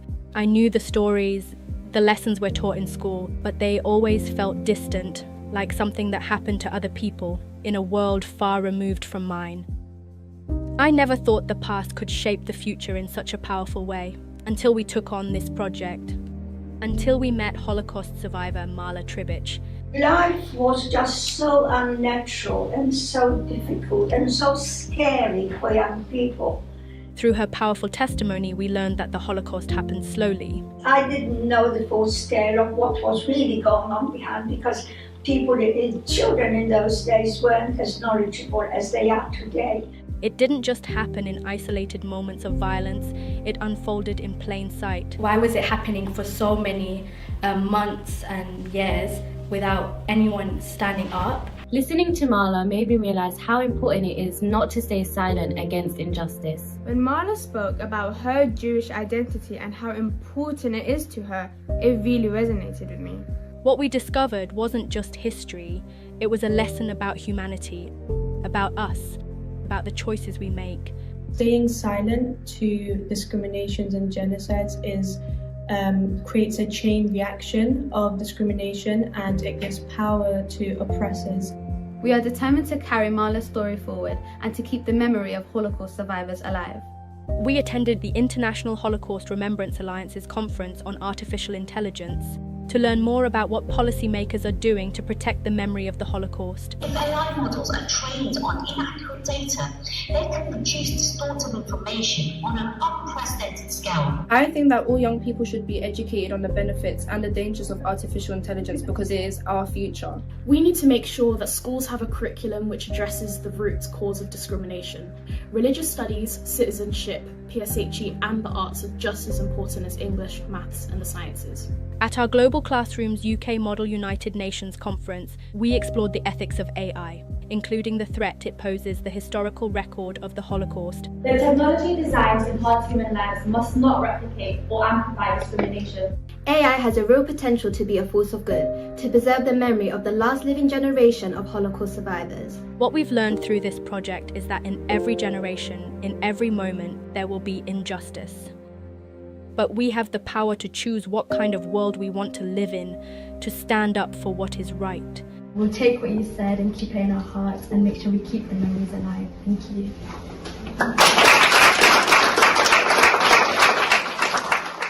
Thank you for watching. It might surprise you to know that my voice in this video was AI generated.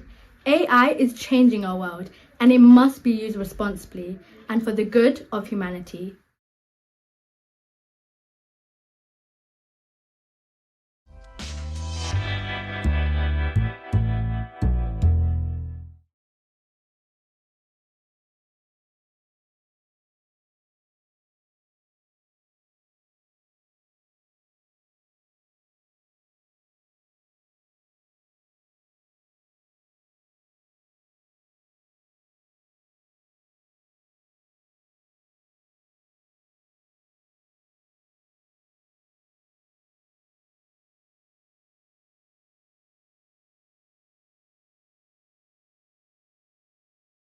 Following the respective successes of the Lionesses and the Matildas at the recent Women's Football World Cup, women's football has reached new levels of popularity in both Australia and the UK.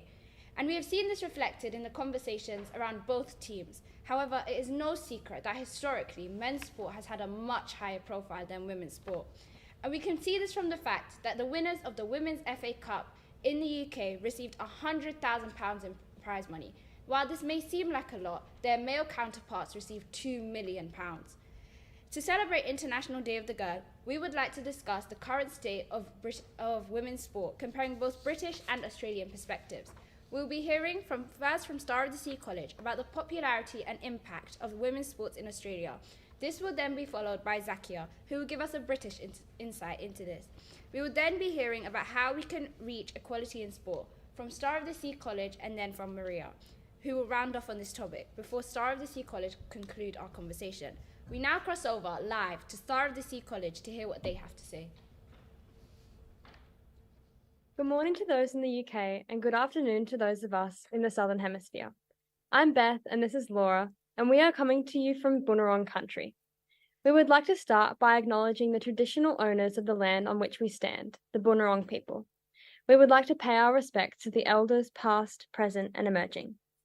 We're both in Year 11 at Star of the Sea College in Melbourne.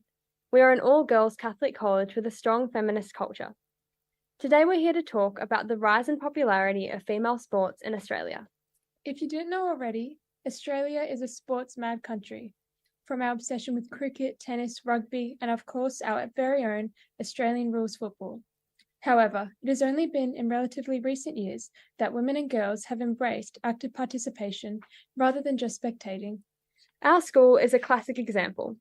Built over 140 years ago, we have very few sporting fields and facilities, and definitely no ovals or pitches. This is because girls just didn't play sports in those days, or at least weren't encouraged to.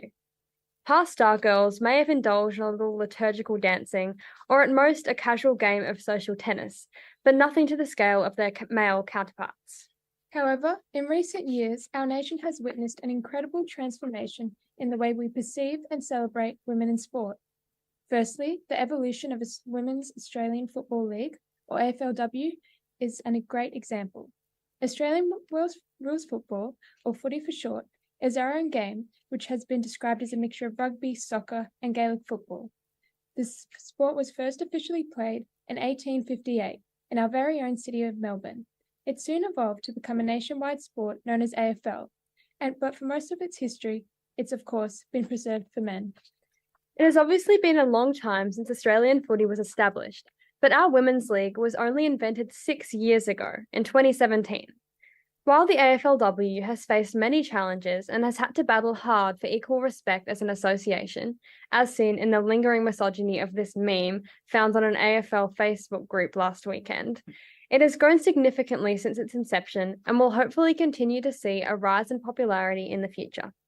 A significant beacon of hope and pride for Australian women's sport in recent times has of course been our national football team, the Matildas, who have become a household name after playing so successfully in the Women's World Cup on our very shores. The unprecedented support and enormous audience for this World Cup smashed long-held ideas of women not being able to pull the same size audience as a male football tournament, or soccer as we Aussies call it, and brought an incredible regeneration of interest in the game. But the rise of female sports in Australia isn't limited to football. Women are excelling in a multitude of sports, making their presence felt across the sporting spectrum. Statistics paint a vivid picture of this impressive trend. According to a recent survey, approximately 41% of all sports participants in Australia are female. This is a substantial increase from just a few decades ago when women's sports were received limited recognition and funding. Let's take a closer look at some of the sports that women in Australia excel in. Cricket, netball, rugby, basketball, and tennis are amongst them, and the success of our female athletes in these sports not only inspires young girls to pursue their sporting dreams, but also fosters a sense of national pride. Similarly, in netball, the Australian Diamonds are a dominant force on the international stage, with a multitude of World Cup titles, including winning the Netball World Cup this year in Cape Town against England, unfortunately for those of you across the pond. Our women's rugby sevens team, the Australian Pearls, has received remarkable success in the Olympic arena. Their gold medal at the 2016 Rio Olympics was a historical moment that highlighted the potential for female athletes in this physically demanding sport. Fortunately for us, one of those members of that team, Elliot Green, was an ex-Star student as seen on screen. The increasing popularity of women's sports in Australia is not just about winning titles and medals, it's about breaking down barriers and challenging stereotypes. These achievements send a powerful message to young girls across our country and indeed the world, that they can pursue their dreams, excel in sports, and be role models for future generations. Thank you for listening from Star. All throughout history, women's sports have been overlooked and underappreciated, and it's important to continue changing that and to bring the appreciation and recognition that sportsmen receive to professional sportswomen. Female sports players have said that in order to get the same recognition and attention that men get while doing something average, they have to achieve an extraordinary goal or score. And research shows that the 2018 Men's World Cup pulled in a huge 3.572 billion viewers. However, the figure for the 2019's Women's World Cup was 31% of that number. Fortunately, the popularity of women's football has been increasing, especially due to the Women's World Cup this year. In an article titled "England's Women Changed the Game" by The Guardian, it says that viewing figures for women's football have been steadily increasing and that they have doubled since 2017. This is a really significant change, and I think it has a really important impact on women and young girls who have a passion for sport.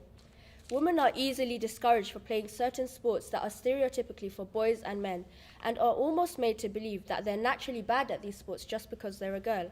However, this change will inspire and empower many young girls and even grown women in sports, as it shows them that they can be fully confident that they are capable of succeeding and excelling at the sports from seeing the success of women's sports in the media. It is exciting to think how this growth of popularity will develop over the next few years, as teams like the Lionesses and Matildas have already made such an impact to so many. Now, to talk about equality in sport, we're going to go back to the Star of the Sea College. Over to you. Our names are Elizabeth and Eleanor, and we are currently in Year 9. Whilst we speak from Australia, inequality and the gender gap in sport transcends borders and impacts societies around the world. The challenges we face in our country are mirrored in many parts of the globe, making it a global issue that needs our collective attention and action. Sport is often celebrated as a universal language, a source of joy, and a platform for unity. However, we can't ignore the disparities that persist between men and women, from pay gaps to unequal opportunities. And they persist despite the remarkable progress made in recent years. This is most evident in the stark difference in pay between male and female athletes. In many sports, male athletes earn significantly more than females. For instance, in tennis, despite both men and women competing at the same Grand Slam tournaments, female players often receive less prize money than the males. Women athletes are still largely underpaid compared to their male counterparts, often having to take out second jobs in order to make ends meet. This pay gap sends a message that the achievement of female athletes are somehow worth less than those of male athletes. Then there is the limited media coverage and sponsorship opportunities available to female athletes. The lack of visibility affects not only their earning potential, but also their ability to inspire future generations. And in Australia, less than 9% of media coverage is on women's games. When young girls don't see female athletes being celebrated in the media, they may not be encouraged to pursue sports as a viable career or hobby. Women often face unequal access to facilities, coaching, and resources compared to men. This starts at grassroots level, where girls may not have the same opportunities as boys to engage in sports and receive proper training and support. These early disadvantages can have long-lasting impact on their athletic development and future opportunities in sports. Furthermore, female high-performance coaches represent less than 15% of coaches across Australia in the high-performance system. There are also restrictive gender stereotypes where women are seen to be less powerful or strong, that all women who play sport are butch, or a belief that women do not belong in sport. This inequality is not just about athletes themselves. It also extends to the leadership and decision-making roles within sports organisations. Women are underrepresented in coaching, refereeing, and administrative positions, which limits their influence and ability to advocate for gender equity within sports institutions. In Australia, 1 in 3 board members in sport are women. To illustrate this, we can use an example of soccer, or as you like to call it in the UK, football. Men's and women's soccer in Australia offers a stark illustration of gender inequality. Despite the remarkable achievements of the Matildas, the Australian women's national soccer team, and the growing popularity of women's soccer, a significant gap exists in all these facets.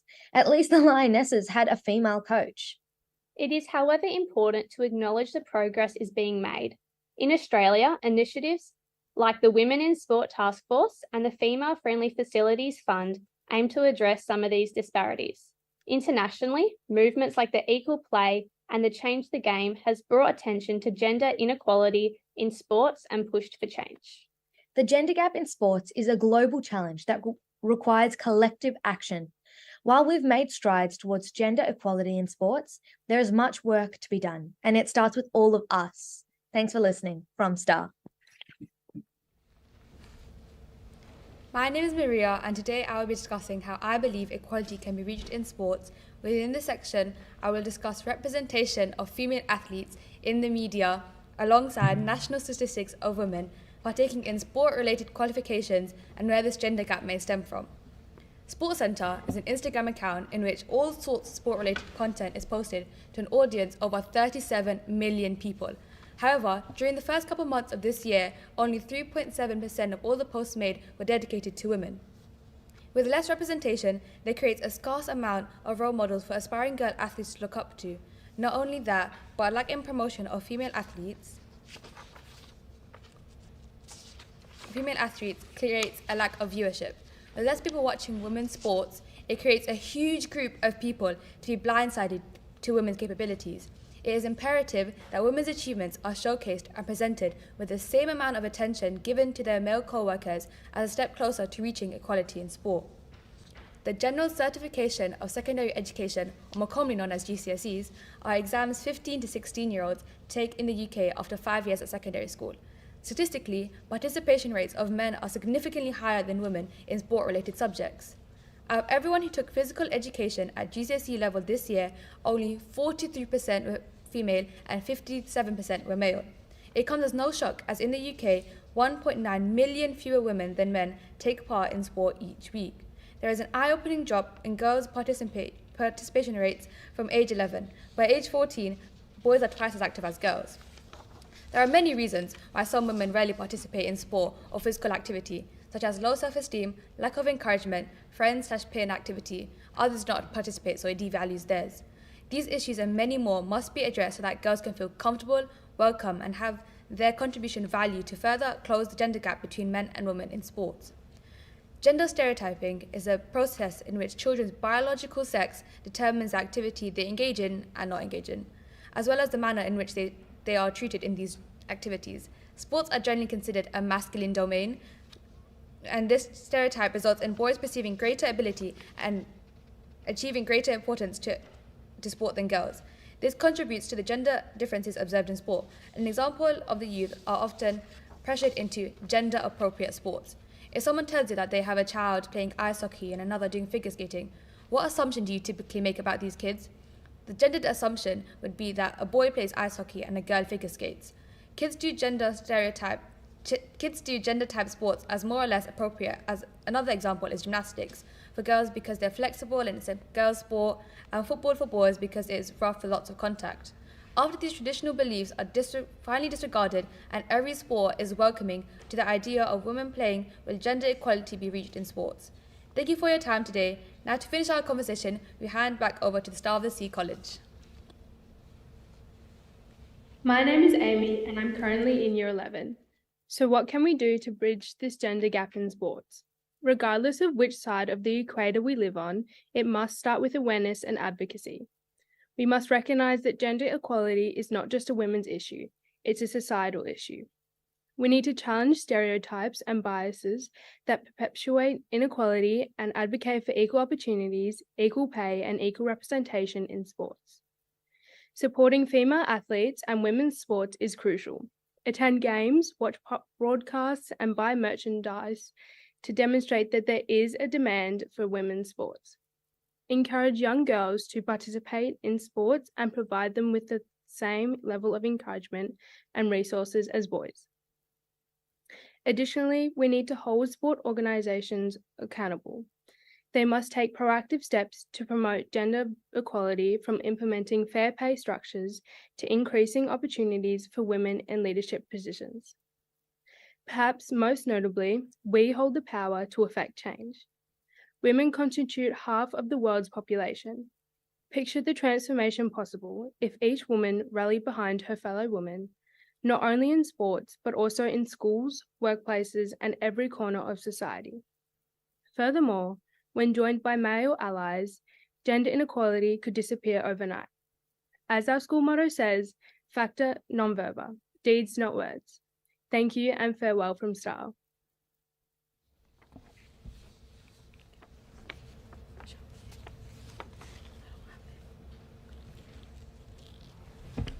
And I can't think of a better way to wrap this up. Well done to speakers from both schools. It's been a fascinating discussion. I hope everyone watching, no matter what country they're from, has learned a lot from all of you. We're now going back to Vicky Chadell, who wanted to share some thoughts about the recent Women's Football World Cup in Australia. So I understand that some of you will be talking to Mulberry schoolgirls in the UK about sport and how sport can be empowering. One of the most exciting things that I have experienced in my time here in Australia was the FIFA Women's World Cup. And we used it as a way to inspire women and girls. We did a series of events. One particular delegation we brought in from the Pacific included young women in their late teens, actually, so who came and participated at a Lionesses training camp.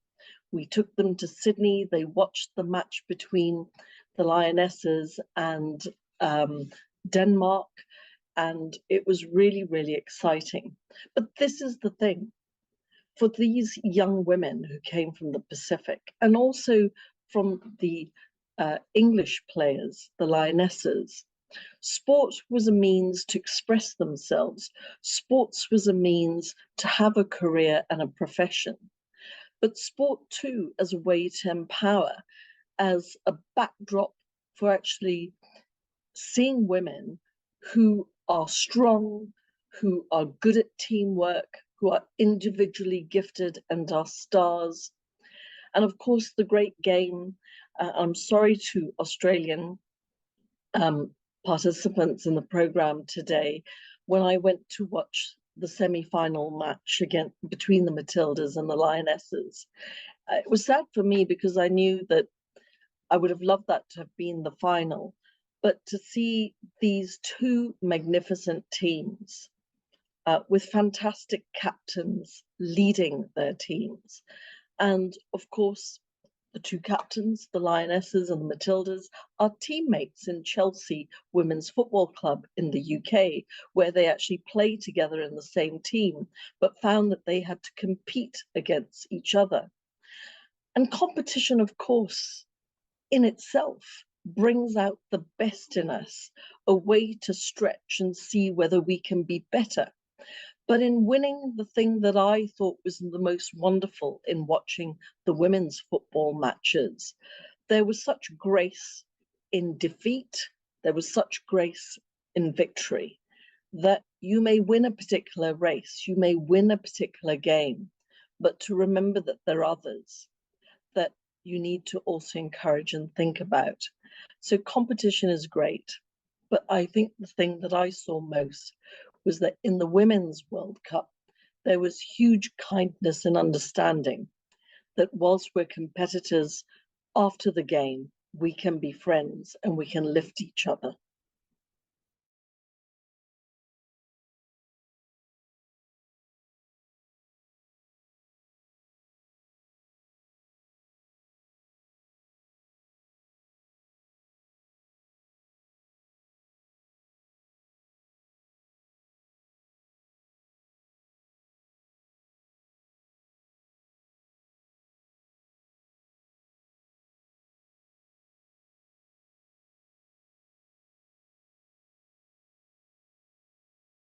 What do we want? Equal rights. When do we want it? Now. What do we want? Equal rights. When do we want it? Now. What do we want? Equal rights. When do we want it? Now.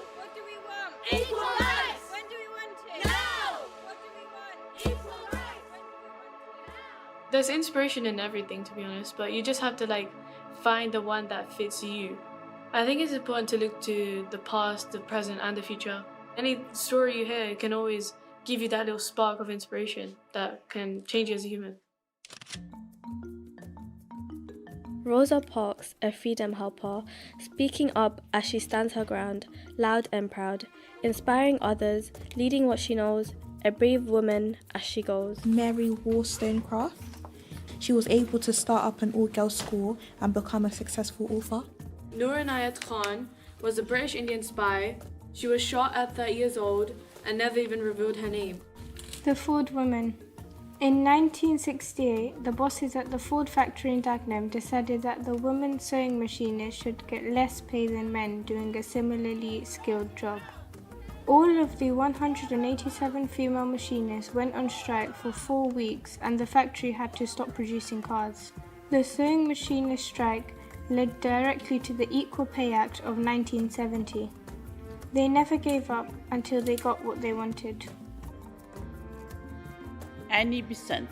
She got elected to the Education Board of London despite being a Victorian lady. She made healthcare and education free for children. We can go to school for free because she persevered and did not give up. She fought for the children's rights. Rosa May Billinghurst survived polio as a child. She became a suffragette. She was a passionate protester and showed enormous courage in the face of adversity. Strikers in Saris.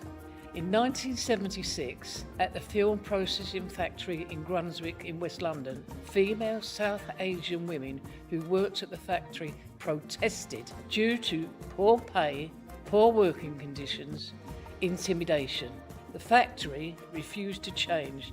The unions withdrew their support. Many of the women lost their jobs.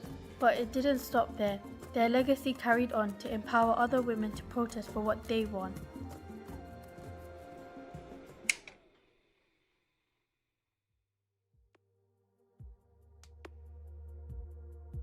Women can't feel safe alone at night.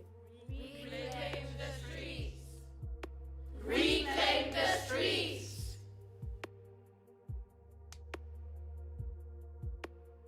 You are doing the same work, but you find the man gets more pay than you.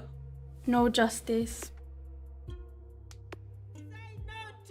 Taxing our blood. Say no to taxing our blood. Say no to taxing our blood. We have to keep looking at the woman of the past and to remember them all the time because they are the ones who made us to be here today. So we'll continue from where they left, but they will never ever be forgotten. Something that we should learn from the past women is that we need to preserve what they have fought for and keep going on with the legacy. We are where we are because of what they have done. So if we continue and do something, we are going to be going in the right direction and creating a far better world.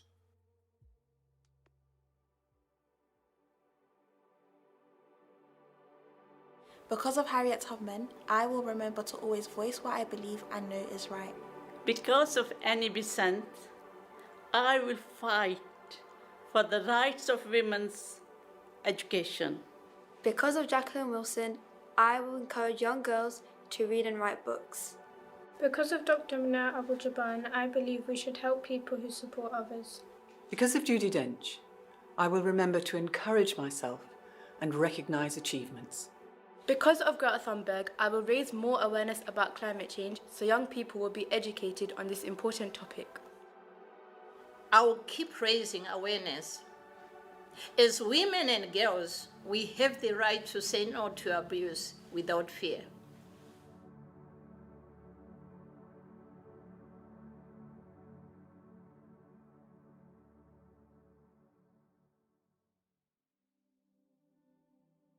My mother was a loving fighter and I wanted to be like her. My mother, my mom, my courage, my support. My mom, mother of 12, office typer, loving rebeller. Because of my grandmother, I will continue to be grateful for my family and share all the kindness I receive from them. Because of my mother, I'll continue to instill confidence and self-esteem in the next generation of girls.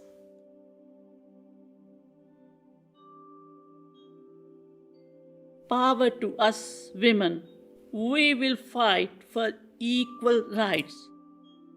There's inspiration everywhere, and even through joining this project, I found inspiration in myself. So you should know that you can find inspiration within yourself as well. When I learn new things about myself, I feel like it's inspiring and it's also like motivational for me to like just keep going and keep doing what I'm doing and keep being proud. You are more than enough. If you have that at the back of your mind, knowing that I'm more than enough, then that gives you the energy to feel that you are also powerful, you can do something, and especially you are helping the generation to come.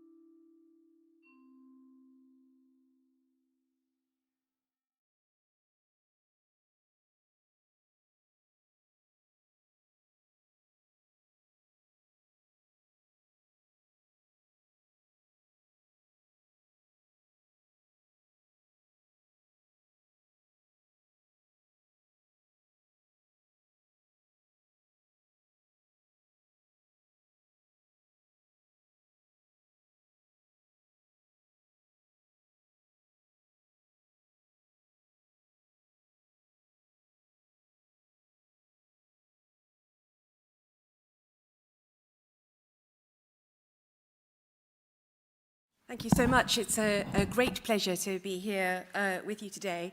And thank you to Dr. Ogden and Ms. Tuffy for inviting me. So I'm just going to very briefly say a word about myself. I'm Leora, and I founded the Confederation of School Trusts, which is the national organisation that represents academy trusts. So I'm really delighted that the Mulberry School Trust is a member. So what we do is we speak to government on behalf of all of you and on behalf of your leaders, your teachers and your leaders. So I did that around 6 years ago, and it has been the great privilege of my life to lead that organisation. I just want to say a brief word about two women who inspire me. One is my mum. She, aged 80, is still the head teacher of a nursery school in South Africa.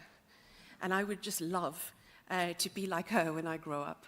So that's the first woman that inspires me. The second woman that inspires me is Dr. Ogden. She is a transformative disruptor. She is a change maker, and she is an exceptional leader. And you are extremely lucky to have her as the chief executive of your trust. And I know that she also thinks that she is extremely lucky to have all of you. So now to the students who've inspired me. I was truly delighted to be asked to judge letters to our daughters. 240 letters, wow. When I agreed to judge this competition, I didn't think I'd be judging 240 entries, but they were all absolutely beautiful and moving in their own way. So I'm so proud of you for taking the time to submit those entries and to write the letters to the daughters of the future. So now we're going to hear from 5 students performing their letters, and I think 2 other students who have recorded their letters. And I can't wait to hear this performance. Thank you, girls.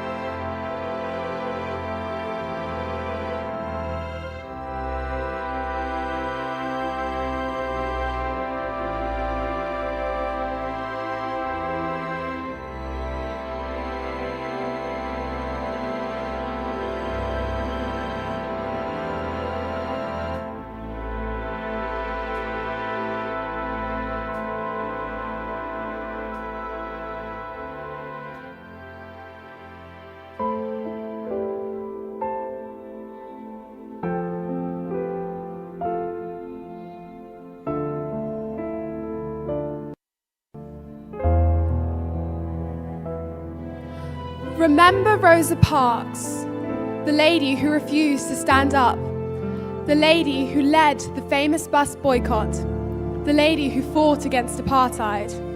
That's who I want to be. Remember Emmeline Pankhurst, the lady who fought for our rights, the lady who created new fashion trends, the lady that wanted to vote. That's who I want to be. Remember Rosalind Franklin, the lady who discovered DNA, the lady who worked hard, almost won the Nobel Peace Prize, the lady who worked hard to achieve what she did. That's who I want to be.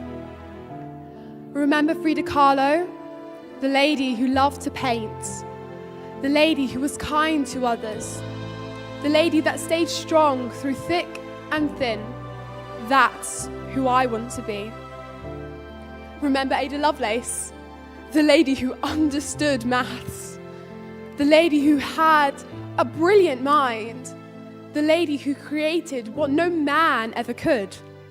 That's who I want to be.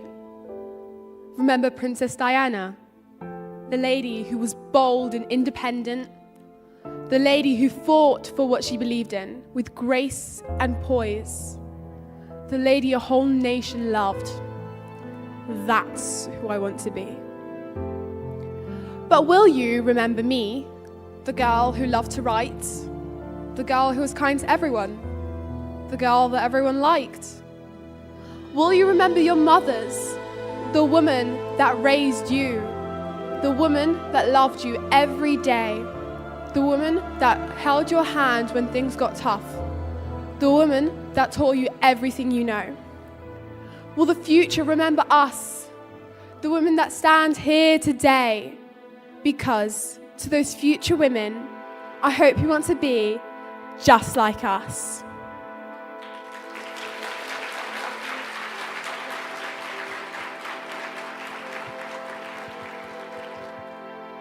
I think our parents were right. It was the damn phones. Laughing as children, hearing them say Snapgram, Instachat and Facegram. They would never understand. They couldn't even say it right. We wore the cloak of wisdom's guise, believing we had seen it all, living with the world at our fingertips, head for a brain. And they may not have understood, but they were right. It was the damn phones. A drug in my pocket, dependent on stimulation. But could you blame us? We were but children when they were given. We didn't know how to control it. In mirrors of our minds we saw a world that we could understand. Yet time unveiled our fatal flaw, as shifting truths slipped out of our hands.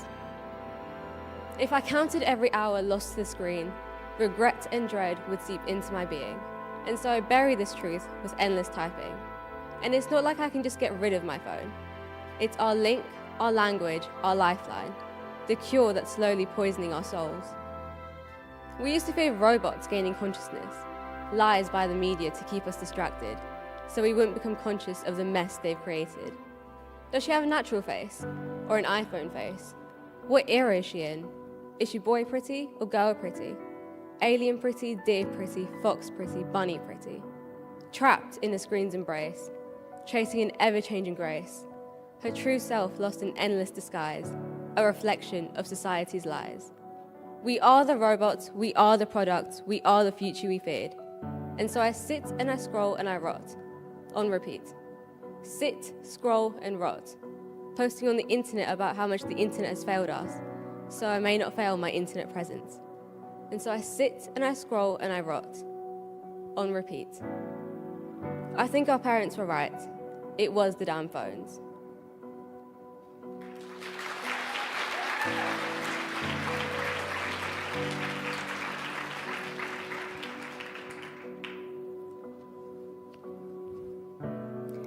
You're allowed an opinion, no matter what anybody else says.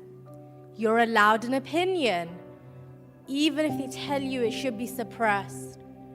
Your voice is yours, so don't passively acquiesce to the voices of others who aren't necessarily right instead. Judgment is a temporary thing, so don't let it get to your head that your beliefs should be silenced because of what certain people have expressed. You have a choice to agree or not, but whatever the answer may be, let it be yours. A voice to an opinion, resilience against judgment, and an understanding of choice. They're powerful things to possess if you only have enough courage to take the first step. You'll make mistakes along the way, definitively so, but when you do make them, please remember that you were brave enough to make them alone.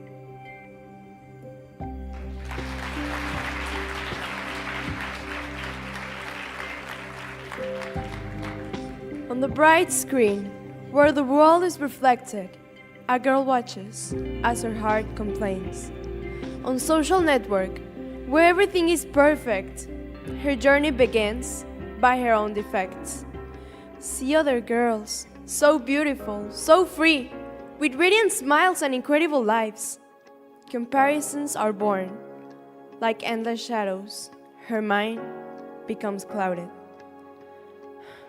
Every photo a sigh, every like a doubt. Will I be enough? She wonders. In the mirror, she does not find what she sees in others. Her insecurities grow, not knowing why. There is no filter that hides what resides within her, a light so bright that makes the world shine. She is unique and strong, with her own destiny, such a pure soul. The journey is difficult, with nets that trap, but in her heart, the truth finally comes out. She is more than images, more than comparisons, a valuable girl with her own song. You need to shine by yourself.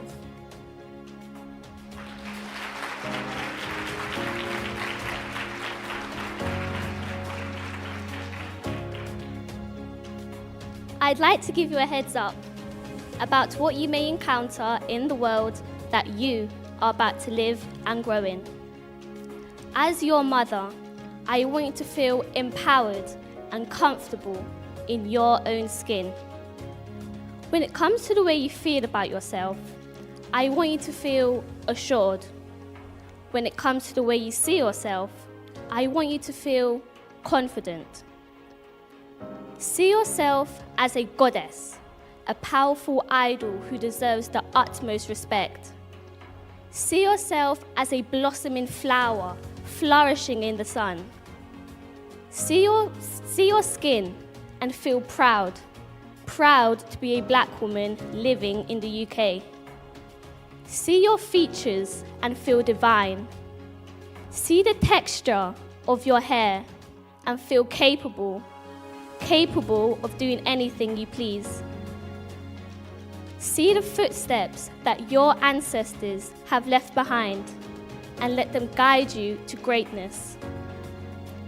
You will face many obstacles as you flourish in this imperfect world. However, you will accomplish loads and achieve all that you put your mind to. As your mother, I believe in you. Stay true to yourself and do not allow anyone to break your spirit. See you.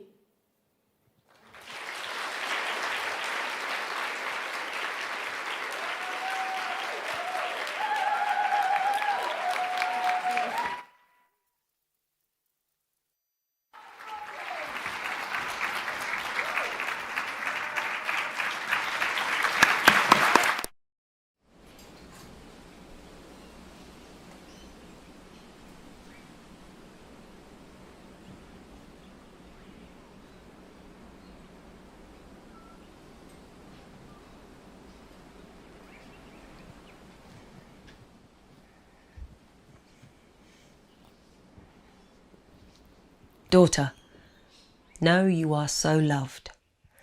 Know you are the light that shone so bright after months of heartache. You are the joy. Boy, you are the joy. Daughter, know you were so wanted.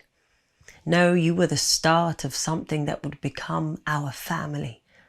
A family unlike one I had ever known. a family that will not judge you, a family built on respect and acceptance and encouragement and faith. Faith in you, your faith in us. Daughter,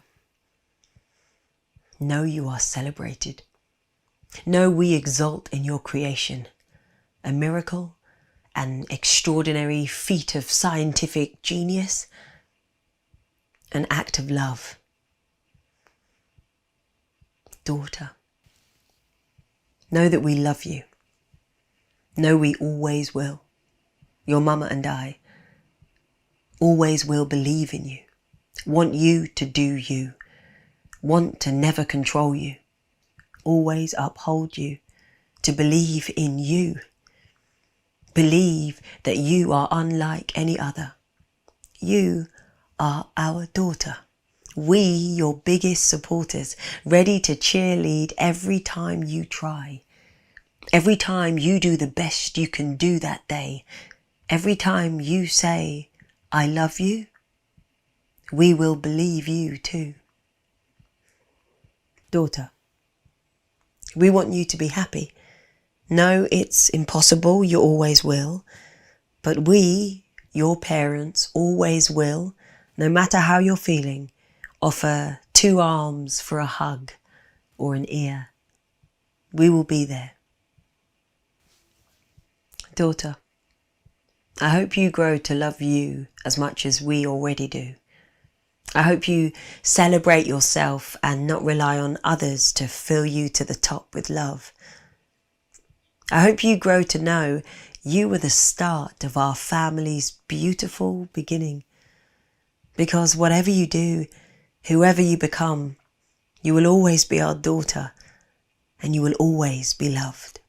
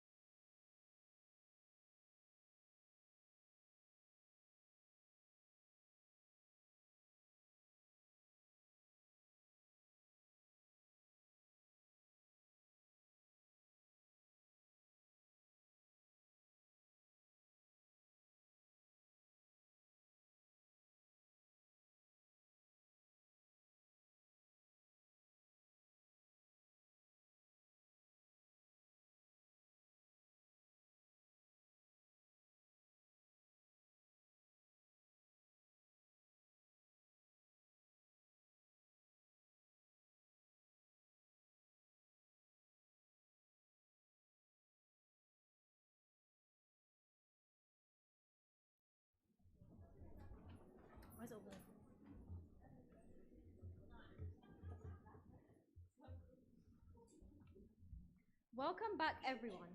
We hope you had a good lunch and enjoyed the workshop portion of the day, as well as the wonderful exhibitions on show. My name is Mahira from Mulberry School for Girls. And my name's Irie from OBUTC. Can we please give our workshop and exhibition host a round of applause?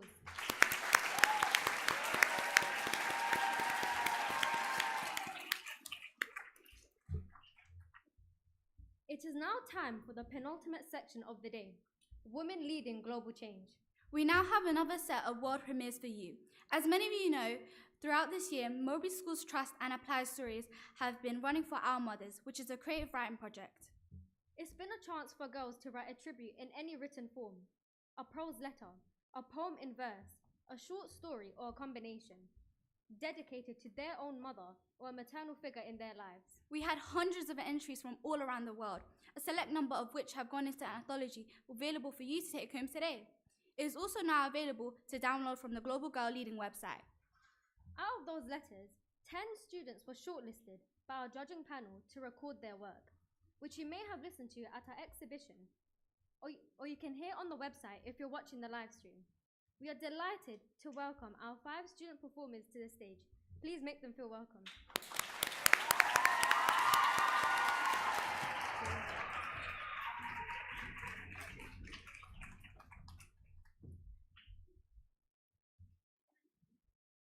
For our mothers.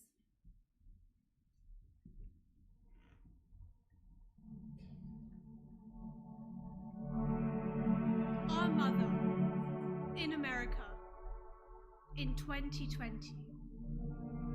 A new virus breaks out. She worries about us. Will we survive? Her own safety doesn't cross her mind. Just ours. Only ours. And yet she runs and runs, trying to put us to sleep. Good night, sweetheart, she says, and kisses our foreheads. Our mother in Lebanon, for longer than we know, has been fighting for our freedom as bombs explode at our feet. She watches as buildings collapse into rubble, scared of our safety. Not hers, just ours. As she runs everywhere, for shelter she runs, still trying to put us to sleep over the sounds of gunshots, tears striking her cheeks. She kisses our foreheads.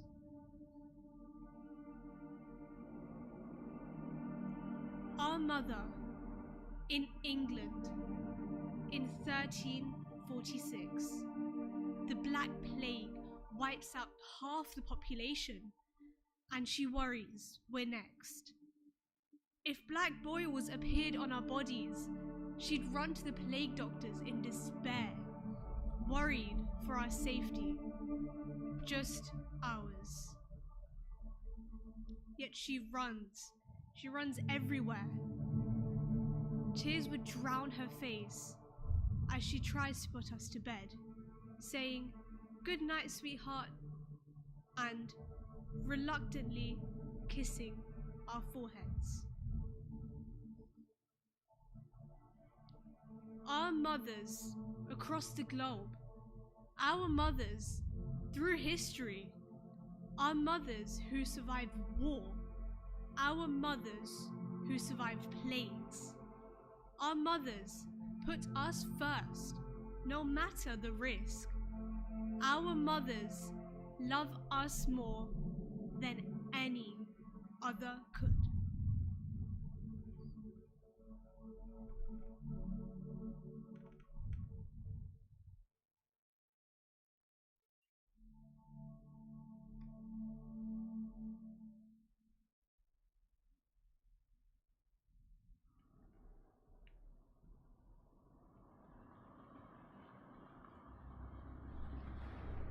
I'm 5.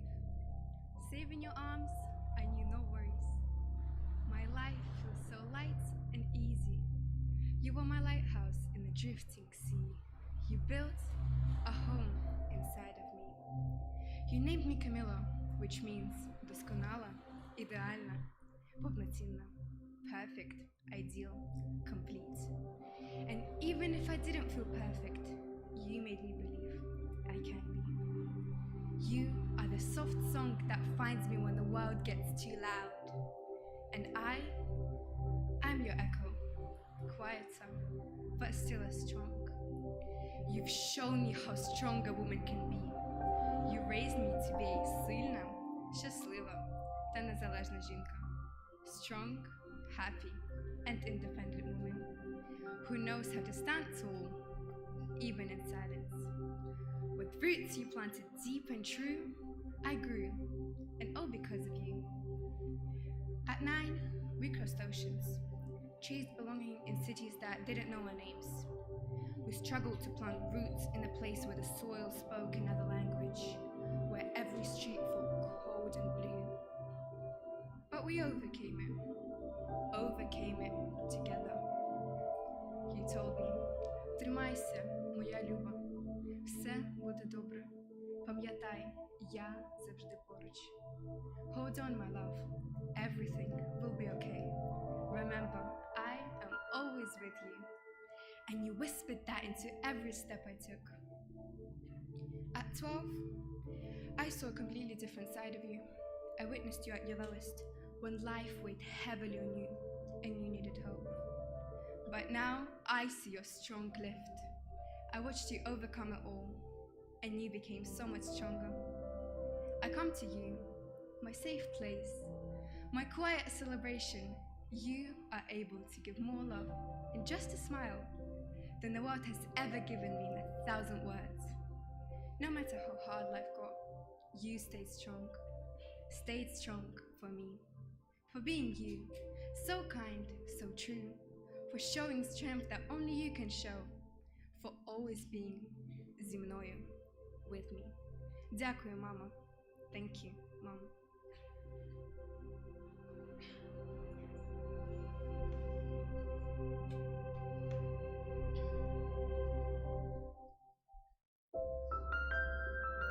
What is a mother? They ask. A teacher, I say, with the knowledge of every book guiding me through all of life's obstacles, teaching me my morals and values of which I know to live by. What is a mother? They ask. A nurse, I say, bandaging the wounds from life's adventures, cuts and scrapes, worries and heartbreaks, her own sleepless nights spent by my side. What is a mother? They ask. A chef, I say, cooking recipes passed down for generations, meals within minutes for everyone's tastes, feeding everyone before herself. What is a mother? They ask. A judge, I say, the mediator of every squabble, keeping the peace, firm but fair, disciplining with love. What is a mother? They ask. Everything, I say.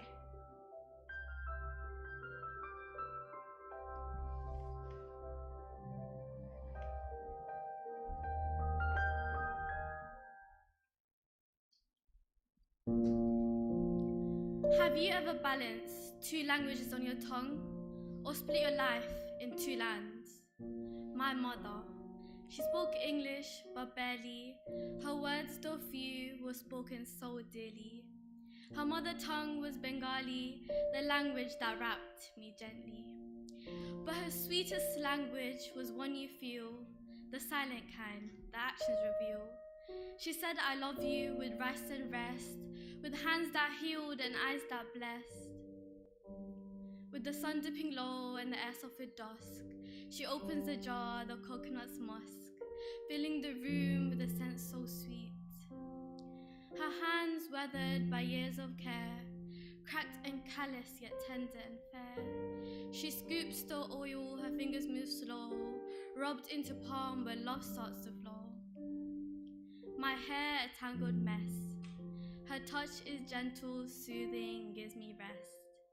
She parts my hair with skill and grace, each strand woven, time can't erase. In strands of hair, our love was entwined, a silent language of love and care. Moved through my hair, never the same. Each braid she wove told me her tale of hopes that crossed an ocean's veil, of youth left behind, of her mother's touch now just a hymn. Weaving her pain in and out, each braid a thread of past and pain, each tug a soft reminder of what she's gained. A soul divided by migration, a braid of belonging. Let the roles reverse, now she sits and I begin. Her hair silver, soft and thin, my fingers work with gentle grace, tracing gears across her face. She once gave me roots and let me rise, with fire in my voice and stars in my eyes. She crossed oceans so I could be free, now I speak the words she gave to me. In English I shield, in Bengali I soothe, with two tongues balanced I speak her truth. I am her echo, her living vow, though I rarely spoke my love aloud. Let the roles reverse, I say it proud, in each drop of oil, each tender braid, her faith, her fight in me replayed. I became the prayer she once whispered at night, so I oil her hair in quiet grace, a daughter's love in a sacred place. For all she gave, for all she's done, I carry her forward, the braided one.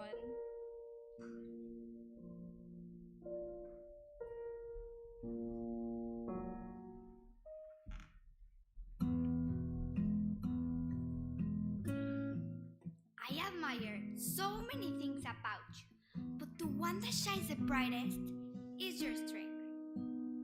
You raise us all by yourself, and even when the world feels heavy, you still find a way to smile, especially with those terrible jokes that somehow makes me laugh every time, even when I say they are not funny. Every time I make a mistake, you don't just correct me, you guide me. You never yell to bring me down, you speak to build me up. You correct me with love, and that helps me become a better person. Something I've always noticed is that you give everything for us. All your time, your love, your patience, your last bite of food, and even your quiet moments. You give it all without asking for anything back. Every time I look at the mirror, I think, wow, I'm really like her. And I know you were mischievous when you were a little like me. Maybe that's why we understand each other without even talking. I want to work on being more peaceful, stop fighting with my brothers to bring calm to our home, because I don't want you to be upset. I love our little team where I am never alone and we work together.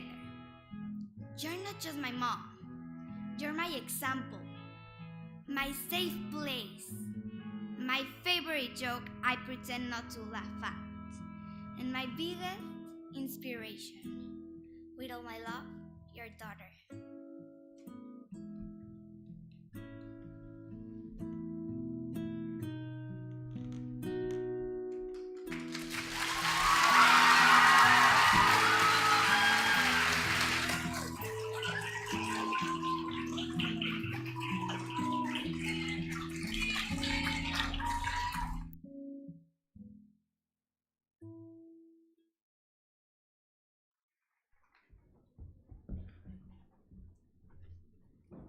What a beautiful and heartwarming performance. Can we please congratulate our performers once again?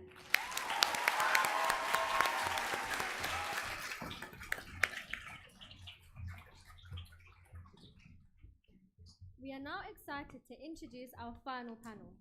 This panel will center around inspirational women's leadership on an international level. There will be again an opportunity to ask questions afterwards, so please start thinking about anything you'd like to ask. Like earlier, please give them a round of applause after we've introduced everyone.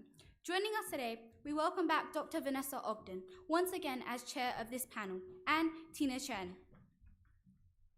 And we welcome for the very first time Miss Ritika Anand, the head teacher of St. Mark's School in India, and Dr. Edna Adan Ismail, founder and director of Edna Adan University and Hospital in Somaliland. Please, give them a big round of applause.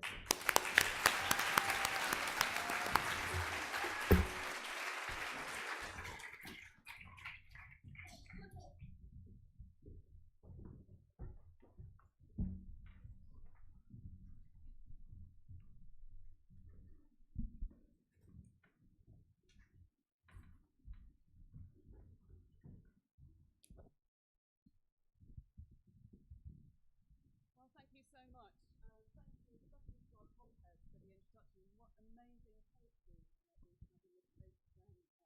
Anything which I've read for a while. So thank you so much to all our poets, not just those that perform today. It's a real privilege to have on stage with me such remarkable women leading international change, leading change at global scale.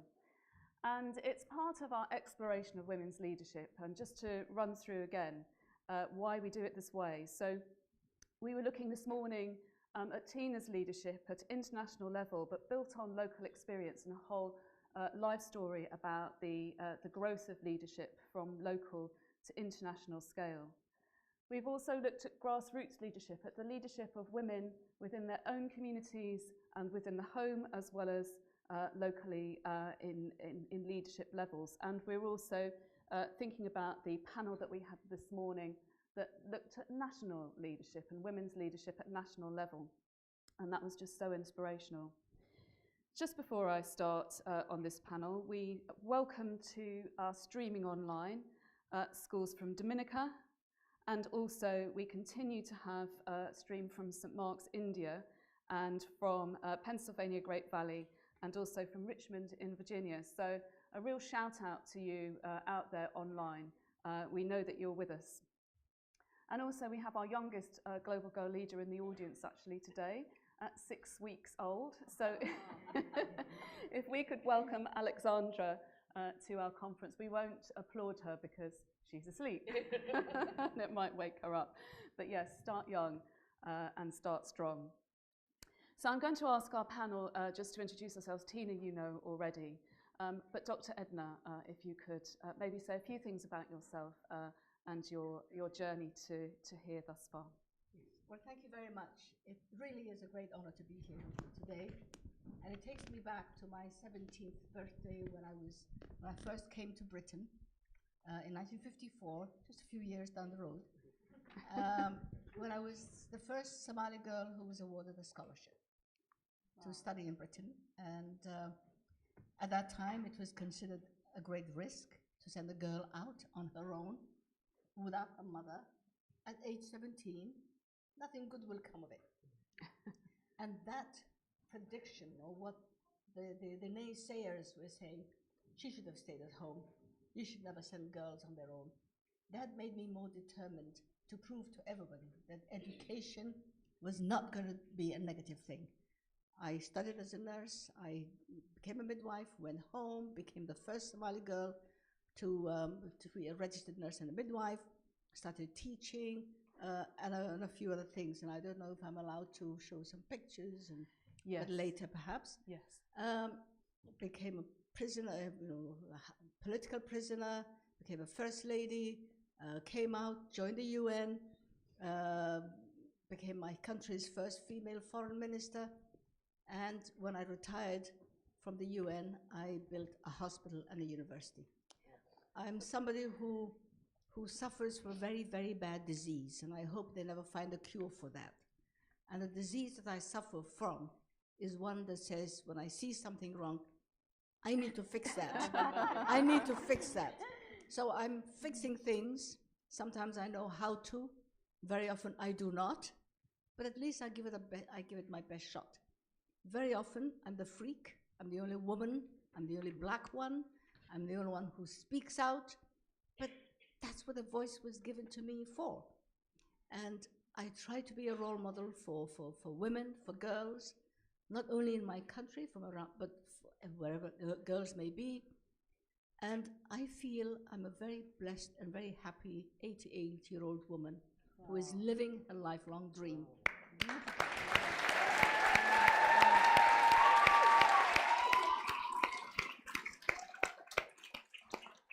Thank you.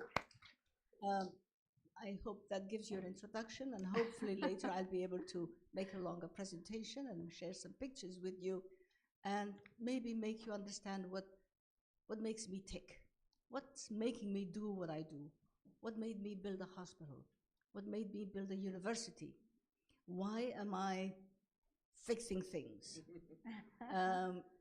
Because very often fixing it is far easier than turning away and saying, I don't care. Because then you're nothing.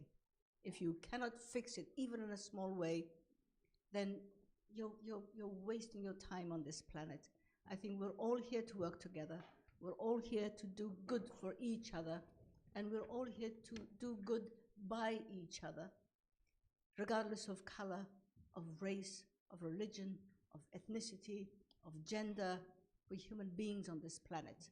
When we're put on this planet, we don't have a political card. We don't have an allegiance to any association or organization. We're a human being who is expected to breathe and cry and live. And with peace, we can live together. And one of the things that I hope most of you and all of you will become is to become advocates for peace, advocates for tolerance, advocates for putting up with each other, because we all have our limitations. There's nobody perfect, but together we are strong. Together we can do good, and together we complement each other. So if my country is Somaliland, the Horn of Africa, a country that's very often associated with piracy and terrorism and warlordism, but Somaliland, my country, is peaceful, is stable, because we choose to be stable. We choose to be disciplined. And that's where I live. That's where I have been for the past 27 years, since I retired. And I feel very blessed to be doing that. And some of the children we delivered in the hospital 24 years ago are now having babies in the hospital. And the children we delivered in the hospital 23, 24 years ago are now midwives and delivering babies. That's what life is all about. That's an incredible... And I feel very blessed, and I feel very honored, and I feel very grateful to Britain for this opportunity. And I particularly feel very grateful to Her Majesty the Queen for having invited me to the event in March for Women's Day, when I was introduced to members from Mulberry School. And that's how I happened to be here. So there's always a reason in the destiny that links us all up in the most unexpected ways. But there is a hand out there that is guiding us towards each other and guiding us towards what's good and what's useful. And I thank you. It's such a privilege to have you, and really the story that you have to tell is just so inspirational, and we'll come to that with a few slides shortly. But Ms. Ritika Anand, would you like to just tell us about your life story? Well, a very good afternoon, everyone. Greetings from New Delhi, India. I'm the principal of St. Mark's Senior Secondary Public School, Mirabagh, New Delhi. And as an educationist, it's been a journey of almost 25 years now. And when I actually decided that I will be a teacher, I never knew that teachers are the best learners. We learn each day, every day from our students. The journey has been fulfilling. The journey has been exhilarating, because as a student, I came, as a child in fact, I came from a family which believed that academics is the only thing which is going to, through which I can make a better future for myself. That they were right. But then when I became a teacher, I realized that each human being is blessed with multi-dimensional talents, and we need to explore each and every part of that talent factory that is buzzing, that is inside all of us. and age is just a number. So every day, each day, we all unlearn and relearn and make a new goal, have a vision, and then we do fall and then get up. And it's a cycle. And as you said, that, you know, when we are up there to change the world, at times one feels that, oh my God, how would I do that? But the beauty is that you just change one life, you just get up and start making a difference to one individual, and I think it's like a chain reaction. Yes. Can I ask what made you become a teacher in the very first place, and what made you choose St Mark's to be the head teacher? What was it that made you feel that that was the role, the leadership role that you wanted to take? As a young teacher trainee, I was in a classroom, and as a trainee, so I was still a student, and I was teaching in the class, and my supervisor, he was an expert in history, and I am a teacher of physics. So he came to observe my class, and while I was teaching, I was talking about electricity, and I still remember I was talking about static electricity. We both came out of the room, of the classroom, and he said, "Congratulations." I said, "For what?" He said, "Imagine a man who has never seen a Taj Mahal, but you explained it so beautifully that I thought that Taj Mahal was in front of me." And I was like, "Oh, really? Is he talking about me?" So, you know, that one compliment from a person like my professor, it just changed my vision about myself. I never thought I had it in me. I was nervous. I was a shy girl. I used to tremble in front of an audience of probably 40 students in my class. But that one pat on my back, that one thing which he said made me realize, yes, I can do something in this world. I can do something in this profession. And actually, that was a life-changing moment. I was probably a 20-year-old, and it just changed how I looked at teaching as a profession and realized that, yes, there's a spark. There's something I can do. And so what made you want to then impart that to many others? Because you've got many students in your school. And of course, for all teachers, including in hospital teaching as well, you know, you touch millions of lives essentially over the course of a career, all those youngsters coming through. So what made you want to then give that further?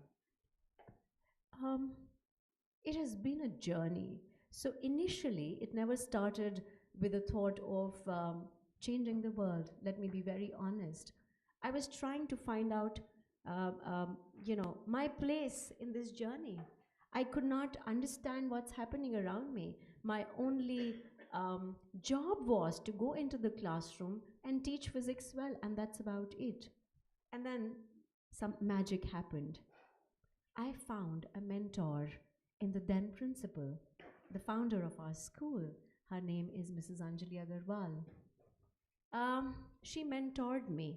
She put me into situations which were not comfortable. She told me something very interesting. She asked me once, "Do you like stars?" I said, "Yes." Do you see them shine? Do you like it? I said, "Yes."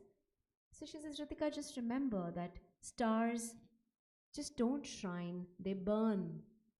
You have to burn yourselves to shine. The hard work and the kind of opportunities that you're getting in the school, make the most of it."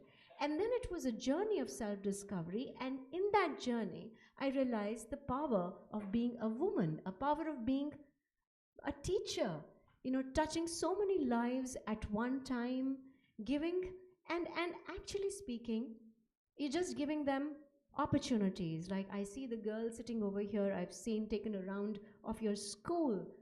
You have amazing energy, and where is that energy coming from? From these amazing girls, from the teachers. It's collaborative. Teachers are learning, students are learning, and what are we doing to each other? We are just providing space, opportunity, and freedom to think, freedom to talk, freedom to have dissent in the classroom. It is not what I said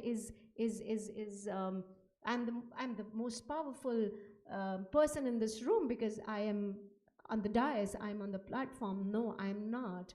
So that collaborative mindset, that kindness and compassion, I think it is a wave, and that is what changes everything in the school. It's amazing what you say, actually, because it reminds me of what Tina was saying this morning about being in that space of the White House and having this role about building trust and about having people in to the White House, into your office. That soft power that actually is more powerful than sort of, I suppose, in your face strength, you know, or force, I suppose is a better word to describe it. There's something about the collaboration and the co-creation that you're describing in your leadership of the girls in your school and the many students that you've had through. That also comes through in Dr. Edna's story as well, actually. So that sense of going out and just forging through some of the barriers. And talking earlier over lunch, you described, Dr. Edna, that moment where, because you were under house arrest, you were in prison because of the politics of time and over that journey, but that sort of determination to go out and really help in the world. So would you like to say a little bit more about that, and then we can perhaps take some further Yes, of course. thoughts? Well, in 1969, there was a time when there was the union between Somalia and Somaliland, former British Somaliland and former Italian Somalia. And my husband was Prime Minister, and while he was in the UN attending the World Health Assembly, the president was assassinated, and there was a Marxist coup d'etat. So when my husband went back, all the government was arrested. 20 days later, when I had no news of my husband, no news of my family, I decided I would go back to Somaliland as well. I went back to Somalia, and I was arrested at the airport, arrested for 9 days, and then eventually they took me, put me under house arrest in my mother's house, and 6 months, anybody coming to see me would be searched, anybody coming out of the house would be searched. I wasn't allowed to write, I wasn't allowed to receive any written documents or give out or receive. 24-hour surveillance at the door, police, armed protection. And then one day, a hotel caught fire and burnt. And there was a call on the radio saying, anybody with a medical background or nursing background, please come to the hospital. There's too many casualties, we need you. Anybody who's a blood donor, please come to the hospital. And I don't know what made me do it. I heard that, and that so many people were injured, and I knew we didn't have enough people who were trained to take care of these casualties. So I just opened the door and I walked out. And the guards who were armed, who were stopping me from going out for 6 months, didn't know what to do because they were given the orders to guard me, but they were not given the orders to shoot me. So I just said, I am going to the hospital. There are casualties. I will work there. I will help the casualties, and I will walk back here. You can come with me if you like, or you can wait here because I'll be back here. And they walked with me, and they didn't know what to do. They didn't. So I went to the hospital and just started working with the casualties all that day, all that night. The next morning, I came out of the hospital, having worked all night, going in surgery, doing suturing, setting fractures, lacerations, helping people who had smoke inhalation to breathe, doing whatever you do for casualties. And I walked out of the hospital, bloodstained, dirty, hungry, very tired, and I just walked back to my house, and the armed guards were gone. That was, so technically, I'm still a jailbird, by the way, because there's no document that has relieved me from being under house arrest. But that's what you do. You just sometimes take matters into your own hands, and you just take the chance. And luckily, I took the right chance, and I'm here to tell the tale. And so it's that audacity, sorry, I didn't mean to cut into you, I'm so sorry. It's that audacity, isn't it, that Tina was talking about earlier, with all the charm, but also the moral purpose and the sheer determination. And that's been in your story as well, isn't it? The kind of inspired way in which you chose to take up your role in leadership, which was not necessarily one that you thought of, but actually the determination to be that person that you could see could change the world runs through all three stories, actually. Well, we'll take some questions from the audience, if that's okay. And then we will come back to some of your slides right at the end, if that's okay, Dr. Edna. So we have so many questions, which is great. So if you could just, okay, I can see, we're going to go for the middle at the moment. So I can see one at the top there, just, and then one down here.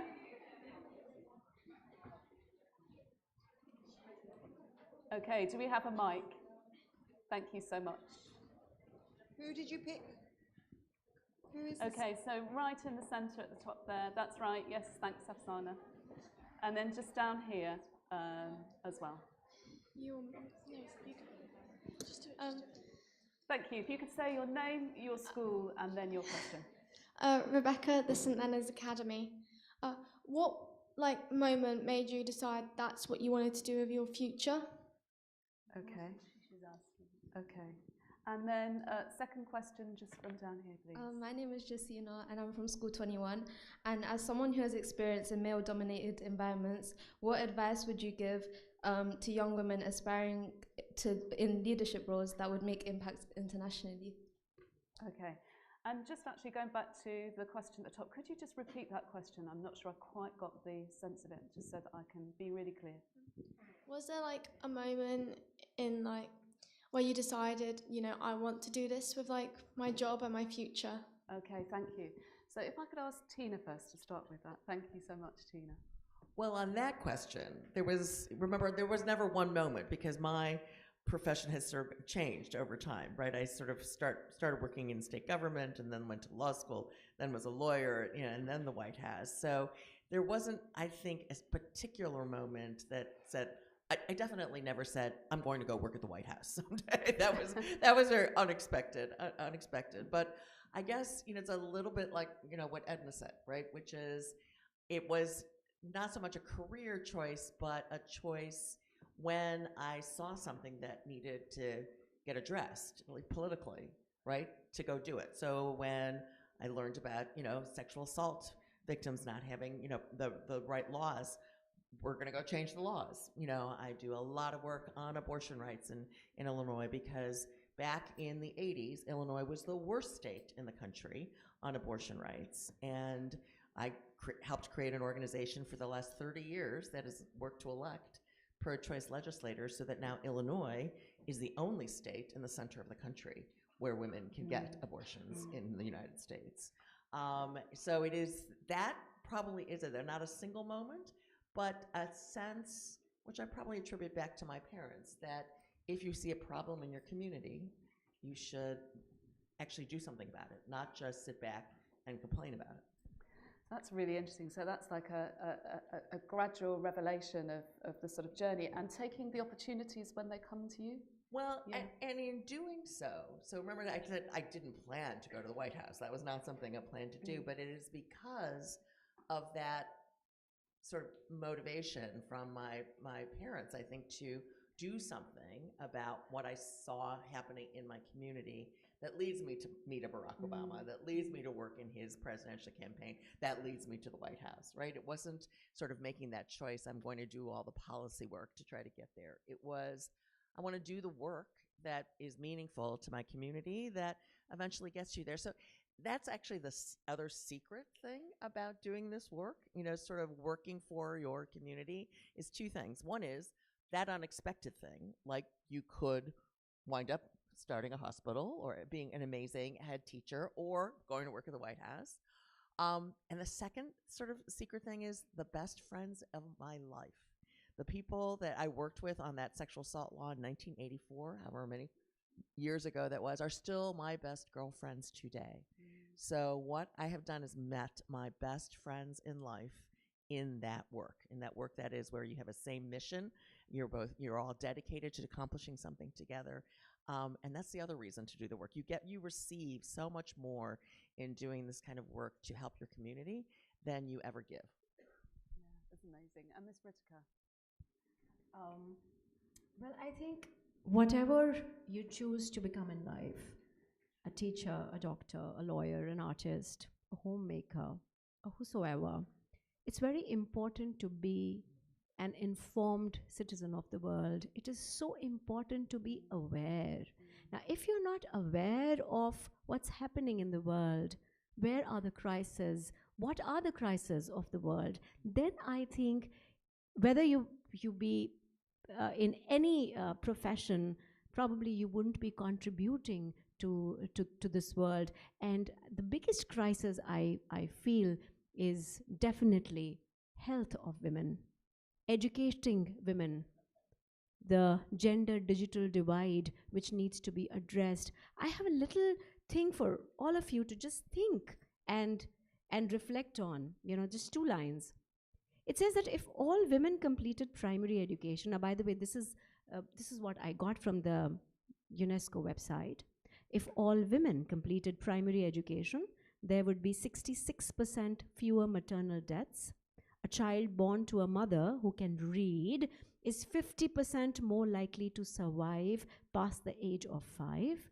If all students in low-income countries left school with basic reading skills, 171 million people could be lifted out of poverty, which could be equivalent to a 12% cut in world poverty statistics. So what is important is to be aware. Once you're aware, I think you're on the right path.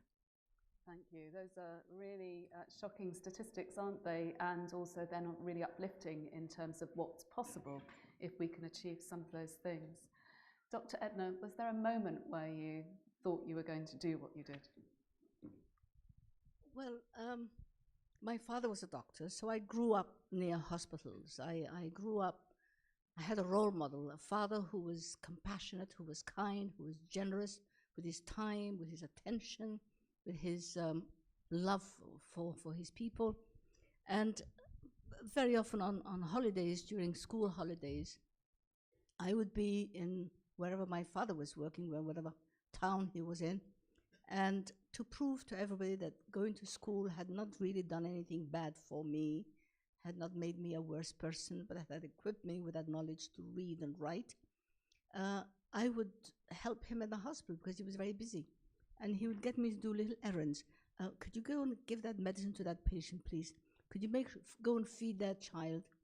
So I would do little things. Go and wash those forceps for me, roll those bandages for me.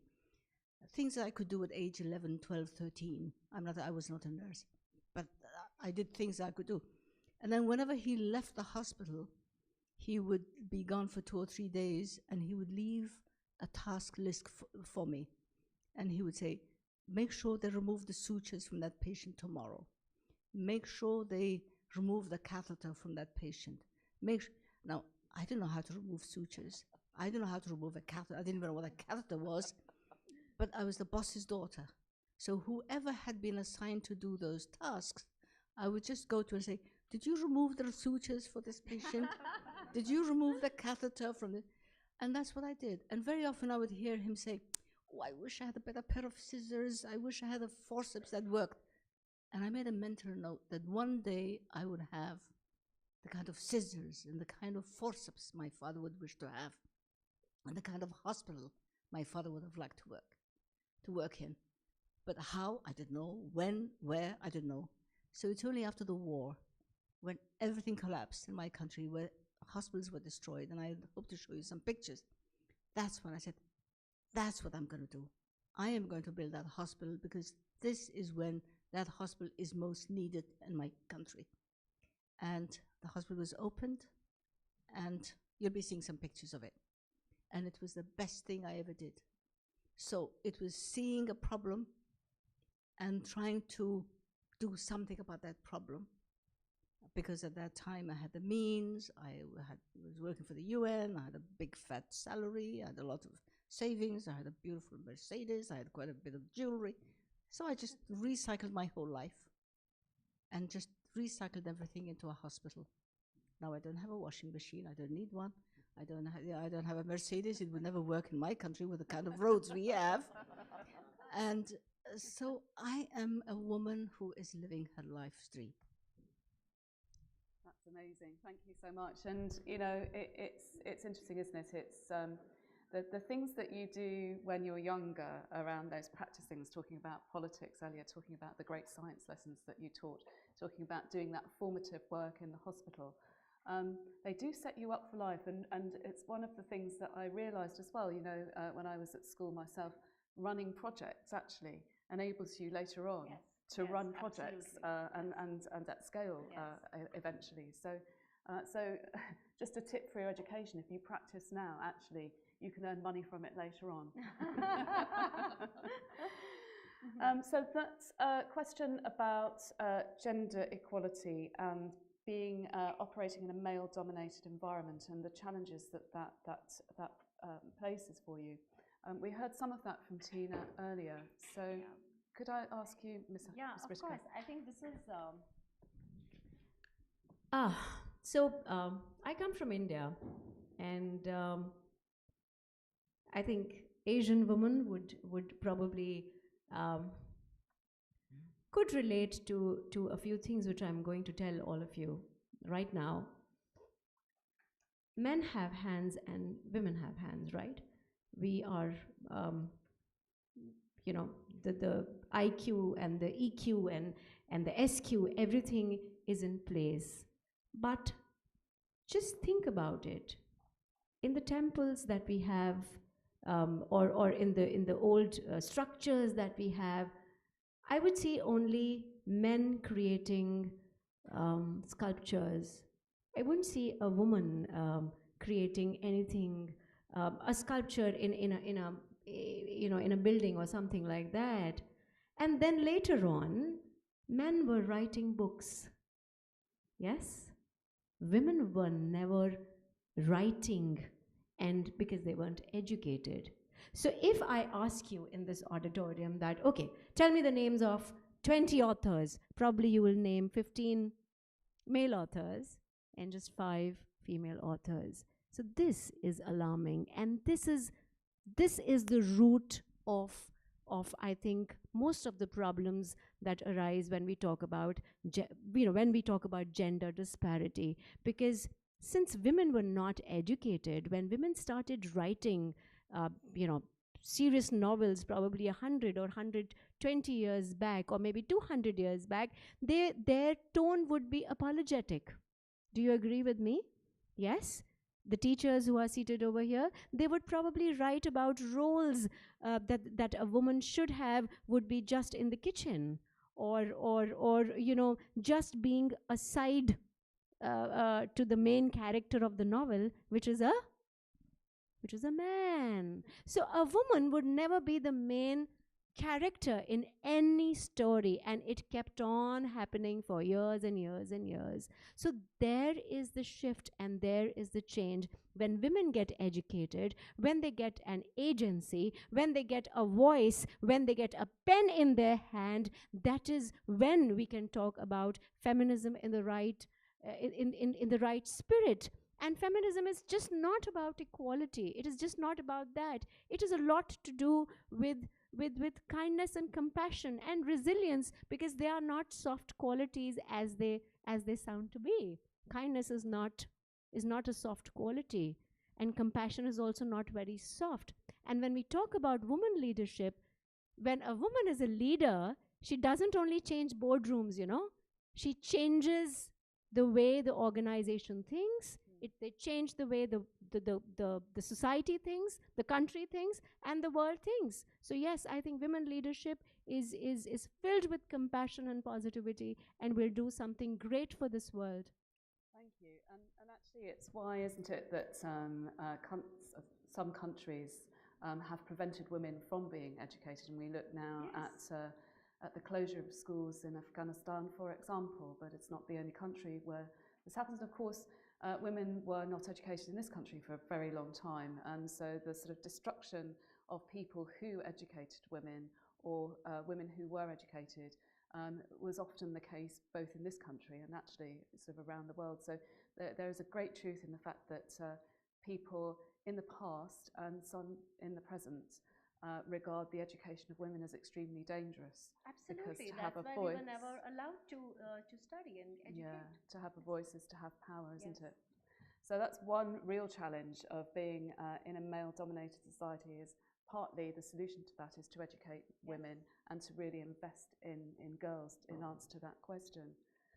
Let's have There's one more personal thing. I absolutely, and we are dedicated to girls' education, but to the question of how do you survive, I would say perhaps the most important thing when you're in not just a male-dominated environment, but many environments, is there will be lots of people trying to take your agency away from you, Yes. lose your self-confidence, tell you you shouldn't be there, sort of the story I told of, being ridiculed and not listened to.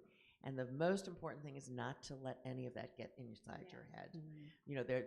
Do not listen to those voices. Sometimes there's an internal voice too, that says you're not supposed to be here, or don't raise your voice. Do not listen to those. In fact, what you are doing now through the schools that you are at, who are investing in you, and your work as leaders through Global Girl Leading are giving you that internal strength and confidence.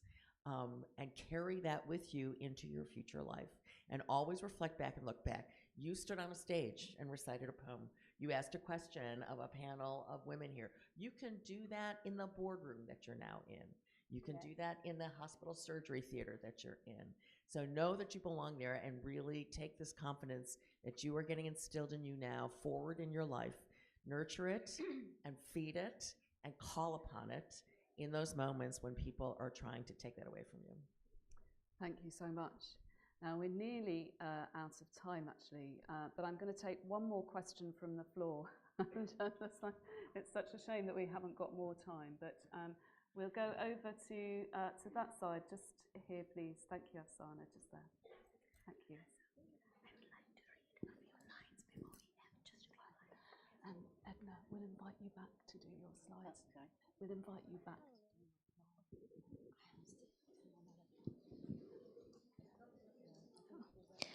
My name's Insaf and I'm from Bexhill Academy, and I wanted to ask, were there ever any points where you wanted to give up?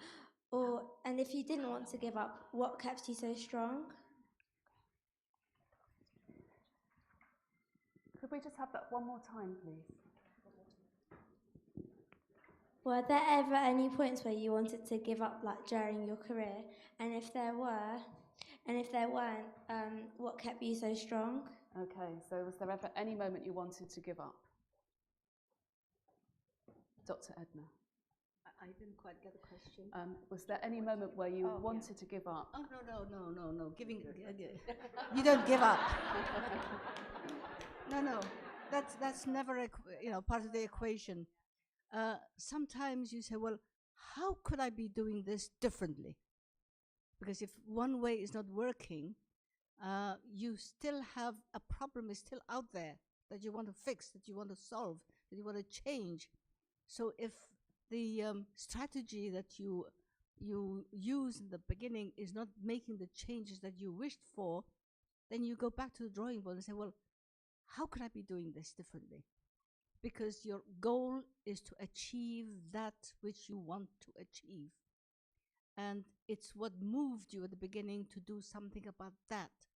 So don't say, oh, well, I tried, I failed, that's it.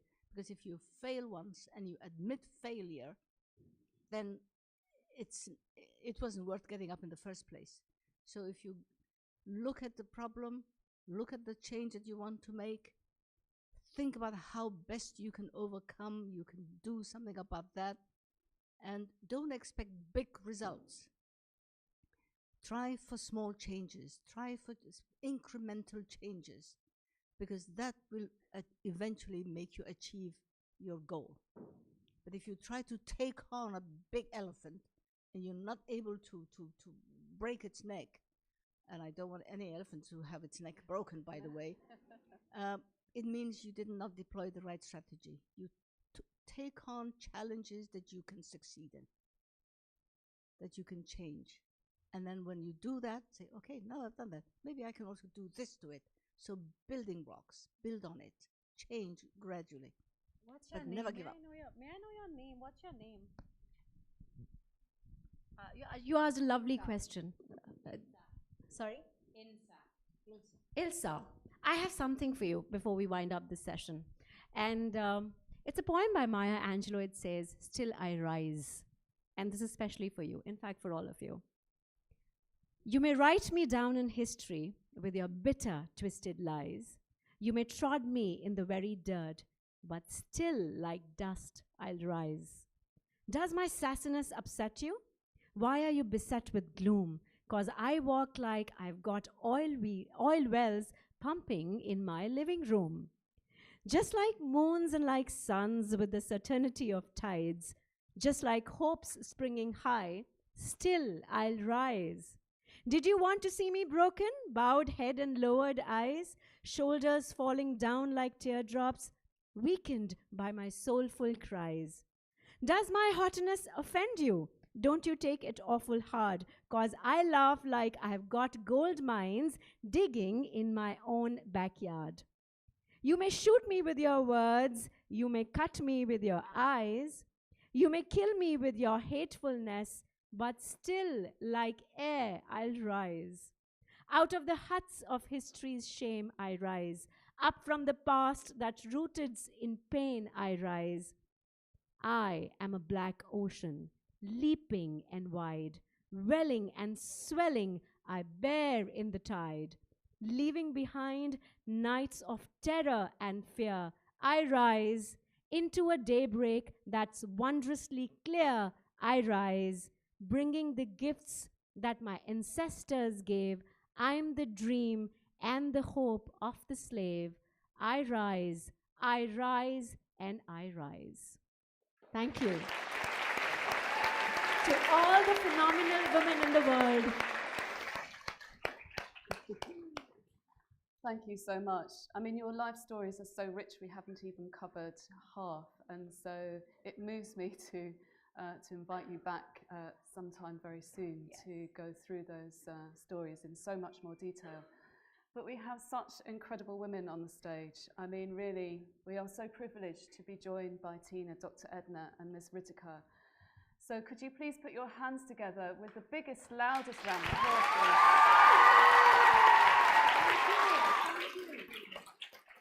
Thank you for inviting us. And yes, Dr. Edna has written an amazing book, which I have been touring your library, and you don't have my biography. So that's a gift to you. Thank you so much. And this is one of, I heard earlier today some people were working on FGM. And if they are, this is one of the guides we use to convince people not to cut up little girls. And I still remember discussing with Theresa May, Prime Minister, when she was Home Minister, to do something about FGM about 30 years ago, 20-something years ago. And FGM is on the decline, but still not where we would like it to be. This is something about my university, just the kind of things we do. And this is our newsletter. And the cover has the picture in the Buckingham Palace with Her Majesty the Queen with some girls from Mulberry School in the picture. Edna, thank you. So I will leave that with you, and hopefully one day I'll be able to tell you the story of my life. Dr. Edna, we'd love Thank to you. invite you back to do so. So we certainly shall.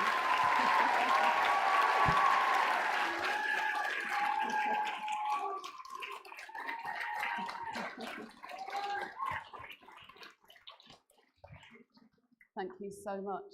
You're welcome. We'll make sure that we have that and other copies in our library for sure. So over to our compers. Thank you so much. Thank you so much, panelists. We are grateful to you for that eye-opening discussion and all those interesting answers to questions. By the way, your outfits are incredible. Those are some lovely speeches, and I hope everyone in this room right now will take something away from these phenomenal women. We are now excited to introduce a selection of the Speakers Corner entries we received this year. Students around the world were invited to record a short video talking about something they were passionate about. On the theme, I stand by my sisters because... This year, we received a record number of entries from 12 schools representing 10 countries. Unfortunately, we have not been able to include every single entry in the film. However, following the conference, a longer version will be made available online. Please enjoy this snapshot of the global sisterhood we are all grateful to be a part of, powered by love, caffeine, and an unhealthy obsession with matching outfits.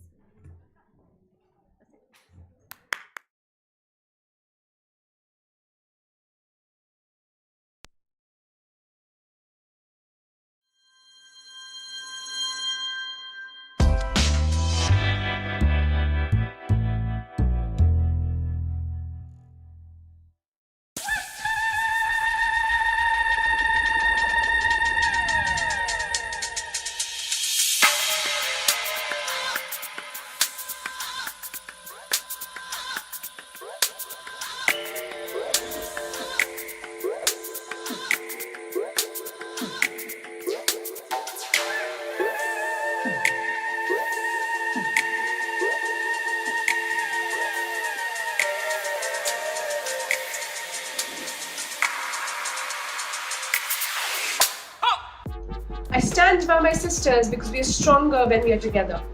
It's about time we break away from the shackles of gender inequality, societal norms, and stereotypes.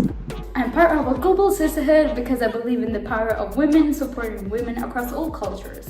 While studying in Australia, I witnessed the resilience of Aboriginal women reclaiming their voices, preserving culture, and leading change after centuries of marginalization. Their strength inspires me to advocate equality, respect, and recognition for Indigenous women everywhere. I stand with my sister because mental health matters. It is time to break the silence, challenge the stigma, and prioritize our well-being. Mental health affects all girls regardless their age, background, or circumstance. As we advocate for mental health, let's recognize the importance of empathy and support. We need to create a space where girls will feel safe to share their struggles, seek help, and receive treatment.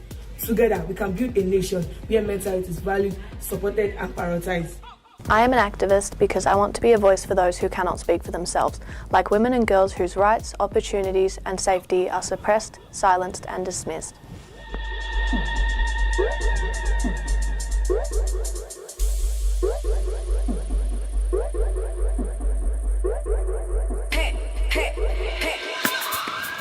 I am an activist to ensure society is fair and equal, benefiting girls all across the world, also encouraging them to follow their dreams. I stand by my sisters because as women, we need to support each other through the difficulties society gives us. I am determined to support my sisters how I can, like listening to them or at least fighting with dialogue for our freedom. I am part of a global sisterhood because together we can help speak against issues affecting girls and women worldwide. Together we are stronger. An activist that inspires me is Professor Wangari Maathai, the first African woman to win the Nobel Peace Prize. She found the Green Belt movement which empowered women and communities to plant millions of trees, restoring the environment while also fighting poverty and injustice. I stand by my sisters because together we're unstoppable. Because every voice raised is a river that becomes a wave. I stand by my sisters who dare to dream, fight for justice, and lift each other up. Because silence isn't strength, but speaking now is. We are not waiting to be heard, we are the voice, we are the change. My favourite activist is Kate Shepherd because she made voting legal for women and made New Zealand the first country in which women could legally vote.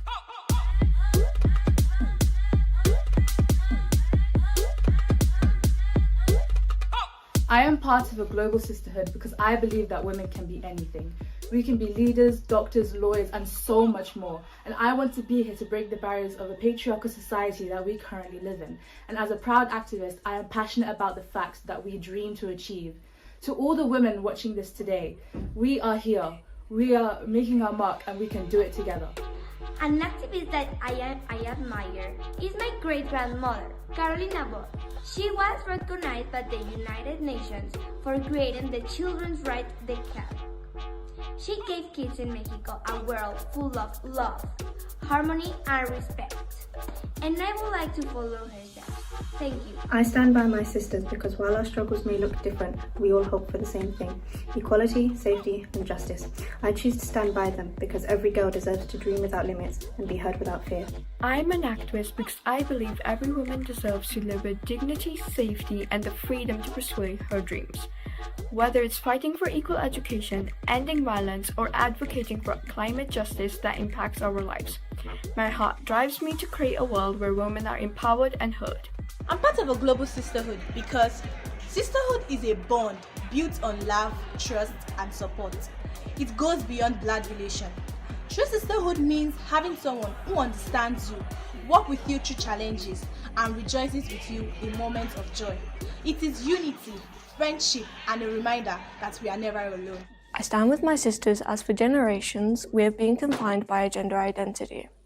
Even with legal rights, stereotypes persist, and women continually face physical, psychological, and sexual abuse. This has been normalized so deeply that girls have been taught how to protect themselves instead of boys being taught how to behave themselves. But this shouldn't be normal. Every female has the right to feel safe and to live, act, and dress as she chooses. An activist that inspires me is Malala Yousafzai. With her words, we cannot all succeed if half of us are held back. I strongly believe it's about time that we break the shackles that limit us, break the glass ceiling, and soar high in the limitless sky. I stand by my sisters because they support me through my rough times and help me when I need it. They stand by me through thick and thin and are an example to all.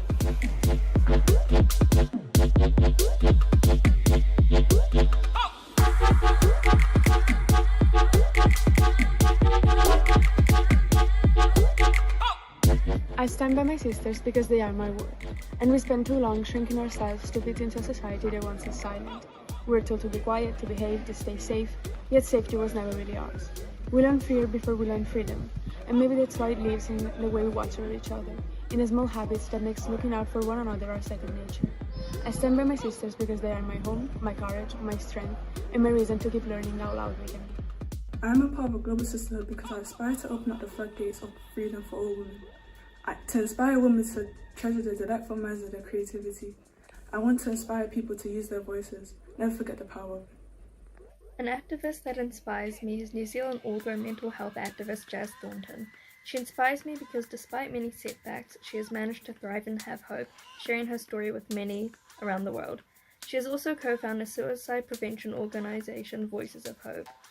I stand by my sisters because many are denied an education, because they might be poor or get pregnant or married early. All girls and women have a right to an education. I am part of a global sisterhood because I believe that when girls come together, we become unstoppable. No matter where we are or what challenges we face, we all share one purpose: to lead, to uplift, and to make space for one another. I stand with my sisters because their struggles are my struggles and their victories are my victories. I stand with my sisters because every woman deserves dignity, education, and opportunity, no matter where they come from.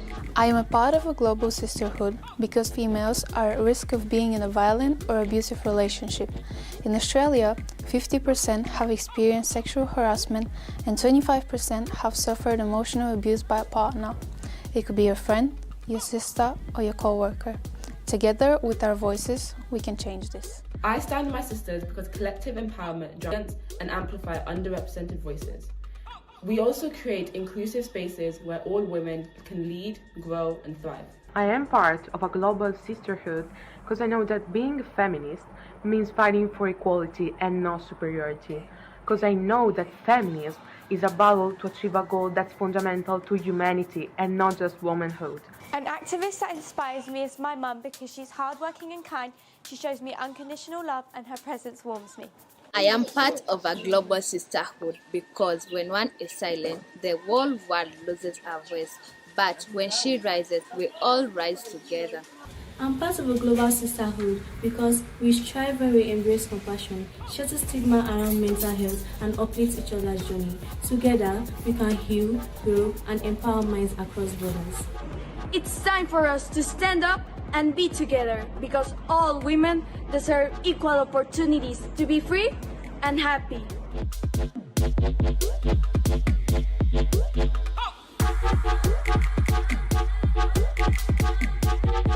I am an activist because I believe silence I am never part of the changes global anything. sisterhood. I stand by my sisters because I'm an every woman activist because I want us and future generations to I'm part of the global sisterhood because I want to champion the success of all.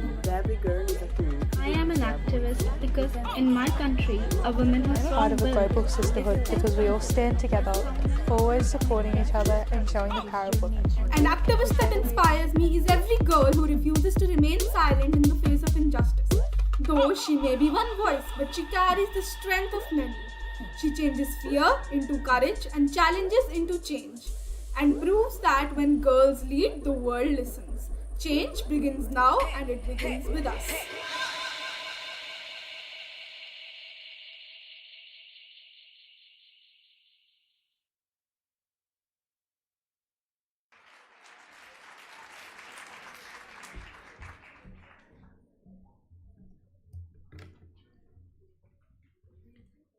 Unfortunately, we are now approaching the end of the summit. But before that, we would like to give you all the time to reflect on the day. We have 3 activities for you to complete. Firstly, we ask you to open your conference brochures to page 19. If you are watching online, there's a link below the video, which takes you to a digital version of the conference. Where's it going? Move this way. There are 3 questions on the page for you to answer. Wait, I'll just wait. Project your voice.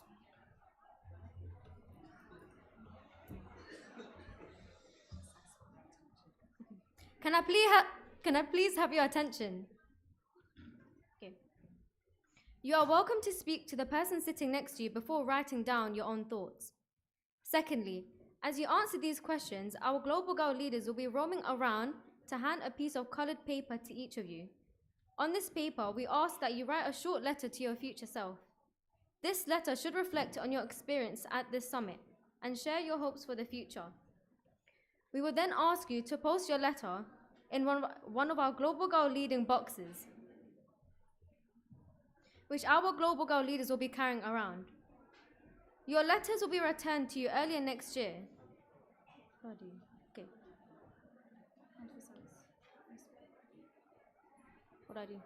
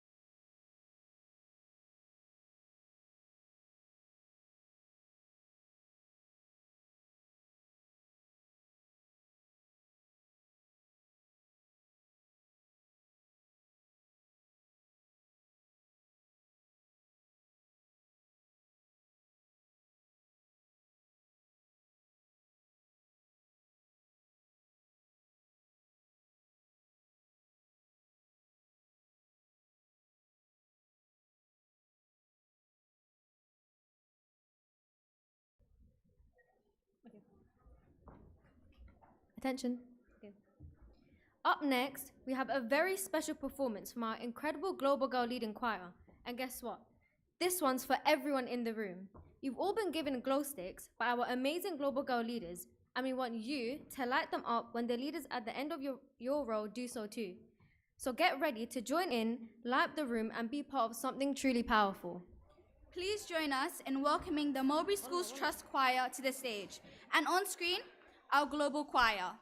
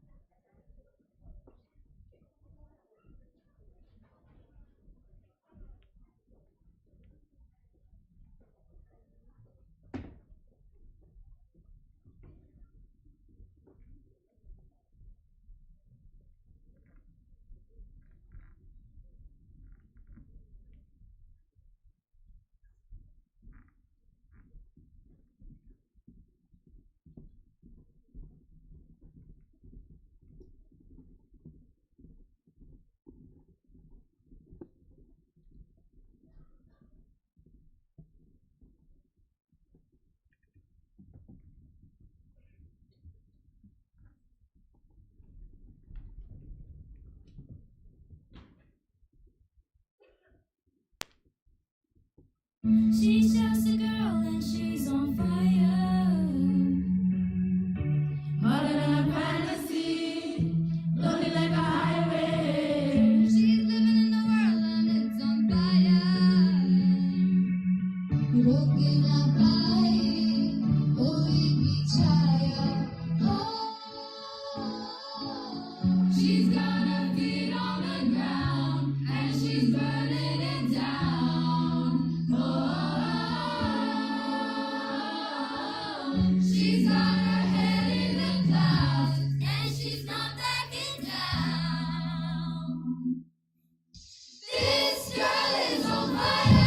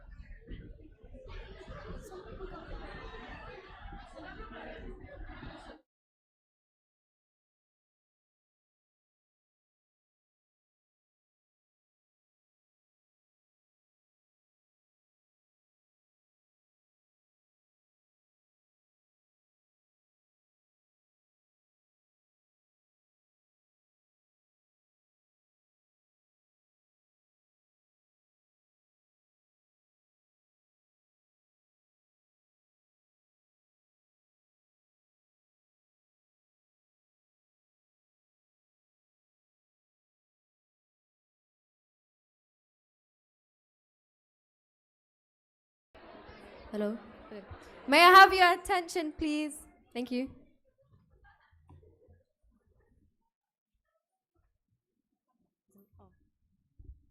Thank you. Thank you, everyone. What a performance.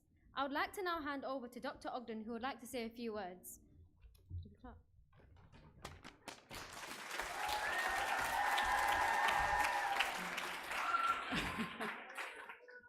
Thank you so much. I know that the compers have got thanks to give, but I couldn't finish this afternoon without saying a massive, massive thank you to the team of people behind this and to our global girl leaders. It's just been incredible to see you work so hard. And the team, you probably aren't aware, but the team were here late last night, the technical team and all of the setup, and have been planning this for the last year, actually. It's been a year in the planning. So before we finish, could I just ask you to raise the roof in a minute as loud as you can so they can hear it all around the world, to say thank you to Shanaz Jameson and the whole team behind this. Now.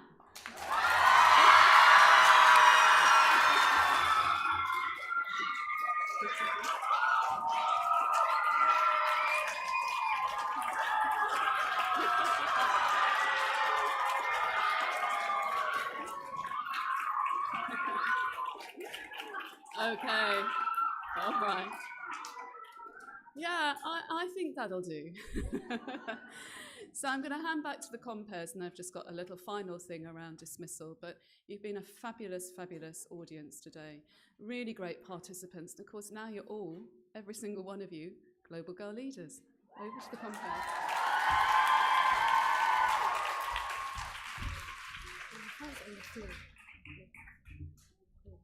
That brings us to the end of the summit.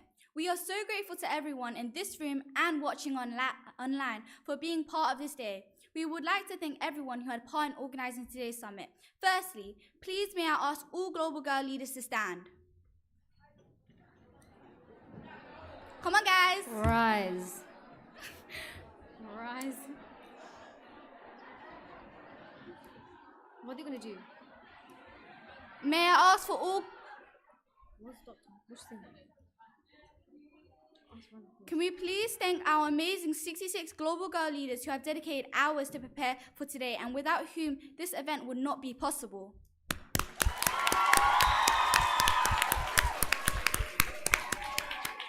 don't know why I did that.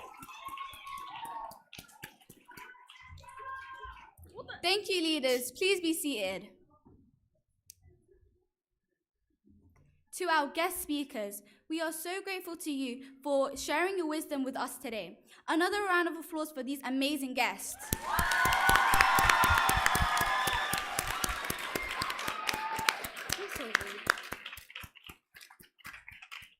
To our UK and international schools, thank you for joining us to partake in this wonderful event.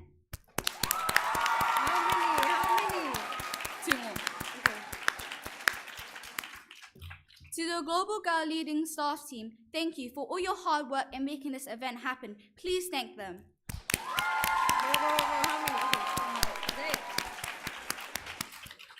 And the final thanks goes to our brilliant Mulberry Production Art students who have run the technical side for this summit. Can you stop with the song? That's your turn.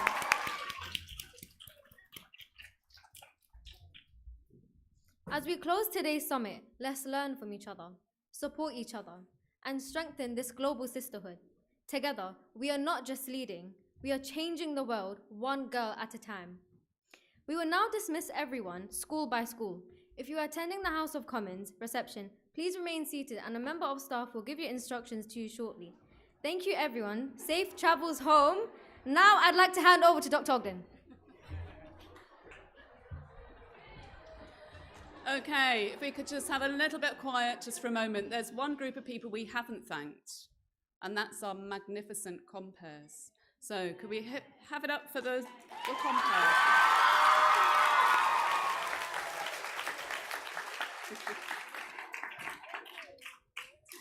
Okay, now I'm going to do the dismissal. So I'm going to dismiss you school by school. If you're staying for the House of Commons,